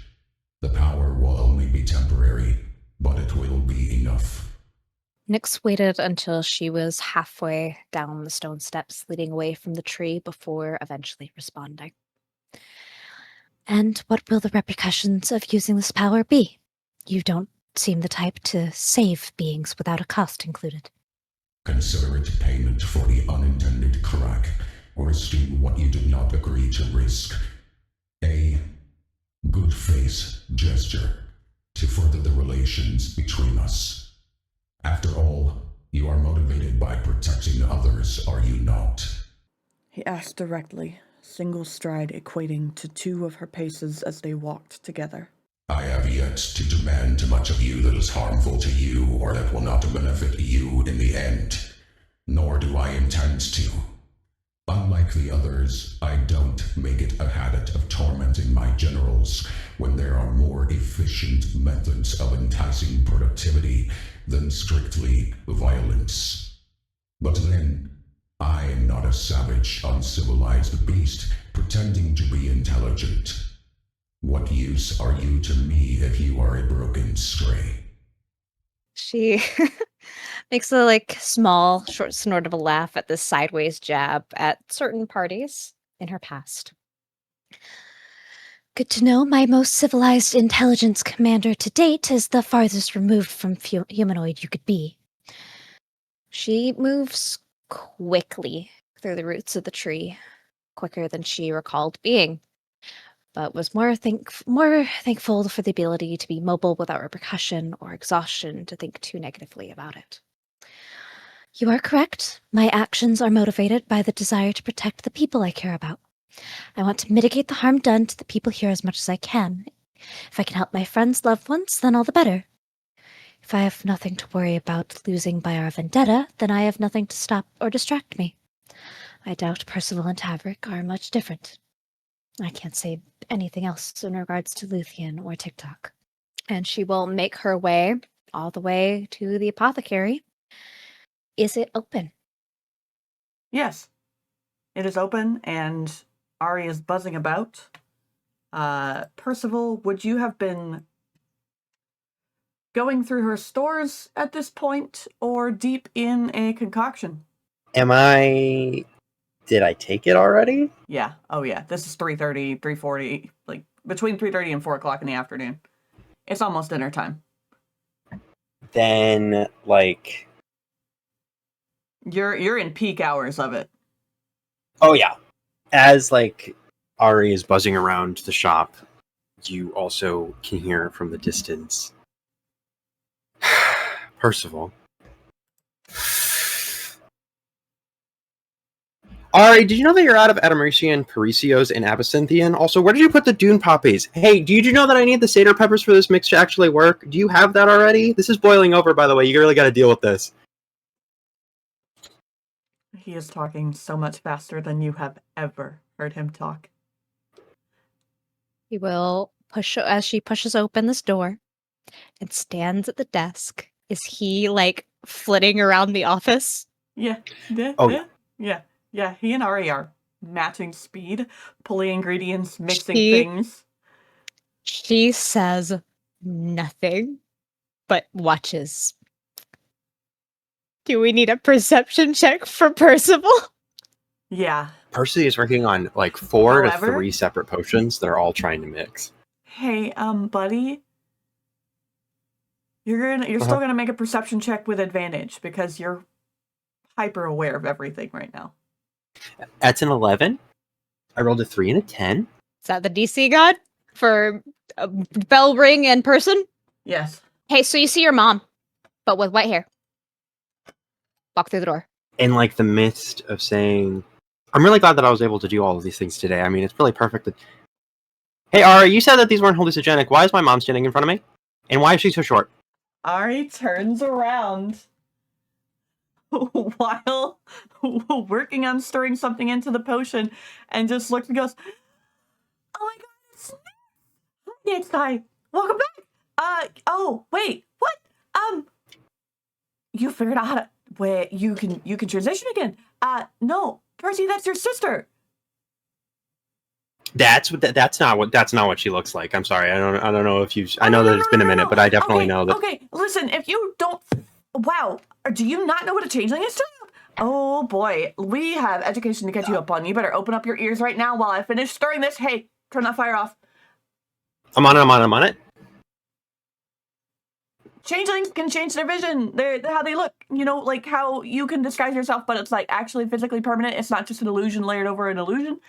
So like everything about her that you see from her right now is very natural. This is actually Nyx without changing into somebody else. So that's what she looks like whenever she's the most relaxed that you'll ever find her. And changelings typically have really white pale hair, really white pale skin, really white pale eyes. Though with hers it's a little different because of the fact that she's what was he again? He was a weirdo. Anyways, irrelevant. But yeah, so she looks like your mom, but as a changeling with a couple of extra colors, which is... Oh, good. So this means that this was a good time. Oh, I'm so glad that the therapy sessions is really working out. Hang on, give me a second.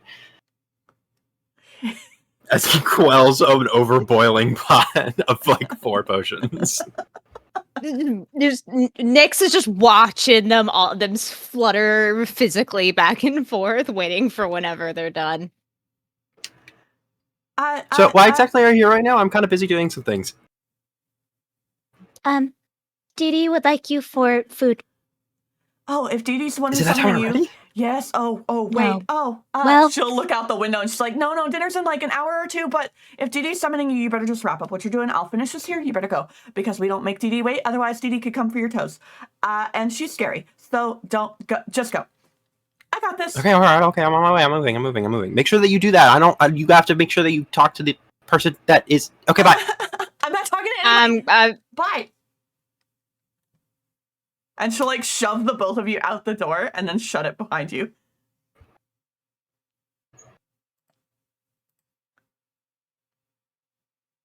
So I what's have the a deal lot with to me? tell Look, you. what are we called for? You have a lot to tell me? I'll tell you very, very quickly. And She's like 1,000-yard stare. Okay, so when we have like really big talks, you should really tell me beforehand so I don't talk 1,000 miles a minute and have my brain running on you'll electricity. want that. You'll want that. And she will grab his forearm, and take it, and side eyes Tyrion. Hey, make me a perception check, Percival. Any advantages on it? Yes. Always, yeah, until as long as you're high. In fact, Oh, that's so much better. And on nat 20, I rolled a 5 perfect. and a 19. The shadows seem longer in a very particular area. You would almost swear that you yourself see a slight hint of a specter, as it follows behind the two of you and Nyx pulls you to follow. Nyx, I really don't want to be a Debbie Downer, but it looks like you have a really, really large shadow following you, and it's not me because I'm pretty relaxed right now. That's a different conversation for another day. And she will walk faster. What's his movement speed limit? It's doubled right Mine? now. It's doubled Yes. right now. It's doubled. Wonderful. You're Wonderful. like 70, I think. Yeah. Wonderful. You would be able to, at the very least, keep up, but you would know that Nyx is faster than normal. Not just normal walking faster. Man, you're fast. I'm fast. We're really fast today. What's going on?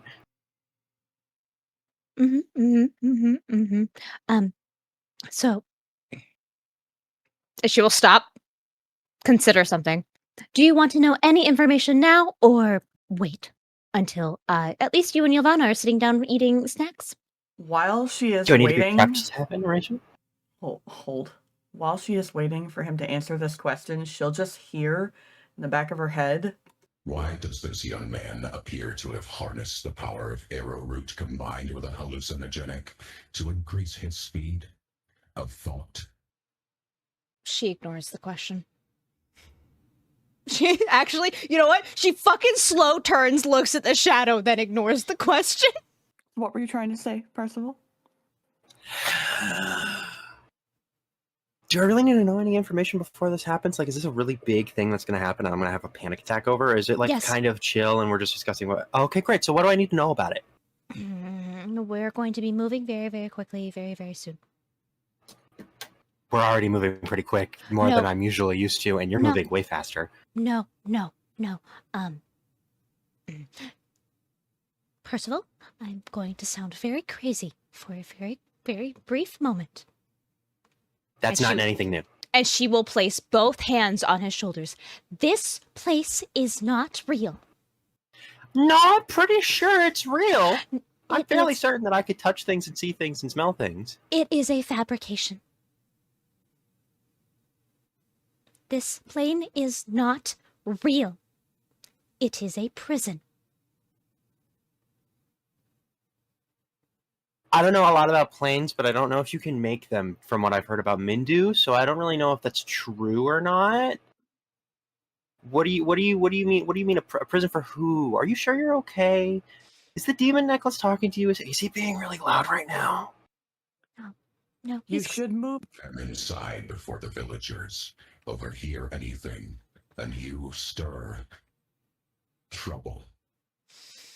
She will take a deep breath. Okay. All right. Fine. We'll talk over snacks.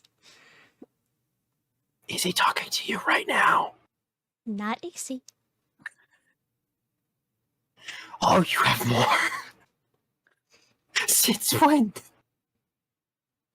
She keeps going. Oh, that did change. You're getting pulled, motherfucker.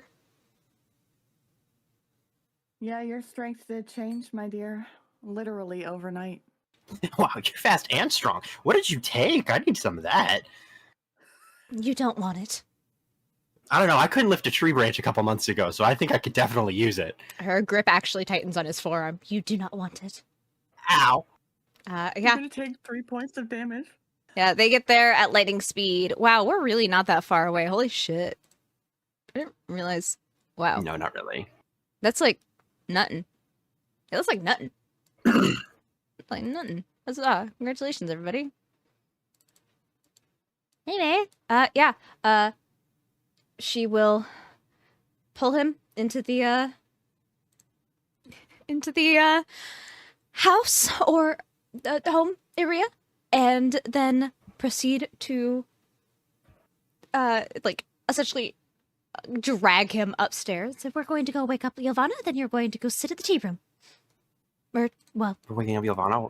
Right, Ylvanna's very important to this conversation. The conversation that everything's fake. Are you sure this isn't an intervention? Do you need help? no. Well, yes, but not of the mental kind. I promise you I am sound of mind. I don't trust that in any sort of way. I am more sound I of love you and I care for you because you're my sister, but I definitely think you're still fucking insane. She will side-eye the fucking shadow. What did I say? He says nothing. He Anyway. simply follows, observing and thoroughly amused by whatever the fuck is going on with Percival. Come on. I gotta remove the EP time. Ah. I will say, in trying to fake sleep before Ylvanna has actually gone back to sleep. Oh, well. Well, good. That's fine. She will drag him inside and then shove him towards the tea table. Go, please. The 3 tokens in the middle are not actually here. It's just letting them see the map. Anyway. Oh, okay. I'm supposed to sit. Okay, I'm over. Okay, I'm going. When you enter the room towards the table, you see Didi and Willow sitting next to each other with Mindu just sort of lounging at the edge of the table. And she will call, or essentially yell across the room, "He is high!" Well, Highly functioning in my brainwaves. I knowing everything that's going on right now. Also, is she fucking crazy? What's going on? Didi passes you an empty plate and says, "Well, I think it's about time you ground by eating a little bit. You have no choice. You're going to consume something to balance out that, and you're going to listen when we actually start to talk, and we're going to wait until everybody's at the table." Ylvanna, Sure, I guess. Okay, fine. wakey wakey.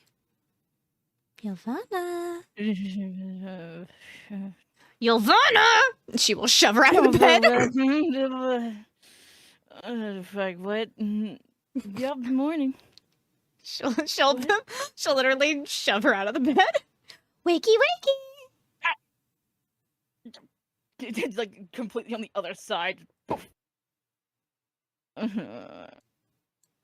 Just like all times. If I open my eyes, what? Did I fall out of another tree? What? Works every time.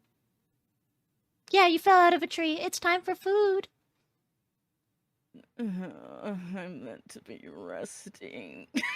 And eating. And learning. Come on, you can do it. I believe in you.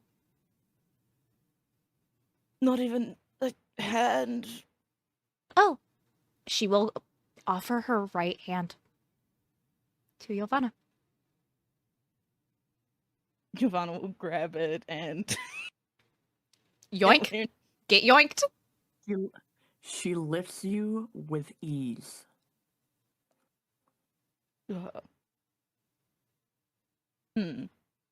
That's...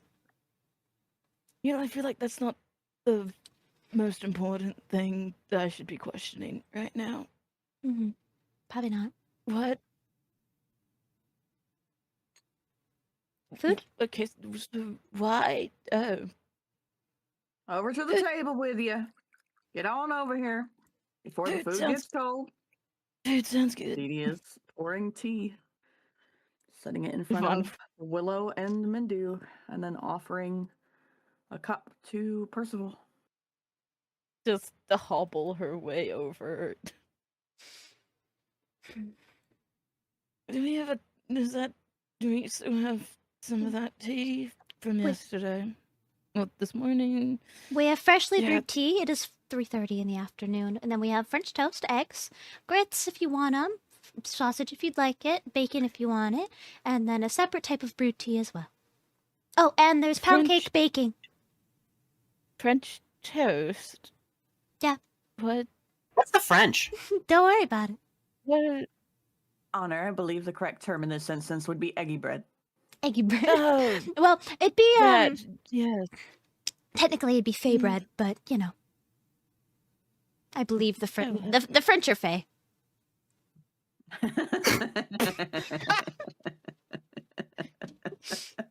Frencher. Nyx will sit. Nyx will snack. Didi and Willow and Mindu are munching respectively, and Didi eventually sighs and says, "Welcome to the family. I suppose there are a million questions based off of whatever Nyx decided to disclose to you on her adventure to get you and bring you back. Firstly, Percival, you are not allowed to argue this. This will be the last breakfast we have in this room because I will be partitioning it to split it in half, and this half shall be yours. Permanently." Why? Wait, but you have the whole room over here. Like, this is your room, this is your section, this is your house. And I can remodel my house as I see fit. Yeah, but I don't live here, so that's like this is like you and Nyx. Like, this is the spot. You cannot argue your way out of it. Do you have other questions regarding... Well, rather, I should ask, Nix, what did you say on the way over here? So that we can answer questions for Ylvanna and Percival in kind. So, I was visited last night. To give a little bit of Visited. context, I was visited last night by a certain deity and gifted a few things. Some of it information, some of it supposedly my sanity. We'll see what that means at a later time. But a few things that were implied or I was informed upon is that this realm is not real, or at least it is a fabrication / a demi-plane. And it is being used as a housing unit for our parents by our grandfather. Percy looks to Dee Dee and leans across the counter, puts his hand closer to their plate and goes, "Are we sure she's not still crazy? Because that's pretty fucking insane to hear coming from her mouth right now. I mean, the world is fake. I don't think this feels fake to me. I don't know about you or anything, but this is kind of real here."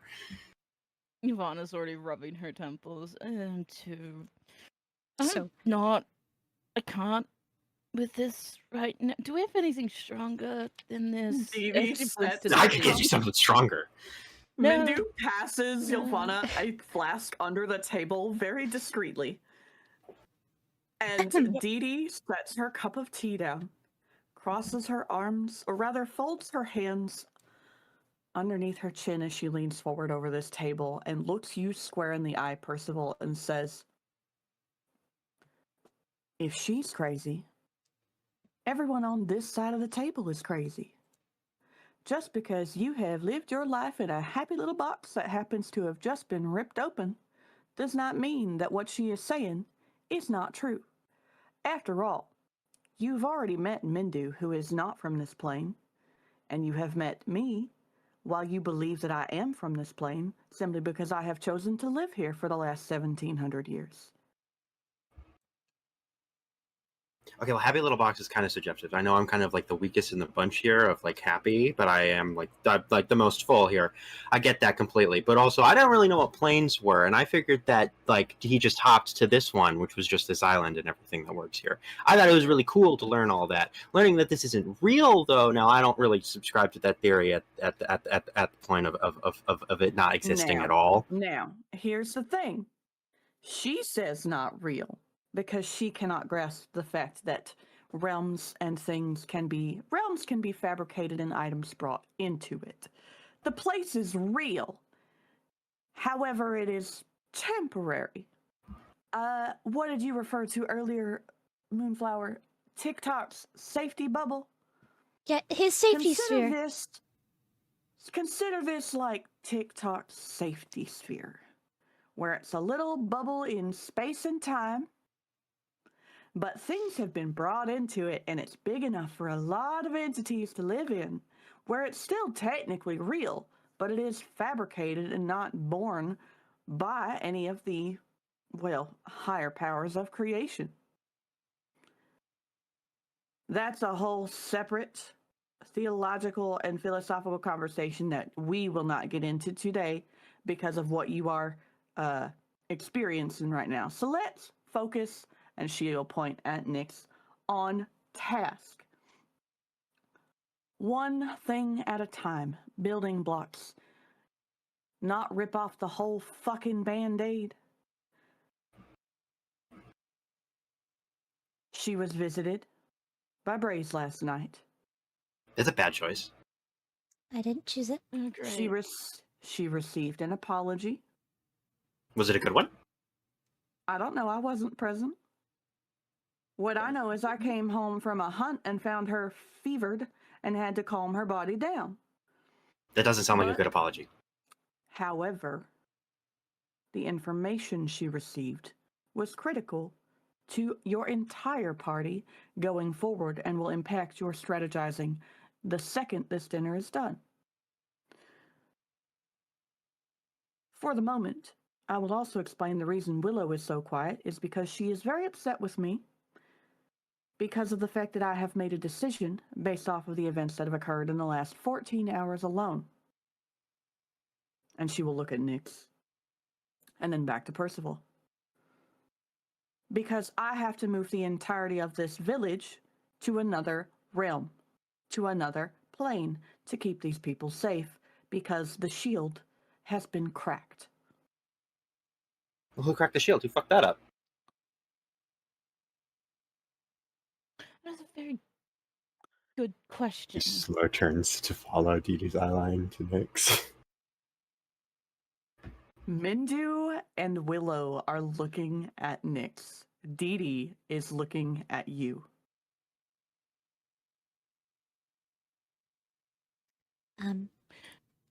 What did The What is Nyx's response? the sword we pulled from the tomb. We's a really strong word. I don't know if you can count me in that group as, a term of law. I know it was technically my body, but I don't think it was my mind. But also, what do you mean? I'm gonna summon the sword from my arm.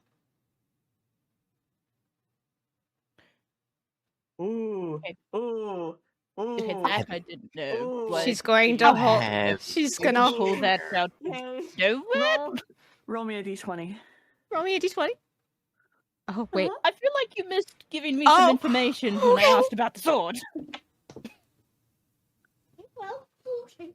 She is I'm wide going. awake I'm. right I'm now. going to attempt.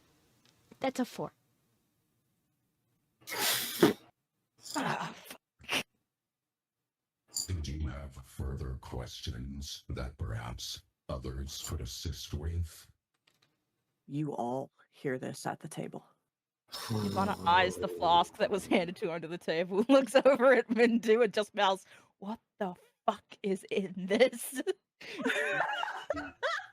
I need Erebus to make a wisdom saving throw. I hit clean mic, but it didn't register. We just hear the voice say wisdom Hey, saving throw. buddy.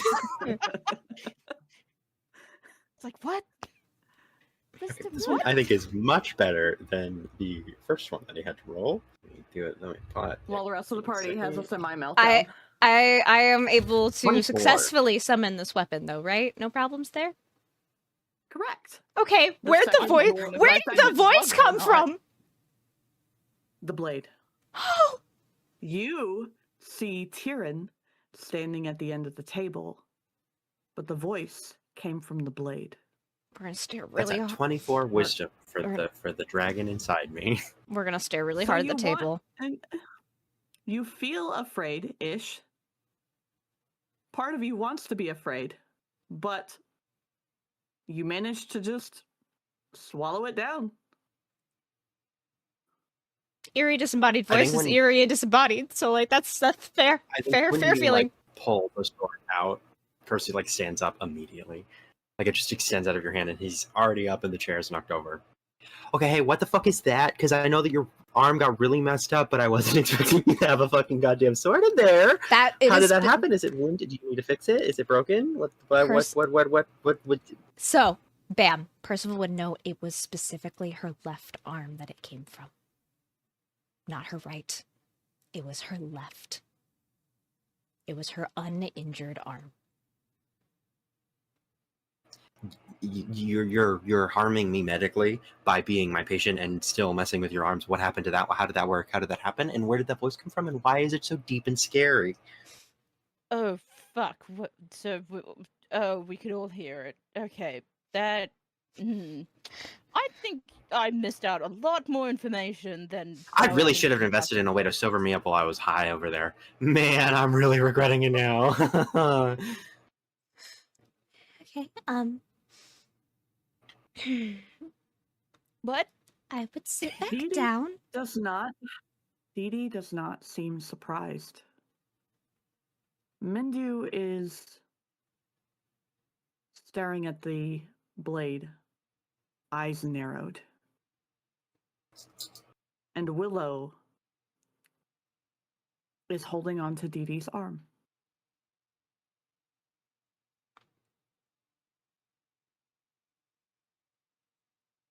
But Dee Dee seems entirely unperturbed. I would sit back down, maybe slowly. Comically slowly, he fixes the chair and sits back down. Snail's pace. The shadow that you saw following her, by the way, seems thicker at the end of the table, closer to where you are, Percival. Give me one quick second. Okay, I swat at it. Does Ylvanna see the shadow? Probably not, right? Maybe you can make me a perception check. While I Nick's swat at it like watching- I'm trying to like dismiss my own magic happening. Yeah, like you're trying to like swat at smoke. Yeah. Perception. It feels thicker than your magic, and you feel a sense of irritation from it. 27. As Tyrion looks at you, Nyx. You're 27? Ooh, you see the full outline of a man. I'm starting to think this entire family is Nyx will shudder crazy. almost involuntarily when Percy does that, and then reach over and just force his hand down.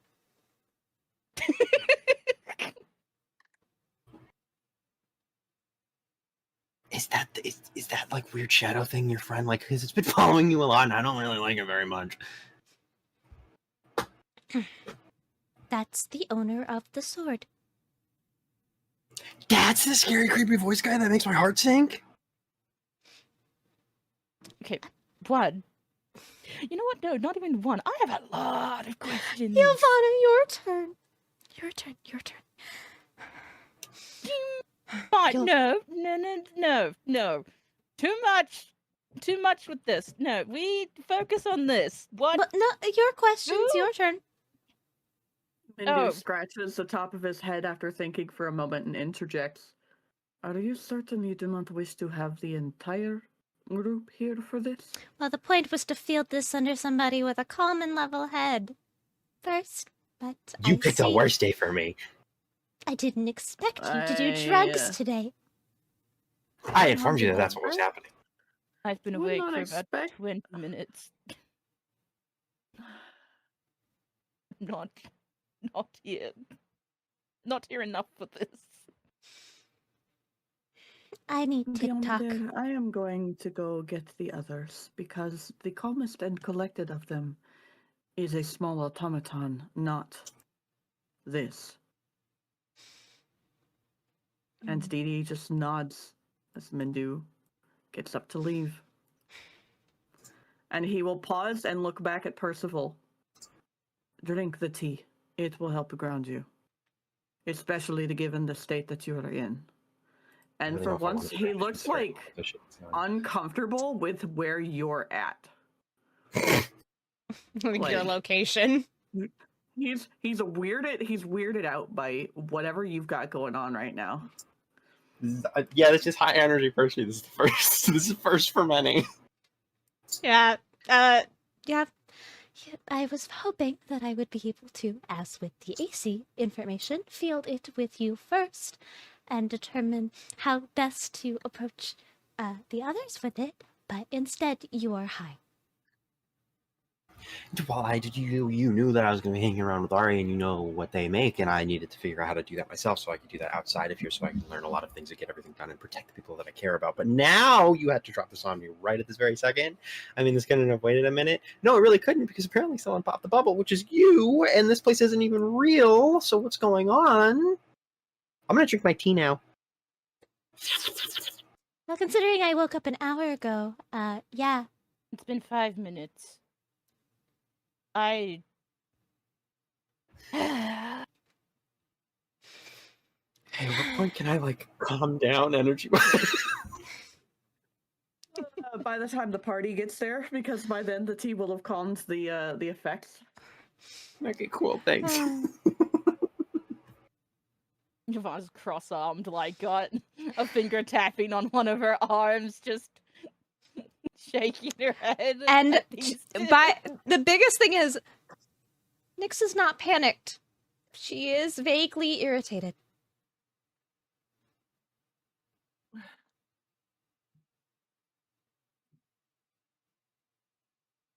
There's like a slight eye twitch at the situation we are in. It'll be fine. It'll be perfect. That's not even the worst of the news. There's worse news? That's crazy. That's pretty fucking insane considering you have a sword in your left arm that speaks in a hot demon voice. I mean, a bad demon voice, a scary one that makes my heart sick. You can't talk. Mister, I have a creature inside. I did not have a choice in that. I don't know if she didn't have a choice in that either, but I don't really know what's going on here. I am not a big fan of it. You were held hostage When? Where? What? Why? And how? in the temple. And it was my only weapon. Wait, he didn't know? Well, you don't No, really. he wasn't informed He was charmed. afterwards? Question about charm person. Oh, I you do know, recall you what yeah, you recall happened. what happened, and you recall you were charmed. Like when the charm breaks, you know that you were charmed by that person. Okay. Okay, first of all, I was exactly charmed by Emery, and that's very true. That's very factual. However, I was never threatened. In fact, I believe they threatened you for trying to break me out of a charm, which is kind of understandable from where they're going at right now, but it's also not because I hate them and I don't really like them. But also, you got something from them when you were sleeping, which is really weird and I think more impressive and more concerning of what's happening right now, including the fact that you have this fucking sword in your arm that I didn't know about that also can speak to you, like the demon neck wrapped around your neck.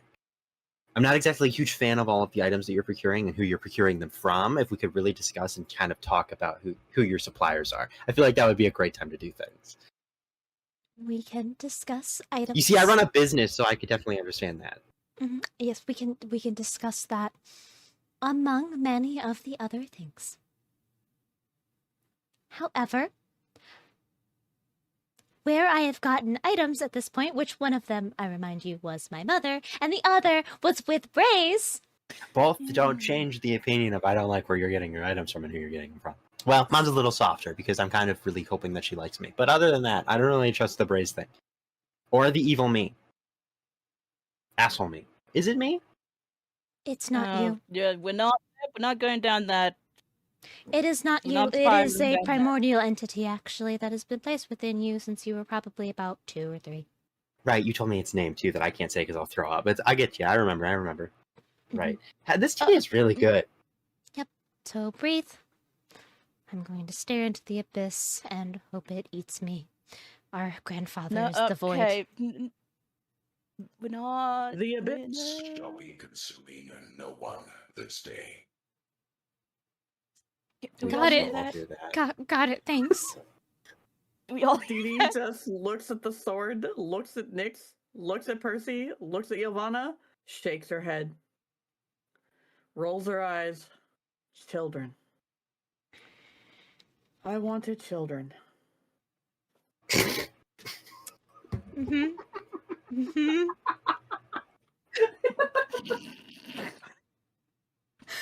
Uh-huh. You certainly did. Well, So, I didn't want my children to be completely ignorant, and this is quite a... It would have been very different if I had raised all 3 of you. Very different, indeed. For now. Percival, you're going to take a few deep breaths, and you're going to keep drinking that tea. Oh, I'm going to hit him. Here's a few I'm technically. Did you know going that to 3 is hit him. actually a few? That's really an interesting fact that I know about. I'm going to. Nope. Hey, Honor, yeah, Nyx, yeah. make me a wisdom saving throw. Okay. Oh, Back to the that's so classics. great. That's so wonderful. Wisdom save. Okay. Wait a minute. Wisdom save. Back to the Oh, classic. hold on. Maybe we're okay. Oh, maybe we're okay. Oh. Okay, so I don't think we're okay on an 11.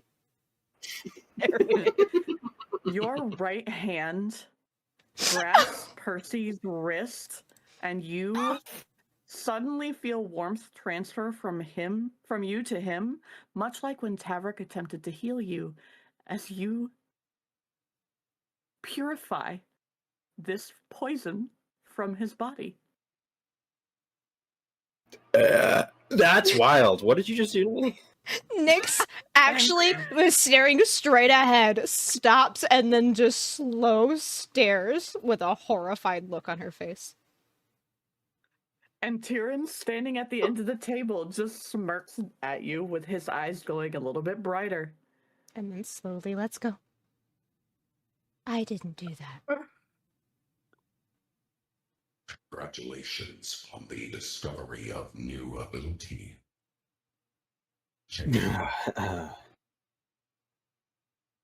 And Dee Dee will look at the sword again and say, "Put that fucking thing away." Yes, ma'am. And it will go straight back into her arm.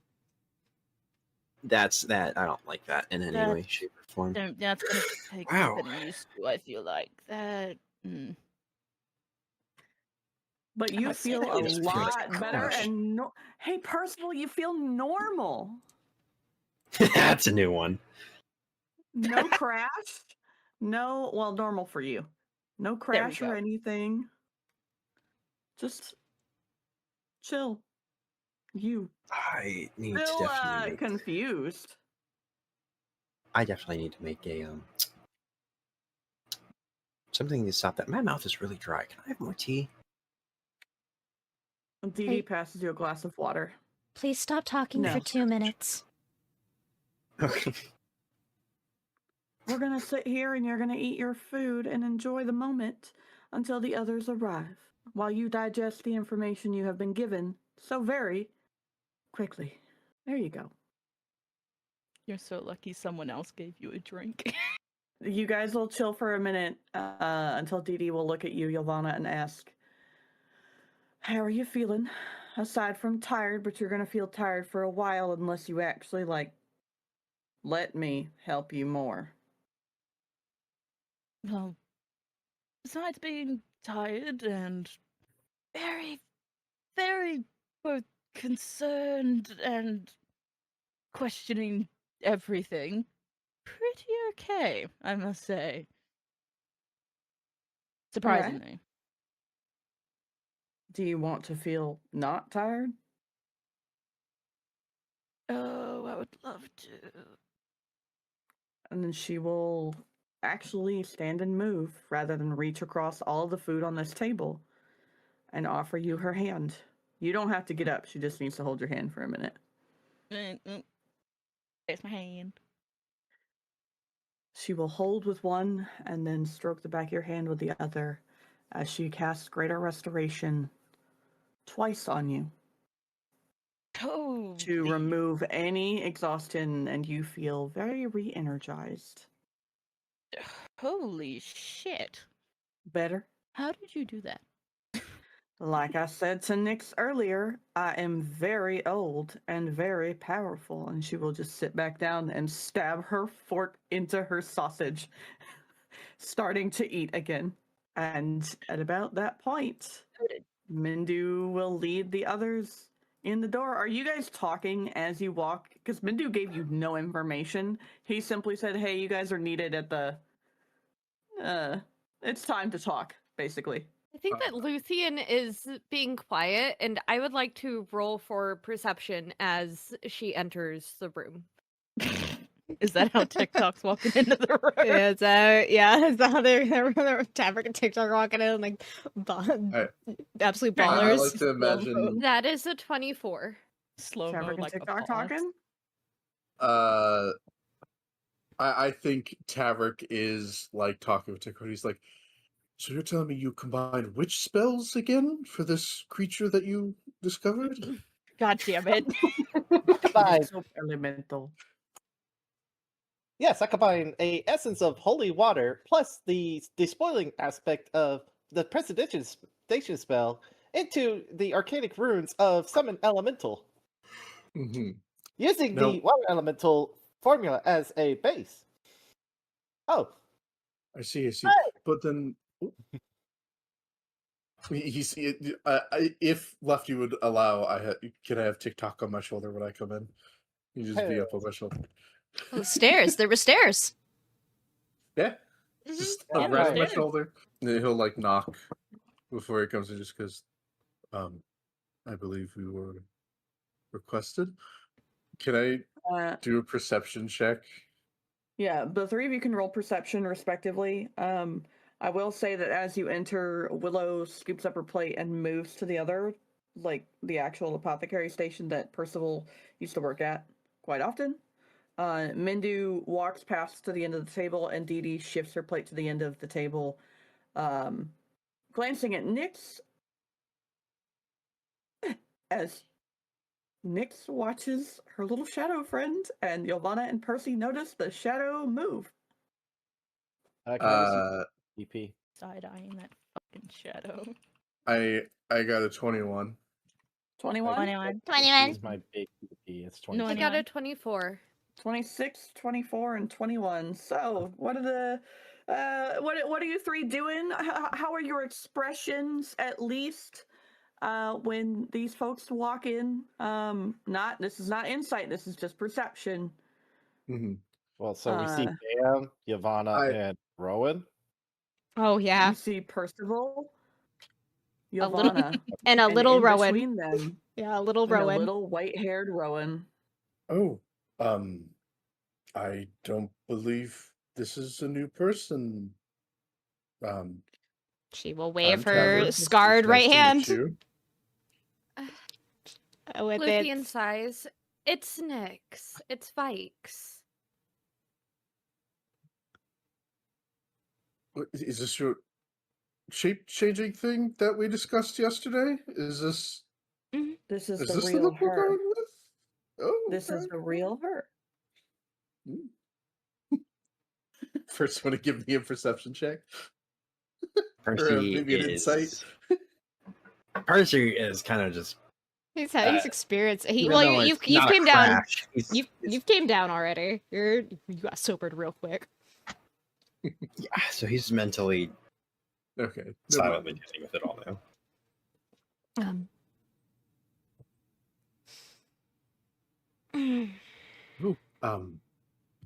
You look good. Thank you. Yeah. 23 So, insight. Is this Luthien's reading body language. For everyone? As much as she can, yes. Primarily those who are speaking, so eyes flicking between Tavrick and speakers. Nyx, primarily. There is slight confusion. She doesn't understand what that noise meant. She's like, thank you. Confusion noises are normal. That's on her side. You know how like Tavrick, it is definitely an initial hit of damn, but like a good damn, and then him just be like, okay, so this is your new form. Noted. He is Preceded attracted. by internal panic. Yes, preceded This by record internal has panic. been updated. Mhm.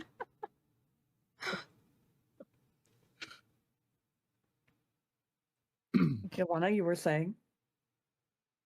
I was about to say, you know how horses eat hay? Like just crunching on it with a few sticking out? Mhm. Yeah, that's Ylvanna with the bacon, just deadpan munching on it like a horse, just looking at you, mouth with a shop. Yeah, we've reached association for Ylvanna, I'm sure. Definitely Tavrick- more energized than And before, Percival. yeah. Percival and Ylvanna are both just out of it.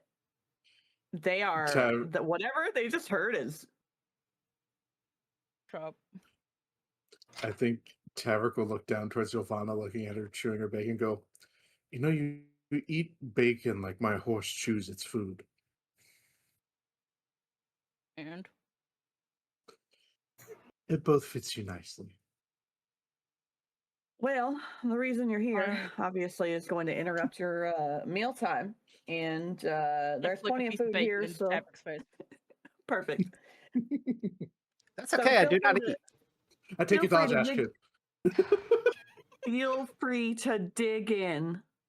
I'm sorry, TikTok, that you did not need to consume, but I think Nick's had questions for you, or that thought that you would have questions. That, well, I'm just going to preface, if Mindu did not, this is going to be a very heavy conversation. This is going to be a difficult conversation, and some of you may need a moment to breathe in between your questions when they pop up, as you are about to receive a lot of information in a very short amount of time. Mindu. Yes. You have already disclosed to them realms, in a sense. Yes.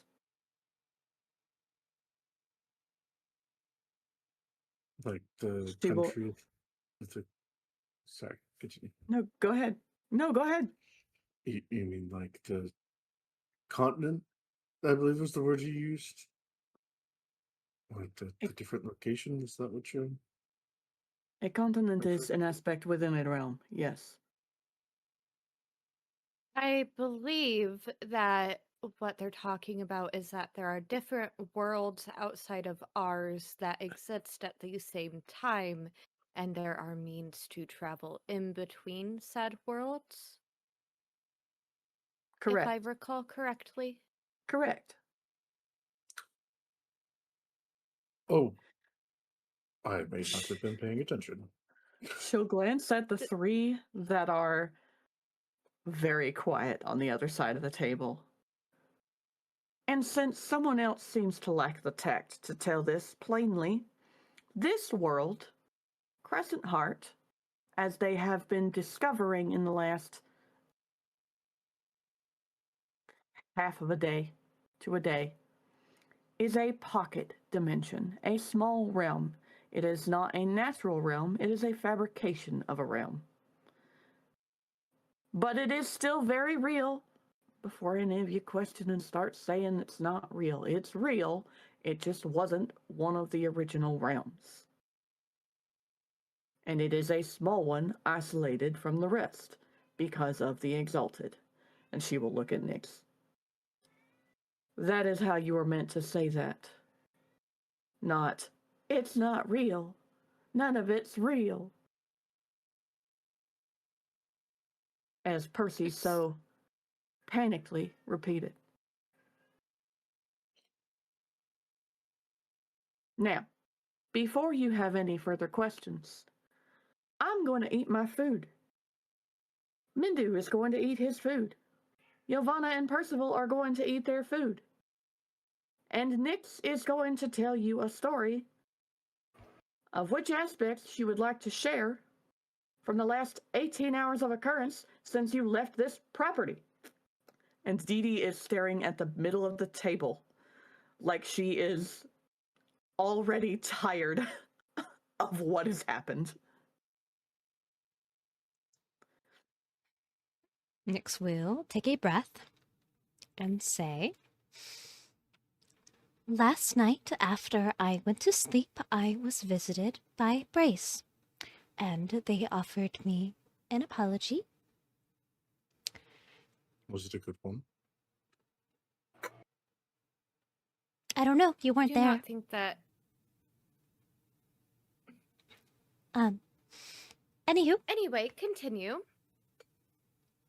Sorry, that's generally Tavik interrupting as soon as he hears that being like, was it a good one?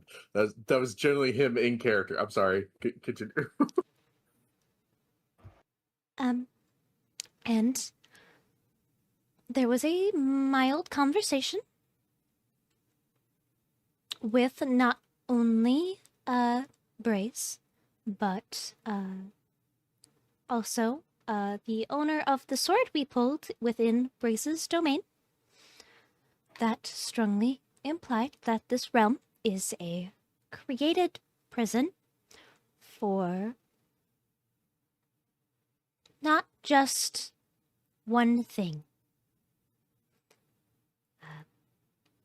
and that the person that crafted said prison and is in charge of said prison is, well, Ylvanna, Percival, and I's grandfather.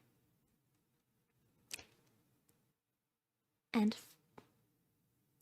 so, another thing that I was warned of was, at least from Brace, to search out Oris, as Oris is attempting to send the world into eternal slumber.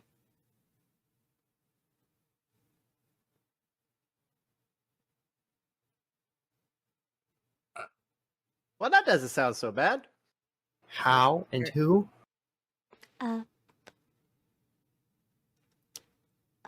You know them as... You don't know them as anything. Oh, Only wait, no. Luthien. Rowan or Rune? Which one gave the names? I think Rune gave the names. Rune. I don't remember if Luthien told us to Rune the party gave or not. me the names. Rowan gave So us then locations of Luthien- domains. Mhm. Okay. Yeah, So Nyx if would be you like, you know say- them if you- as The sun god. the god of the sun, of life, light. Yes, the one that one moment, the one that Oasis in the temple tends to. Yes, they are the one that crafted the Solstin blooms. The ones that sent Tavrick into a coma. And other people. Okay. And they, That's right. if, It sounds bad. Oh, and I love watching it's- it click and it's pause. strongly inferred or implied that the Solstin blooms, I did not share this because I didn't click earlier, but there are more than just one or two cases of the Solstin blooms, which is why we were sent to look for them in the first place. Tavrick was not an isolated incident. There was cases and reports in Beltril and Jekinth and Zendalur and Orblin, and so far none of them have awoken, save for Tavrick. And I have reason to believe that that is Oris's goal, is to send all of the Exalted's followers into eternal slumber. Forever. okay. Hey, God, I have a question.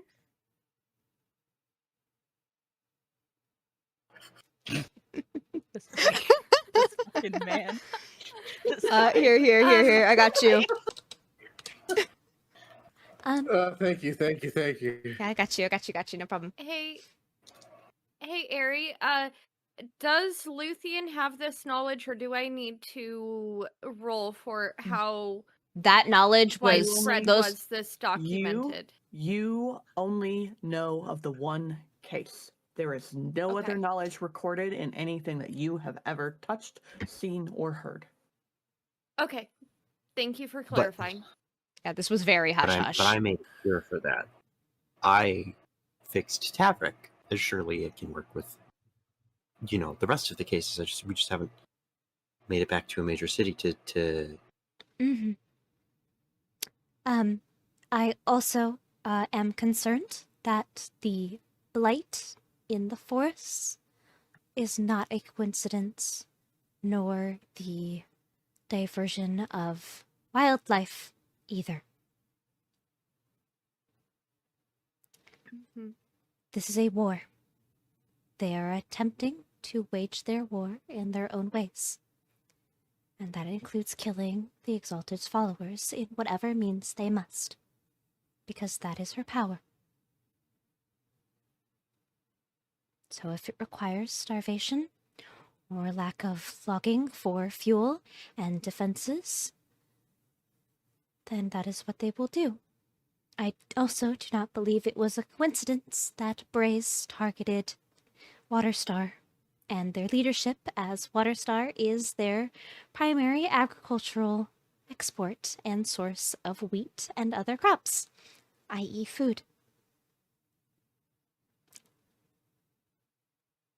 I am also concerned it was not a coincidence that you were placed at the academy, Percival. What do you mean? Well, if your abilities ever went haywire, that is a vast amount of dead mages that they don't have to worry about, as that is the training grounds for all of the Exalted mages.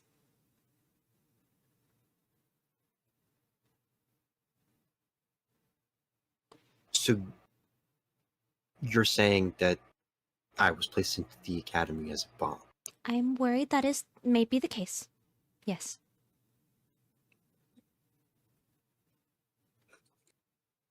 God, our parents suck.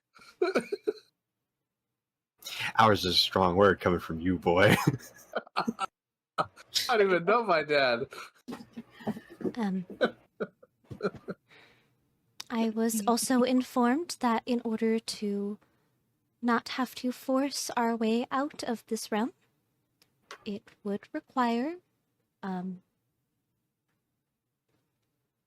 process. The process being... Risky, honestly. But the people But alive given- today are innocent. Mm-hmm.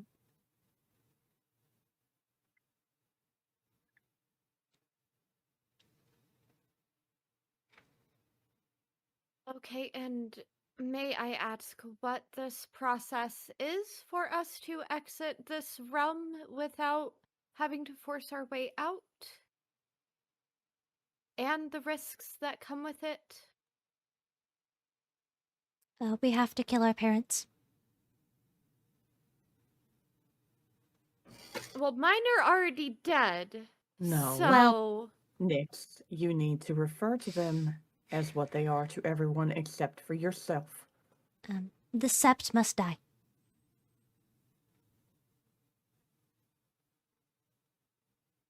And beyond the Sept, the Warden must die. Their power is what tethers this plane sealed, along with the Exalteds. The warden being... Uh, So we Perfect. cut 2 ropes and the entire net comes undone. yes. The Warden is, well, for lack of better terms, the Sept's parents. Well, the Sept's father, I think. If the entity that we encountered that revived Braze could have a gender.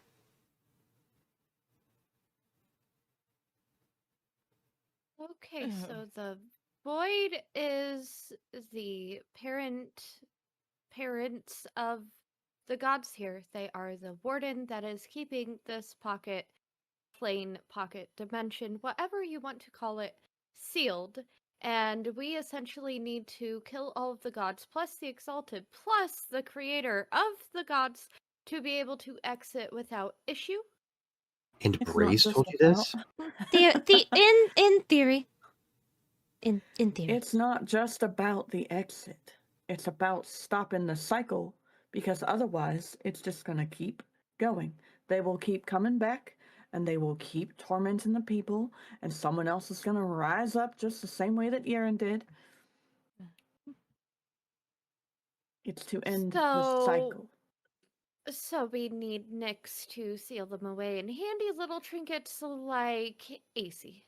That isn't a guarantee. I don't have the capabilities to do that, or I would have with Brace. So, do we have any theories or plans on how to achieve this? Actively, currently, no. This is just the information that I have learned thus far.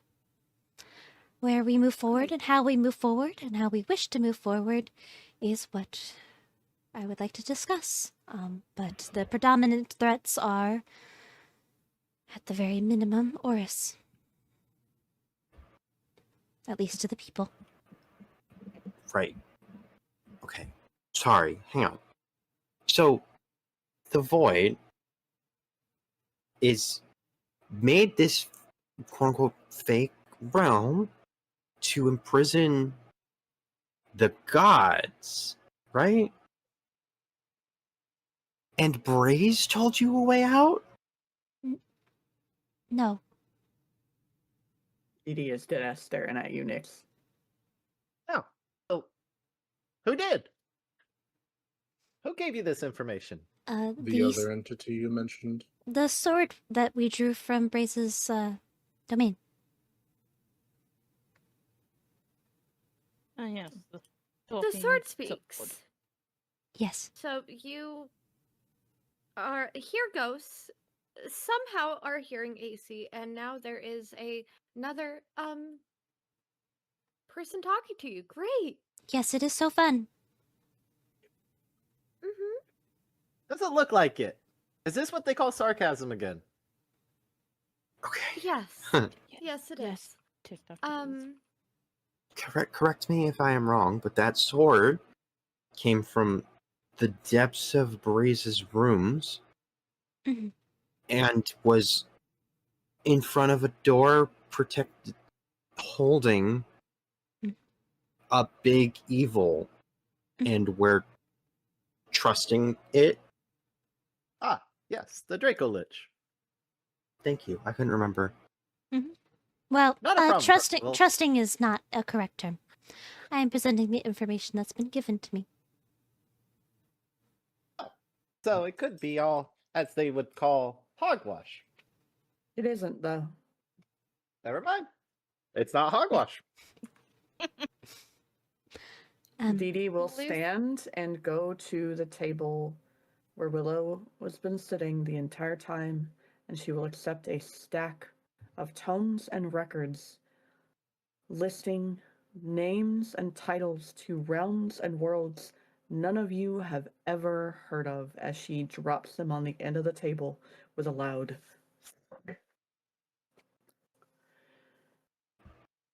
I have been bound from telling, I should say, but not from answering. And because the questions have been asked, I have been able to collect the information that you would need to prove and validate her statements. It is why I am here with this evidence, and she will gesture to the stack of 14 tomes. These are not to leave this room, however, so if you would like to know the information in them, you will sit in this room and you will study just as any student does in any library. Painful Luthien- groan from Ylvanna. Luthien immediately is like, Dee Dee can obviously tell her fingers are itching to get into those books. You will wait until all questions have been answered for the moment. Mhm. Nix.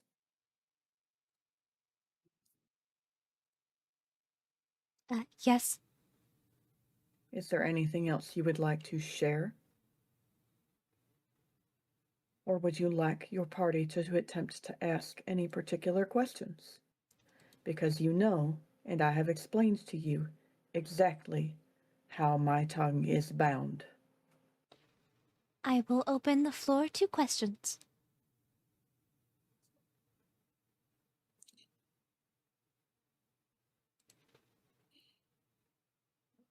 Well, And you then- seem to have some questions for me. And then I have one final piece of information to share after that, unrelated to this. Well, somewhat related to this, but unrelated to the problem as a whole. Anyway. So, for the sake of time and making sure this is organized, we're going to officially end session here, but you will have the next 20 to however long you're awake to write out any questions that are immediately on your mind right now. Write them out. Speed write them out if you can. That way, we can start off next session with all of the questions that you guys have, because this is probably one of the only real opportunities that you're going to have to get information for a little while. You got a lot dropped on you, and there's a lot of opportunity to get clarifying answers. So rather than trying to push late or anything, this is just going to be opportunity to write those questions down and to journal entry if you have the time, and then we can dive back into answering questions next session. Okay?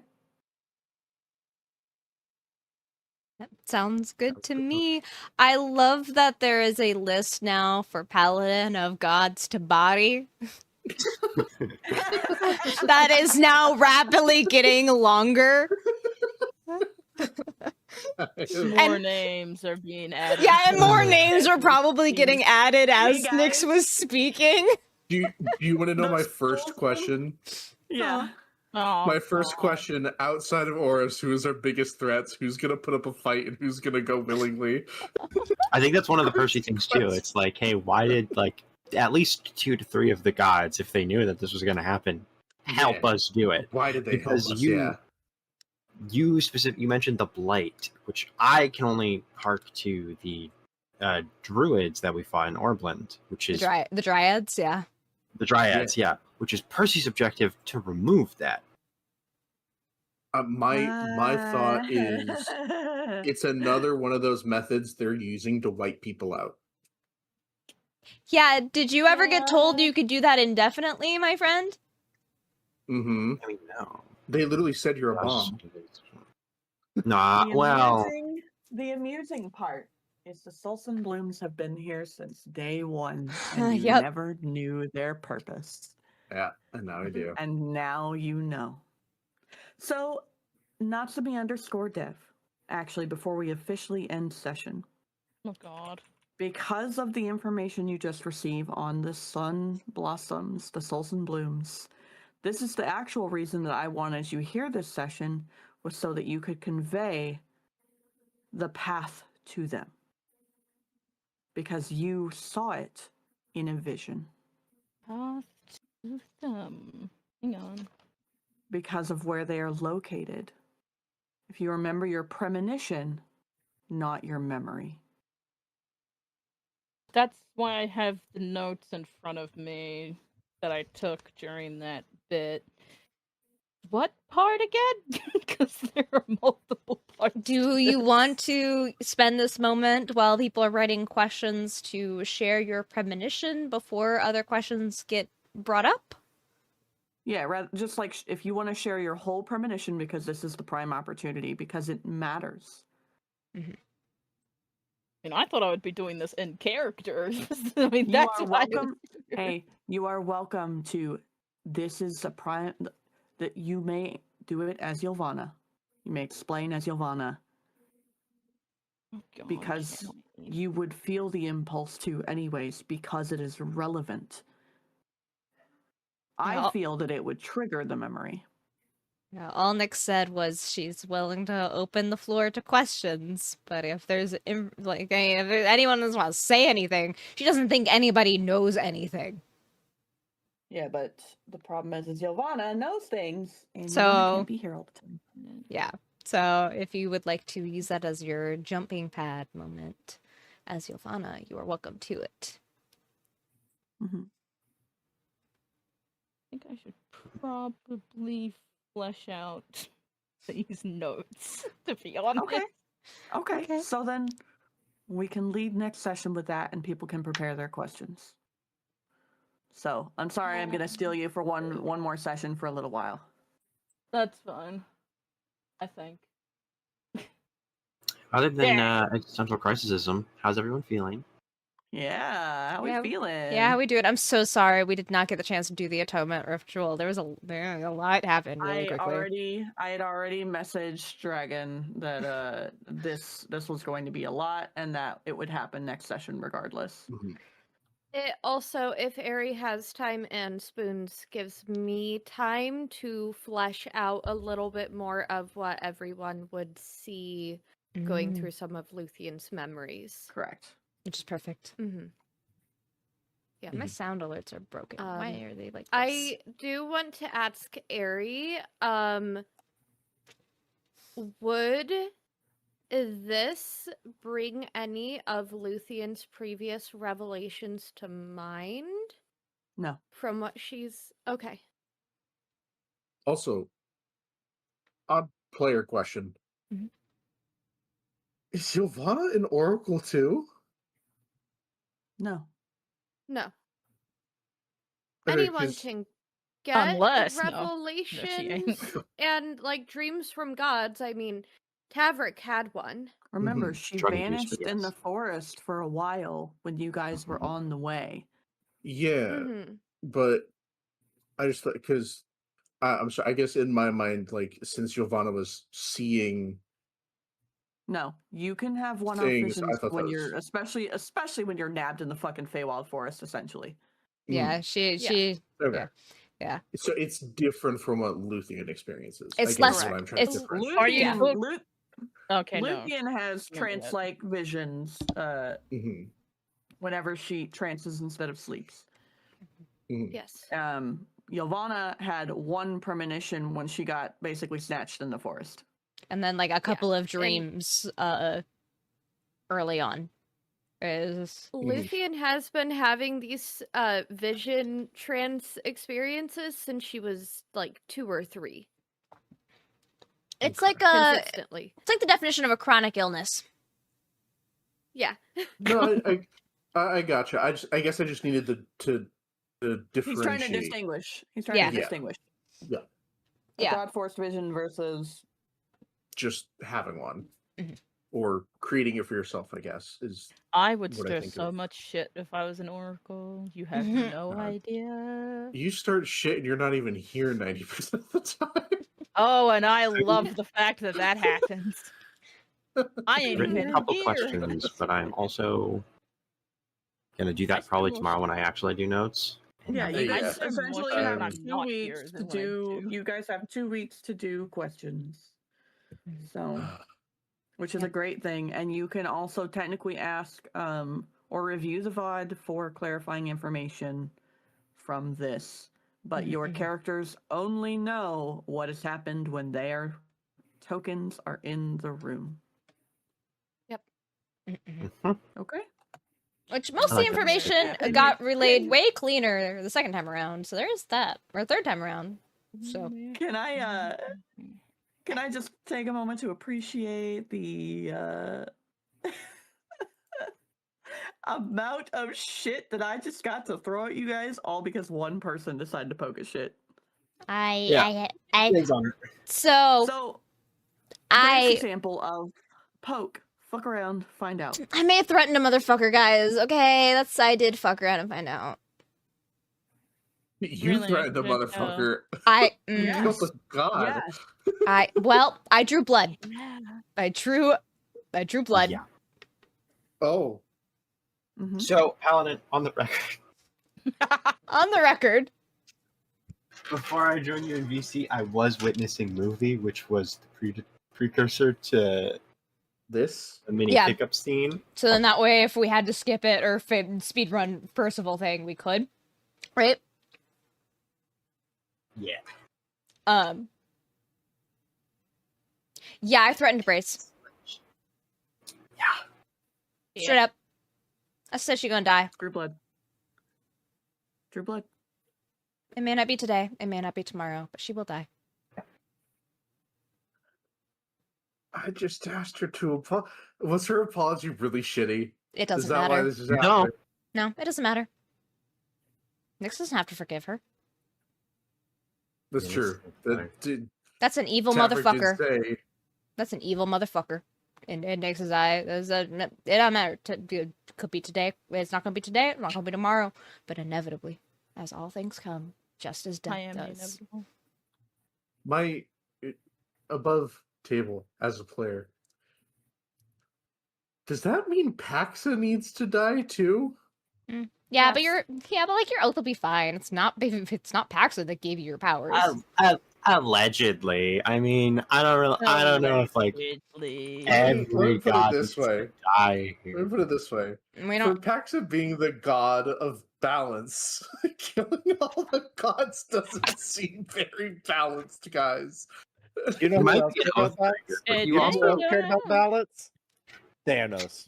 You know who cared It's no point. Okay, so very, to be fair, there's no requirement of us leaving. All Nick said was if we wanted to ever leave, this is what we'd have to do. Mm-hmm. There's no requirement to leave. Right. You can stay in the Matrix. I mean, Blue pill, Luthien has red made it pill. clear that she wants to leave, so that's going to be her end goal is how the fuck do I get out of here and away And from all of this. Nix's perspective is the people of this realm, the mortals of this realm, are all innocent. They do not deserve this prison. Correct. Yeah, this sounds really fucked up, but in my brain, this is like an iteration of hell, because all these innocent people are suffering over and over again. Because this is fucking hell. That's what I said. yeah, God Yeah. damn it. We're in the bad place. This is the bad place. we're in the back rooms, guys. this is the back rooms. Oh god, could you imagine this party in the fucking back room? Oh God. Hey, listen, if we have a game night, I know what game we're playing. I'm also just gonna stay amused at the choices of information that Nyx made to give, because some of it is not the entire bits of it. Hey, we're Do I working. need to insight check? We're working. Oh, do you Fuck automatically trust her? off. Nope, because I you do. have questions to write, Yeah, and that's you fine. have already been told there is more information. Yeah, she did say Wow. there's more information that she would like to share, but she did also I left the floor for questions on purpose. Because it's like, okay, well, if they ask, then I guess I'm gonna say. But Apparently, Nyx has questions for me. oh, Well, I she was just hoping you would I have. just want you here.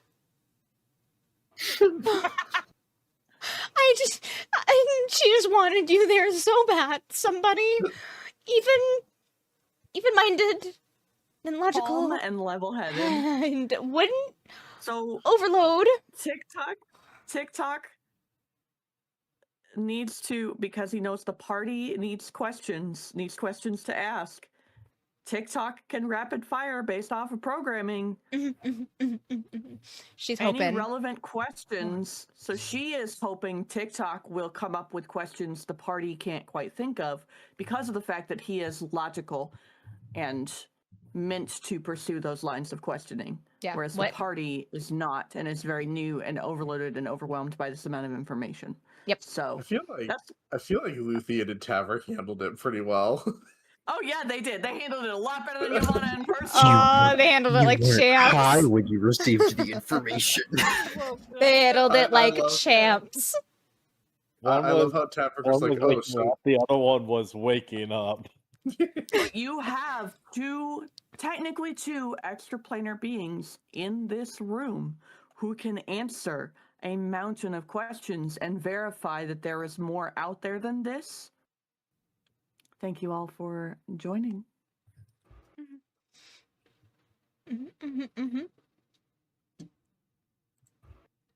As always, as always. I'm not making that. Thank you for session and for having us. It I was a w- wonderful time. I love that the two approaches were I'm not sober enough for this and I'm not drunk enough for this. Those were the Well, two, the dichotomy of man in a nutshell. At first it was I'm too tired for this. Then I saw his fucking hyperactive ass and was like, yep, nope, I need booze. Nope. Match that energy. Well, it's more like Percy was like, I'm not sober enough for this, whereas on the other side, Ylvanna was like, I'm not drunk enough for this. I need to not be sober if this is gonna be the energy we bring to the office. Man. But wait, there's more. Order now, and you'll also get another round of world-changing information. Ah, Just fuck.